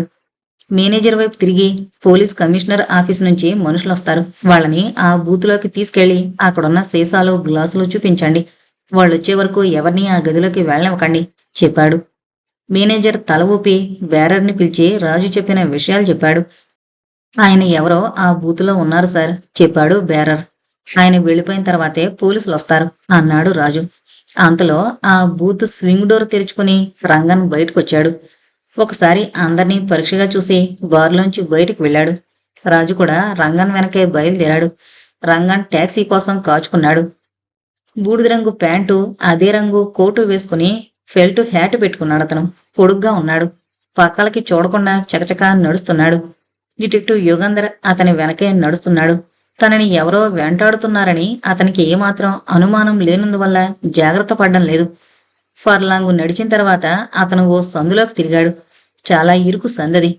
పెద్ద పెద్ద రాళ్లు పరిచిన గచ్చులా ఉంది నేల. బూట్లు టక్టకా చప్పుడు చేస్తున్నాయి. రాత్రి 10 గంటలయింది. ఇళ్లల్లో దీపాలు ఆర్పేశారు. ఎక్కడో ఓ ఇంట్లో ఏ విద్యార్థో చదువుకునేందుకు పెట్టుకున్న దీపం మాత్రం వెలుగుతోంది. వీధి దీపాలు మిణుకుమిణుకుమంటున్నాయి. వీధిలో జనం అస్సలు లేరు. బాగా చలివేస్తోంది. అరఫర్లాంగు వెళ్లి అతను చటుక్కున వెనక్కి తిరిగి చూశాడు. తను ఏదో పని మీద వెళుతున్నట్టు, అతని సంగతే తనకి అక్కర్లేనట్టు యుగంధర్ పక్కలకు చూస్తూ నడుస్తున్నాడు. అతను ఆగిపోయి యుగంధర్ని ముందుకు సాగిపోనిచ్చాడు. నడుస్తూ 1-2 సార్లు వెనక్కి తిరిగి చూశాడు యుగంధర్. అతను కదలకుండా అక్కడే నిలబడి యుగంధర్ని చూస్తున్నాడు. అతనికి అనుమానం కలిగింది. అందుకే అక్కడ నిలబడి యుగంధర్ తన చూపు మేరలోంచి వెళ్ళిపోయే వరకు కాచుకున్నాడు. అతన్ని తప్పించుకుపోనివ్వకూడదు. ఏం చెయ్యాలా అని ఆలోచించి ఓ ఇంటి గుమ్మమెక్కి తలుపు తట్టాడు యుగంధర్. ఎవరో వచ్చి తలుపు తీసి, ఎవరు కావాలి అడిగారు. గట్టిగా మాట్లాడద్దు. నేను పోలీస్ ఆఫీసర్ని. 5 నిమిషాలు ఈ కిటికీ దగ్గర నిల్చుంటాను చెప్పాడు యుగంధర్. తలుపు తెరిచి ముసలతను యుగంధర్ని ఏగాదిగా చూసి, పోలీస్ ఆఫీసరో దొంగో నాకెలా తెలుస్తుంది అన్నాడు. ఇదిగో నా విజిటింగ్ కార్డు అని జేబులోంచి కార్డు తీసిచ్చాడు యుగంధర్. అతను కార్డు చూస్తుండగా యుగంధర్ వెంటాడుతూ వచ్చిన మనిషి వెనక్కి తిరిగి వెళ్ళిపోతున్నాడు. థ్యాంక్స్, నేను వెళుతున్నాను అని యుగంధర్ బయలుదేరాడు. అతను ఎటు వెళుతోంది చూడాలని చకచకా నడిచాడు. అతను వెనక్కి తిరిగి చూసి అనుమానిస్తాడేమోనని ఎళ్ల నీడల్లో నడుస్తున్నాడు. అతను హైరోడ్డు మీదకి వెళ్లిన 2 నిమిషాల్లో యుగంధరు హైరోడ్డు చేరుకున్నాడు. ఇటు అటు చూశాడు. అతను ఎక్కడా కనిపించలేదు. ఏమయ్యాడు? ఎటు వెళ్ళాడు? యుగంధర్ ఆలోచిస్తుండగా టెలిఫోన్ బూతులోంచి అతను బయటకొచ్చాడు. కొంచెం దూరంలో నిల్చున్న యుగంధర్ని చూసి పరిగెత్తాడు. అతను టెలిఫోన్ బూతులోంచి రాగానే ఎందుకలా పరిగెత్తాడు? తనని చూశానా? ఇంత రాత్రి ఎక్కడికి పారిపోదామనుకున్నాడు. యుగంధర్ పరిగెత్తలేదు, చకచకా నడిచాడు. అతన్ని దృష్టిలోంచి తప్పిపోనివ్వలేదు. అతను వెనక్కి తిరిగి చూడకుండా పరిగెత్తుతూనే ఉన్నాడు. తనని చూసి బెదిరిపోయి పరిగెత్తడం లేదతను. లేకపోతే తనెంత దూరంలో ఉంది వెనక్కి తిరిగి చూస్తాడు. ఇంకేదో కారణం ఉండాలి. తనకి అతనికి దూరం ఎక్కువ అవుతోంది. రాత్రివేళ అలా పరిగెత్తుతూ ఉంటే ఏ పోలీసో ఏ పెద్ద మనిషో అతన్ని ఆపుతారు. తను పరిగెత్తవలసిన అవసరం లేదు. ఫర్లాంగు దూరం వెళ్లి అతను ఓ దీపస్తంభం కింద వెలుగులో నిల్చున్నాడు. క్షణక్షణానికి చేతి గడియారం చూసుకుంటున్నాడు. సిగరెట్ వెలిగించాడు. విచిత్రమైన మనిషిలాగున్నాడు. అంత హడావిడిగా పరిగెత్తిన మనిషి ఎందుకక్కడ నిలబడ్డాడు? ఎవరైనా గుర్తుపట్టడానికి వీలుగా దీపస్తంభం వెలుగులో ఎందుకు నిల్చున్నాడు? ఎవరికి ఫోన్ చేశాడు? ఫోన్ చేసిన తర్వాత ఇక్కడ నిలబడ్డాడంటే ఎవరికోసమైనా కాచుకున్నాడా? ఇవన్నీ యుగంధరం మెదడులో మెలిగిన ప్రశ్నలు. సమాధానం కోసం ప్రయాసపడలేదు. కాసేపట్లో ఎలాగో తెలుస్తుందని ఓపిగ్గా నిలబడ్డాడు. అంతలో యుగంధర్ పక్క నుంచి ఓ స్టాండర్డ్ కారు రివ్వున వెళ్లి దీపస్తంభం దగ్గర ఆగింది. వెంటనే అతను కారెక్కాడు. కారు కదిలి వెళ్లిపోయింది. ఆ కారు వెనకే వెళ్లిన ఫోర్డు కారును కూడా యుగంధర్ చూశాడు. రాజు రంగన్ని విడవలేదు అనుకున్నాడు. ఇంత అర్ధరాత్రి రంగన్ ఎక్కడికి వెళుతున్నాడు? అతన్ని ఎక్కించుకుని ఎక్కడికి తీసుకువెళుతున్నాడు? రాజు దుడుకు మనిషి, అపాయంలో కురుకుతాడు. ఒకడు వాళ్ళని అలా వెంటాడడం మంచిది కాదు. తను వెళితే ఎవరో మోటార్ సైకిల్ మీద వస్తున్నారు. యుగంధర్ రోడ్డుకి అడ్డంగా నిలబడి ఆ మోటార్ సైకిలిస్ట్ ఆపాడు. What do you want? అడిగాడతను. నేను డిటెక్టివ్ని. ఓ మనిషిని వెంటాడుతున్నాను. కారులో పారిపోతున్నాడు. పట్టుకోవాలి. మీ మోటార్ సైకిల్ ఇస్తారా? అడిగాడు యుగంధర్. ఆ యువకుడు ఆల్రెడ్ వెనకెక్కండి అన్నాడు ఉత్సాహంగా. యుగంధర్ వెనక సీటు మీద ఎక్కి కూర్చున్నాడు. అతను క్లచ్ వదిలాడు. టప్ టప్ అని శబ్దం చేస్తూ మోటార్ సైకిల్ స్టార్ట్ అయింది. స్పీడ్ పెట్టాలి అన్నాడు యుగంధర్. సైకిల్ స్పీడ్గా వెళుతోంది. 4 రోడ్లు కలిసే సర్కిల్ దగ్గరికి వెళ్ళగానే ఎటు వెళ్ళాలి? అడిగాడతను. యుగంధర్ క్షణం ఆపండి అని మోటార్ సైకిల్ దిగి రోడ్డు మీద పరీక్షగా చూశాడు. అది తారు రోడ్డు. టైరు గుర్తులు కనిపించలేదు. ఆ 4 వైపుల్లో ఏ వైపుకు వెళ్ళుంటాడు రంగన్ అని ఆలోచిస్తూ ఏ రోడ్డు ఎక్కడికి వెళుతుంది అడిగాడు ఆ యువకుణ్ణి. ఇది కంటోన్మెంట్కి వెళుతుంది. ఇదే గుంతకల్లు రోడ్డు. ఇది మైసూర్ రోడ్డు చెప్పాడు అతను 3 రోడ్లు చూపించి. ఏ వైపు వెళ్లాలో ఎలా నిర్ణయించడం? సూచన ఏమీ లేదు. ఆలోచిస్తున్నాడు యుగంధర్. అంతలో గుంతకల్లు రోడ్డు మీద నుంచి వాళ్ల వైపు ఓ లారీ వచ్చింది. యుగంధర్ ఆ లారీ నాపి, ఏదైనా స్టాండర్డ్ కారు, దాని వెనక ఓ ఫోర్డు కారు మీకు ఎదురుపడ్డాయా? అడిగాడు డ్రైవర్ని. అతను నవ్వి, లేదు సార్, 20 మైళ్లుగా మాకొక బండి ఎదురు రాలేదు అన్నాడు. లారీ ఎదురు రాకముందు రంగన్ ఇంకో రోడ్లకి తిరిగాడేమోనని సైడ్ రోడ్లు ఏమైనా ఉన్నాయా? అడిగాడు యుగంధర్. ఇది ట్రంక్ రోడ్డు సార్. 30 మైళ్ల వరకు సైడ్ రోడ్ లేదు చెప్పాడు లారీ డ్రైవర్. థ్యాంక్స్ అని యుగంధర్ ఆలోచనలో పడ్డాడు. మనం బయలుదేరిన చోటు నుంచి కంటోన్మెంట్కి వెళ్లేందుకు ఈ రోడ్డు కన్నా దగ్గర రోడ్డు ఇంకోటుందా? అడిగాడు మోటార్ సైకిల్ అతన్ని. మీరు ఆపిన చోటు నుంచి ఎడంవైపు తిరిగితే తిన్నగా కంటోన్మెంట్కి వెళతాం. That is very good. అయితే వాళ్ళు మైసూర్ రోడ్డు మీద వెళ్ళి ఉండాలి. పదండి.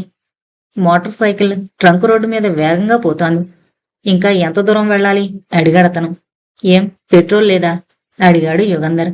అతను నవ్వి, ఇంకో 10 మైళ్ల కన్నా రాదు అన్నాడు. ఎంత దూరం వెళ్లాలో తెలీదు. దగ్గరలో పెట్రోల్ బంకు లేదా? తెలీదు. ఇప్పటికి ఎంత దూరం వచ్చాం? 10 మైళ్లు. అయితే ఇంకా ముందుకు వెళ్లడం తెలివి తక్కువ. వెనక్కి తిరిగితే పెట్రోల్ బంకు చేరుకోవచ్చు అన్నాడు యుగంధర్. అతను మోటార్ సైకిల్ ఆపాడు. మీరు వెనక్కి వెళ్లి పెట్రోల్ పోయించుకుని త్వరగా రండి అని యుగంధర్ జేబులోంచి 10 రూపాయల నోటు తీసి అతనికిచ్చాడు. నేనిక్కడే ఉంటాను. మీరు తిరిగి వచ్చేటప్పటికి నేను లేకపోతే మీరింటికి వెళ్ళిపోండి. ఆ యువకుడికి కొంచెం అనుమానం వేసింది. నిజంగా నన్ను మళ్ళీ రమ్మంటారా? నేను వచ్చేటప్పటికి మీరిక్కడ ఎలాగో ఉండరు కదా అన్నాడు. యుగంధర్ నవ్వి, నేను నిజంగానే డిటెక్టివ్ని. ఇక్కడ దిగడానికి మిమ్మల్ని మోసం చేసి ఎంతవరకు రప్పించలేదు. నా అసిస్టెంటు ఓ మనిషిని కారులో వెంటాడుతున్నాడు. మీరు వెళ్ళాక నా అసిస్టెంట్ ఇటొస్తే నేను వెళ్ళిపోతాను. మీరొచ్చి నా కోసం ఇక్కడ అనవసరంగా కాచుకుంటారేమోనని ఇంటికి వెళ్ళమని చెప్పాను, అంతే అన్నాడు. ఆల్రైట్, పెట్రోల్ పోయించుకుని వస్తాను అని అతను మోటార్ సైకిల్ వెనక్కి తిప్పాడు. అంతవరకు రాజు, రంగన్ ఆ రోడ్డు మీదే వెళ్లారని నిశ్చయించిన యుగంధర్ సందేహంలో పడ్డాడు. రంగన్ చుట్టూ తిరిగి కంటోన్మెంట్ వైపు వెళ్లాడేమో. తను అక్కడ నిలబడి టైం వృధా చేస్తున్నాడేమో. రంగన్ కూడా ఉన్న మనిషి ఎవరు? తను వెంబడించిన ఆ మనిషిని రంగన్ ఎందుకు కారెక్కించుకున్నాడు? అంతకుముందు అతన్ని కింగ్స్ బార్లో కలుసుకుని చాలాసేపు మాట్లాడాడు రంగన్. అతను వెంటనే రమ్మని ఆ బూతులోంచి రంగన్కి టెలిఫోన్ చేసుండాలి. అందుకే రంగన్ వచ్చి అతన్ని కారెక్కించుకున్నాడు. ఎందుకు అతను ఫోన్ చేశాడు? ఏం చెప్పాడు? తనని వెంబడిస్తున్నానని గ్రహించి రంగన్కి ఫోన్ చేశాడా? అతన్ని మైసూర్లో దింపడానికి కారెక్కించుకున్నాడా రంగన్? ఈ ఆలోచనలతో యుగంధర్ మెదడు వేడెక్కింది. సిగరెట్ తర్వాత సిగరెట్ ముట్టిస్తూ ట్రంక్ రోడ్డు మీద అటు ఇటు పచార్లు చేస్తున్నాడు. అంతలో దూరాన ఎక్కడో మోటార్ ఇంజన్ హోరు వినిపించింది. యుగంధర్ చెవులు రిక్కించుకుని వింటున్నాడు. మోటార్ సైకిల్ కాదు. సైకిల్ వచ్చిన వైపు నుంచి కాదు ఆ చప్పుడు. చప్పుడు వినిపిస్తున్న వైపు తిరిగి చూశాడు యుగంధర్. మిడుకు మిడుకుమంటూ దూరాన 2 దీపాలు కదులుతూ కనిపించాయి. మైసూరు వైపు నుంచి మోటారు కారొస్తోందని తెలుసుకుని యుగంధర్ రోడ్డు పక్కకు వెళ్ళాడు. చెట్లు లేవు నక్కి దాక్కోవడానికి. వాన నీళ్లు పోయే సైడు కాలువ ఉంది. యుగంధర్ సందేహించలేదు. ఆ కాలువలోకి వెళ్లి వంగి మోకాళ్ళ మీద కూర్చున్నాడు. కారు దగ్గరకొస్తోంది. దీపాల వెలుగుకి కళ్ళు జిగేలుమంటున్నాయి. చాలా వేగంగా వచ్చి యుగంధర్ ముందు నుంచి మెరుపులా వెళ్ళిపోయింది. యుగంధర్ లేచి నిల్చున్నాడు. అది స్టాండర్డ్ కారు. నెంబర్ కనిపించలేదు. చివరి అంకె 8 మాత్రం కనిపించింది. రంగన్ స్టాండర్డ్ నెంబర్ 71298 అని యుగంధర్ ఇదివరకు గుర్తుపెట్టుకున్నాడు. రాజు వెళ్లిన ఫోర్డ్ వస్తుందేమోనని కాచుకున్నాడు. 10 నిమిషాలైంది. రాజు ఏమయ్యాడు? ఎందుకు తిరిగి రాలేదు? రంగన్ రాజుని తప్పించుకున్నాడా? రాజు హోటల్కు వెళ్లి తన కోసం కాచుకున్నాడా? ఆలోచిస్తున్నాడు యుగంధర్. అంతలో మోటార్ సైకిల్ వస్తున్న చప్పుడు వినిపించింది. సరిగ్గా 40 నిమిషాల్లో వచ్చాను అన్నాడు తను మోటార్ సైకిల్ ఆపుతూ. యుగంధర్ వెనక సీట్ మీద కూర్చుని పోనిమ్మని చెప్పాడు. ఓ కారు నాకు ఎదురైంది. మీరు దాంట్లో వెళ్ళిపోతున్నారేమో అనుకున్నాను. ఆ కారులో ఎంతమంది ఉన్నారో చూసారా? డ్రైవర్ మాత్రమే ఉన్నట్లున్నాడు. ఇంకెవరూ కనిపించలేదు. యుగంధర్ మనసులో లెక్క వేసుకుని రంగన్ ఎక్కడా ఆగకుండా వెళ్లి తిరిగొచ్చుంటే 27 మైళ్ల దూరం కన్నా ఎక్కువ వెళ్లి ఉండడాన్ని నిశ్చయించుకున్నాడు. తను ఇంకో 27 మైళ్లు వెళితే రాజు ఎక్కడో ఓ చోట కనబడతాడు.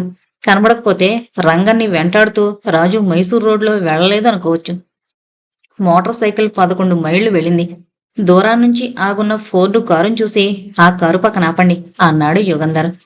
మోటార్ సైకిల్ ఫోర్డు కారు పక్కన ఆగింది. యుగంధర్ ఒక్క గంతులో వెళ్లి కారు తలుపు తెరిచి చూశాడు. రాజు లేడు. ఏదో ఆపద సంభవించుంటుందని యుగంధర్కి అనుమానం కలిగింది. కారు హెడ్లైట్స్ వెలిగించాడు. ఆ వెలుగులో రోడ్డు పరీక్షగా చూశాడు. అది తారు రోడ్డు. రాజు కారు దిగి ఎటు వెళ్లాడో ఎలా తెలుస్తుంది? అడుగుజాడలు లేవు. కారు ఇక్కడ ఎందుకు ఆపాడు? రంగన్ తన కారు కూడా ఇక్కడ ఆపుండాలి. అతను ఏం చేస్తున్నాడో చూడ్డానికి రాజు కారు దిగి వెళ్ళుంటాడు. ఎటు వెళ్ళుంటాడు?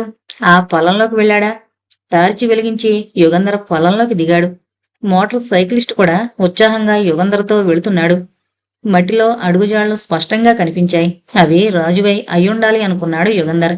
కొంత దూరం వెళ్ళాక అడుగుజాళ్లు కనిపించలేదు. ఎండుటాకులు, ఎండు కొమ్మలు నేల మీద పడున్నాయి. కొమ్మలు విరిగి ఆకులు నలిగున్నాయి. యుగంధర్ టార్చి వేసి పరీక్షగా చూశాడు. కొంత దూరంలో ఎండుటాకుల మీద ఎర్రని రక్తం తెడిగా మెరుస్తోంది.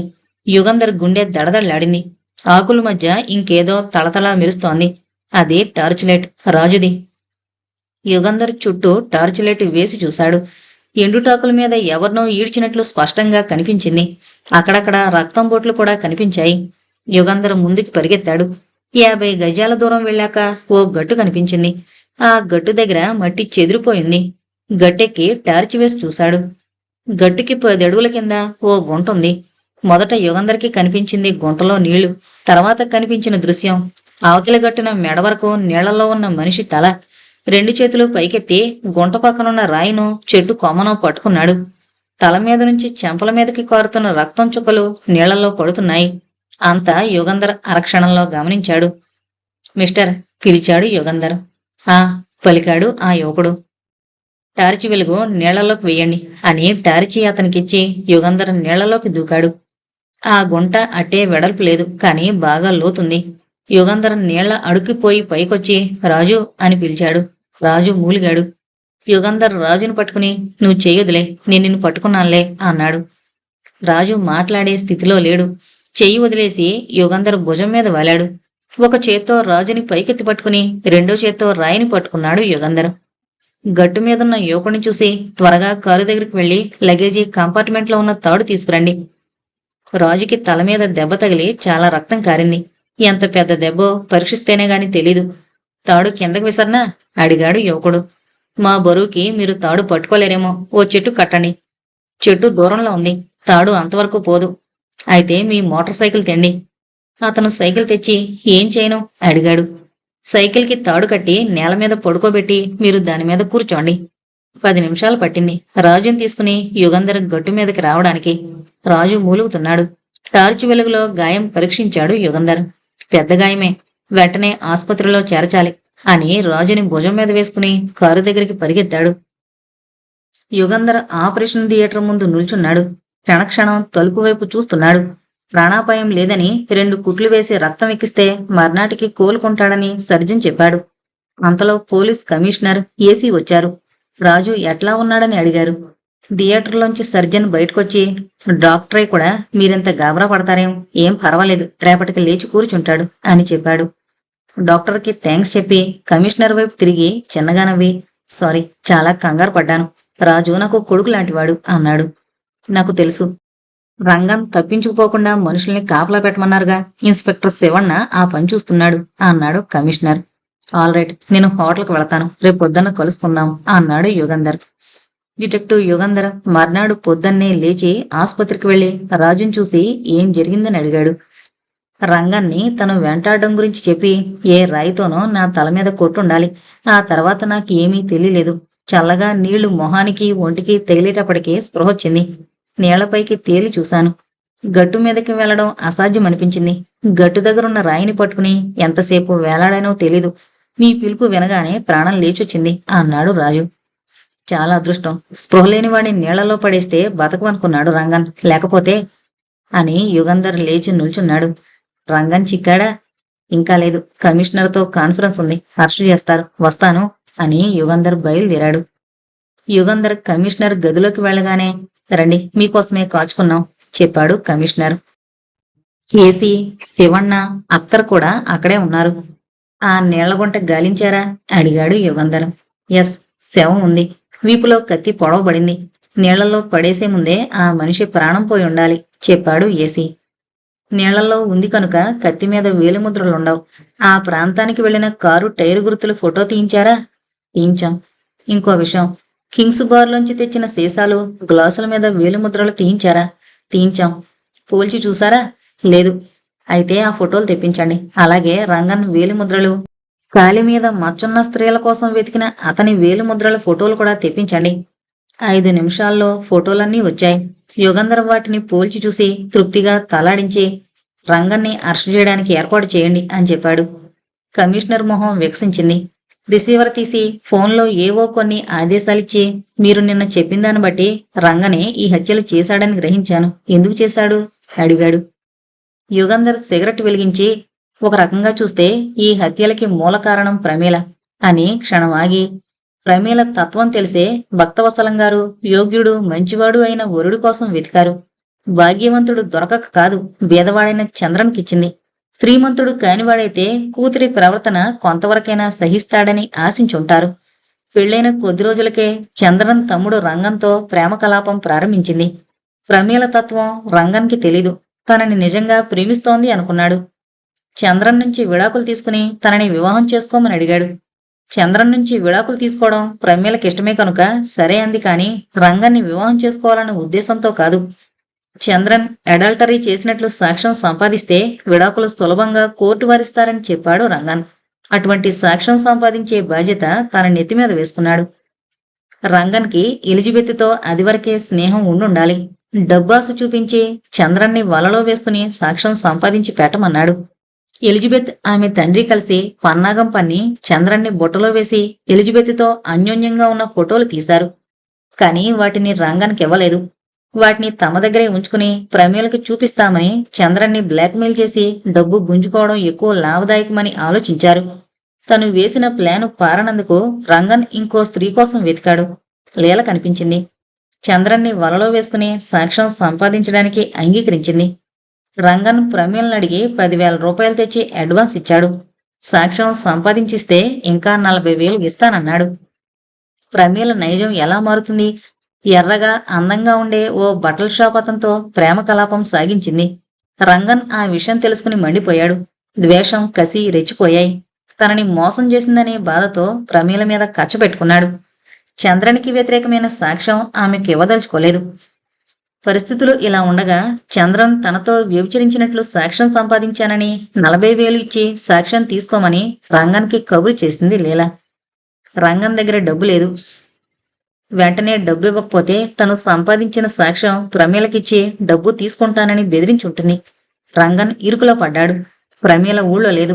ఆమె వచ్చేలోగా ఆ అవాంతరం ఆపాలి. ఎలా? అప్పుడు కలిగుంటుంది ఆలోచన. ప్రమీల్ని హత్య చేస్తే ఆస్తి తన అన్నకొస్తుందని, తరువాత చూసుకోవచ్చునని.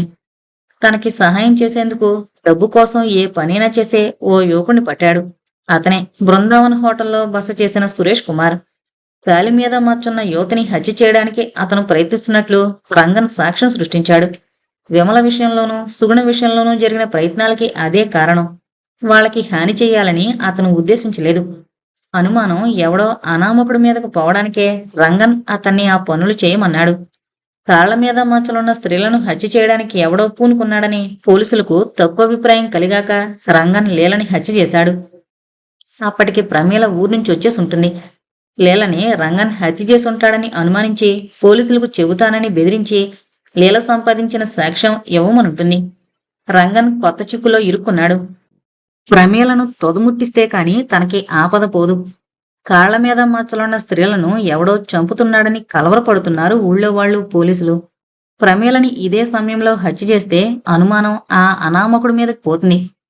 చంద్రన్ ప్రమీల భోజనానికి వెళ్ళినప్పుడు పడక గదిలోకి వెళ్లి బీరువాలో దాక్కున్నాడు. ప్రమీల భోజనం చేసొచ్చి మంచం మీద పడుకోగానే కత్తితో పొడిచి చంపాడు.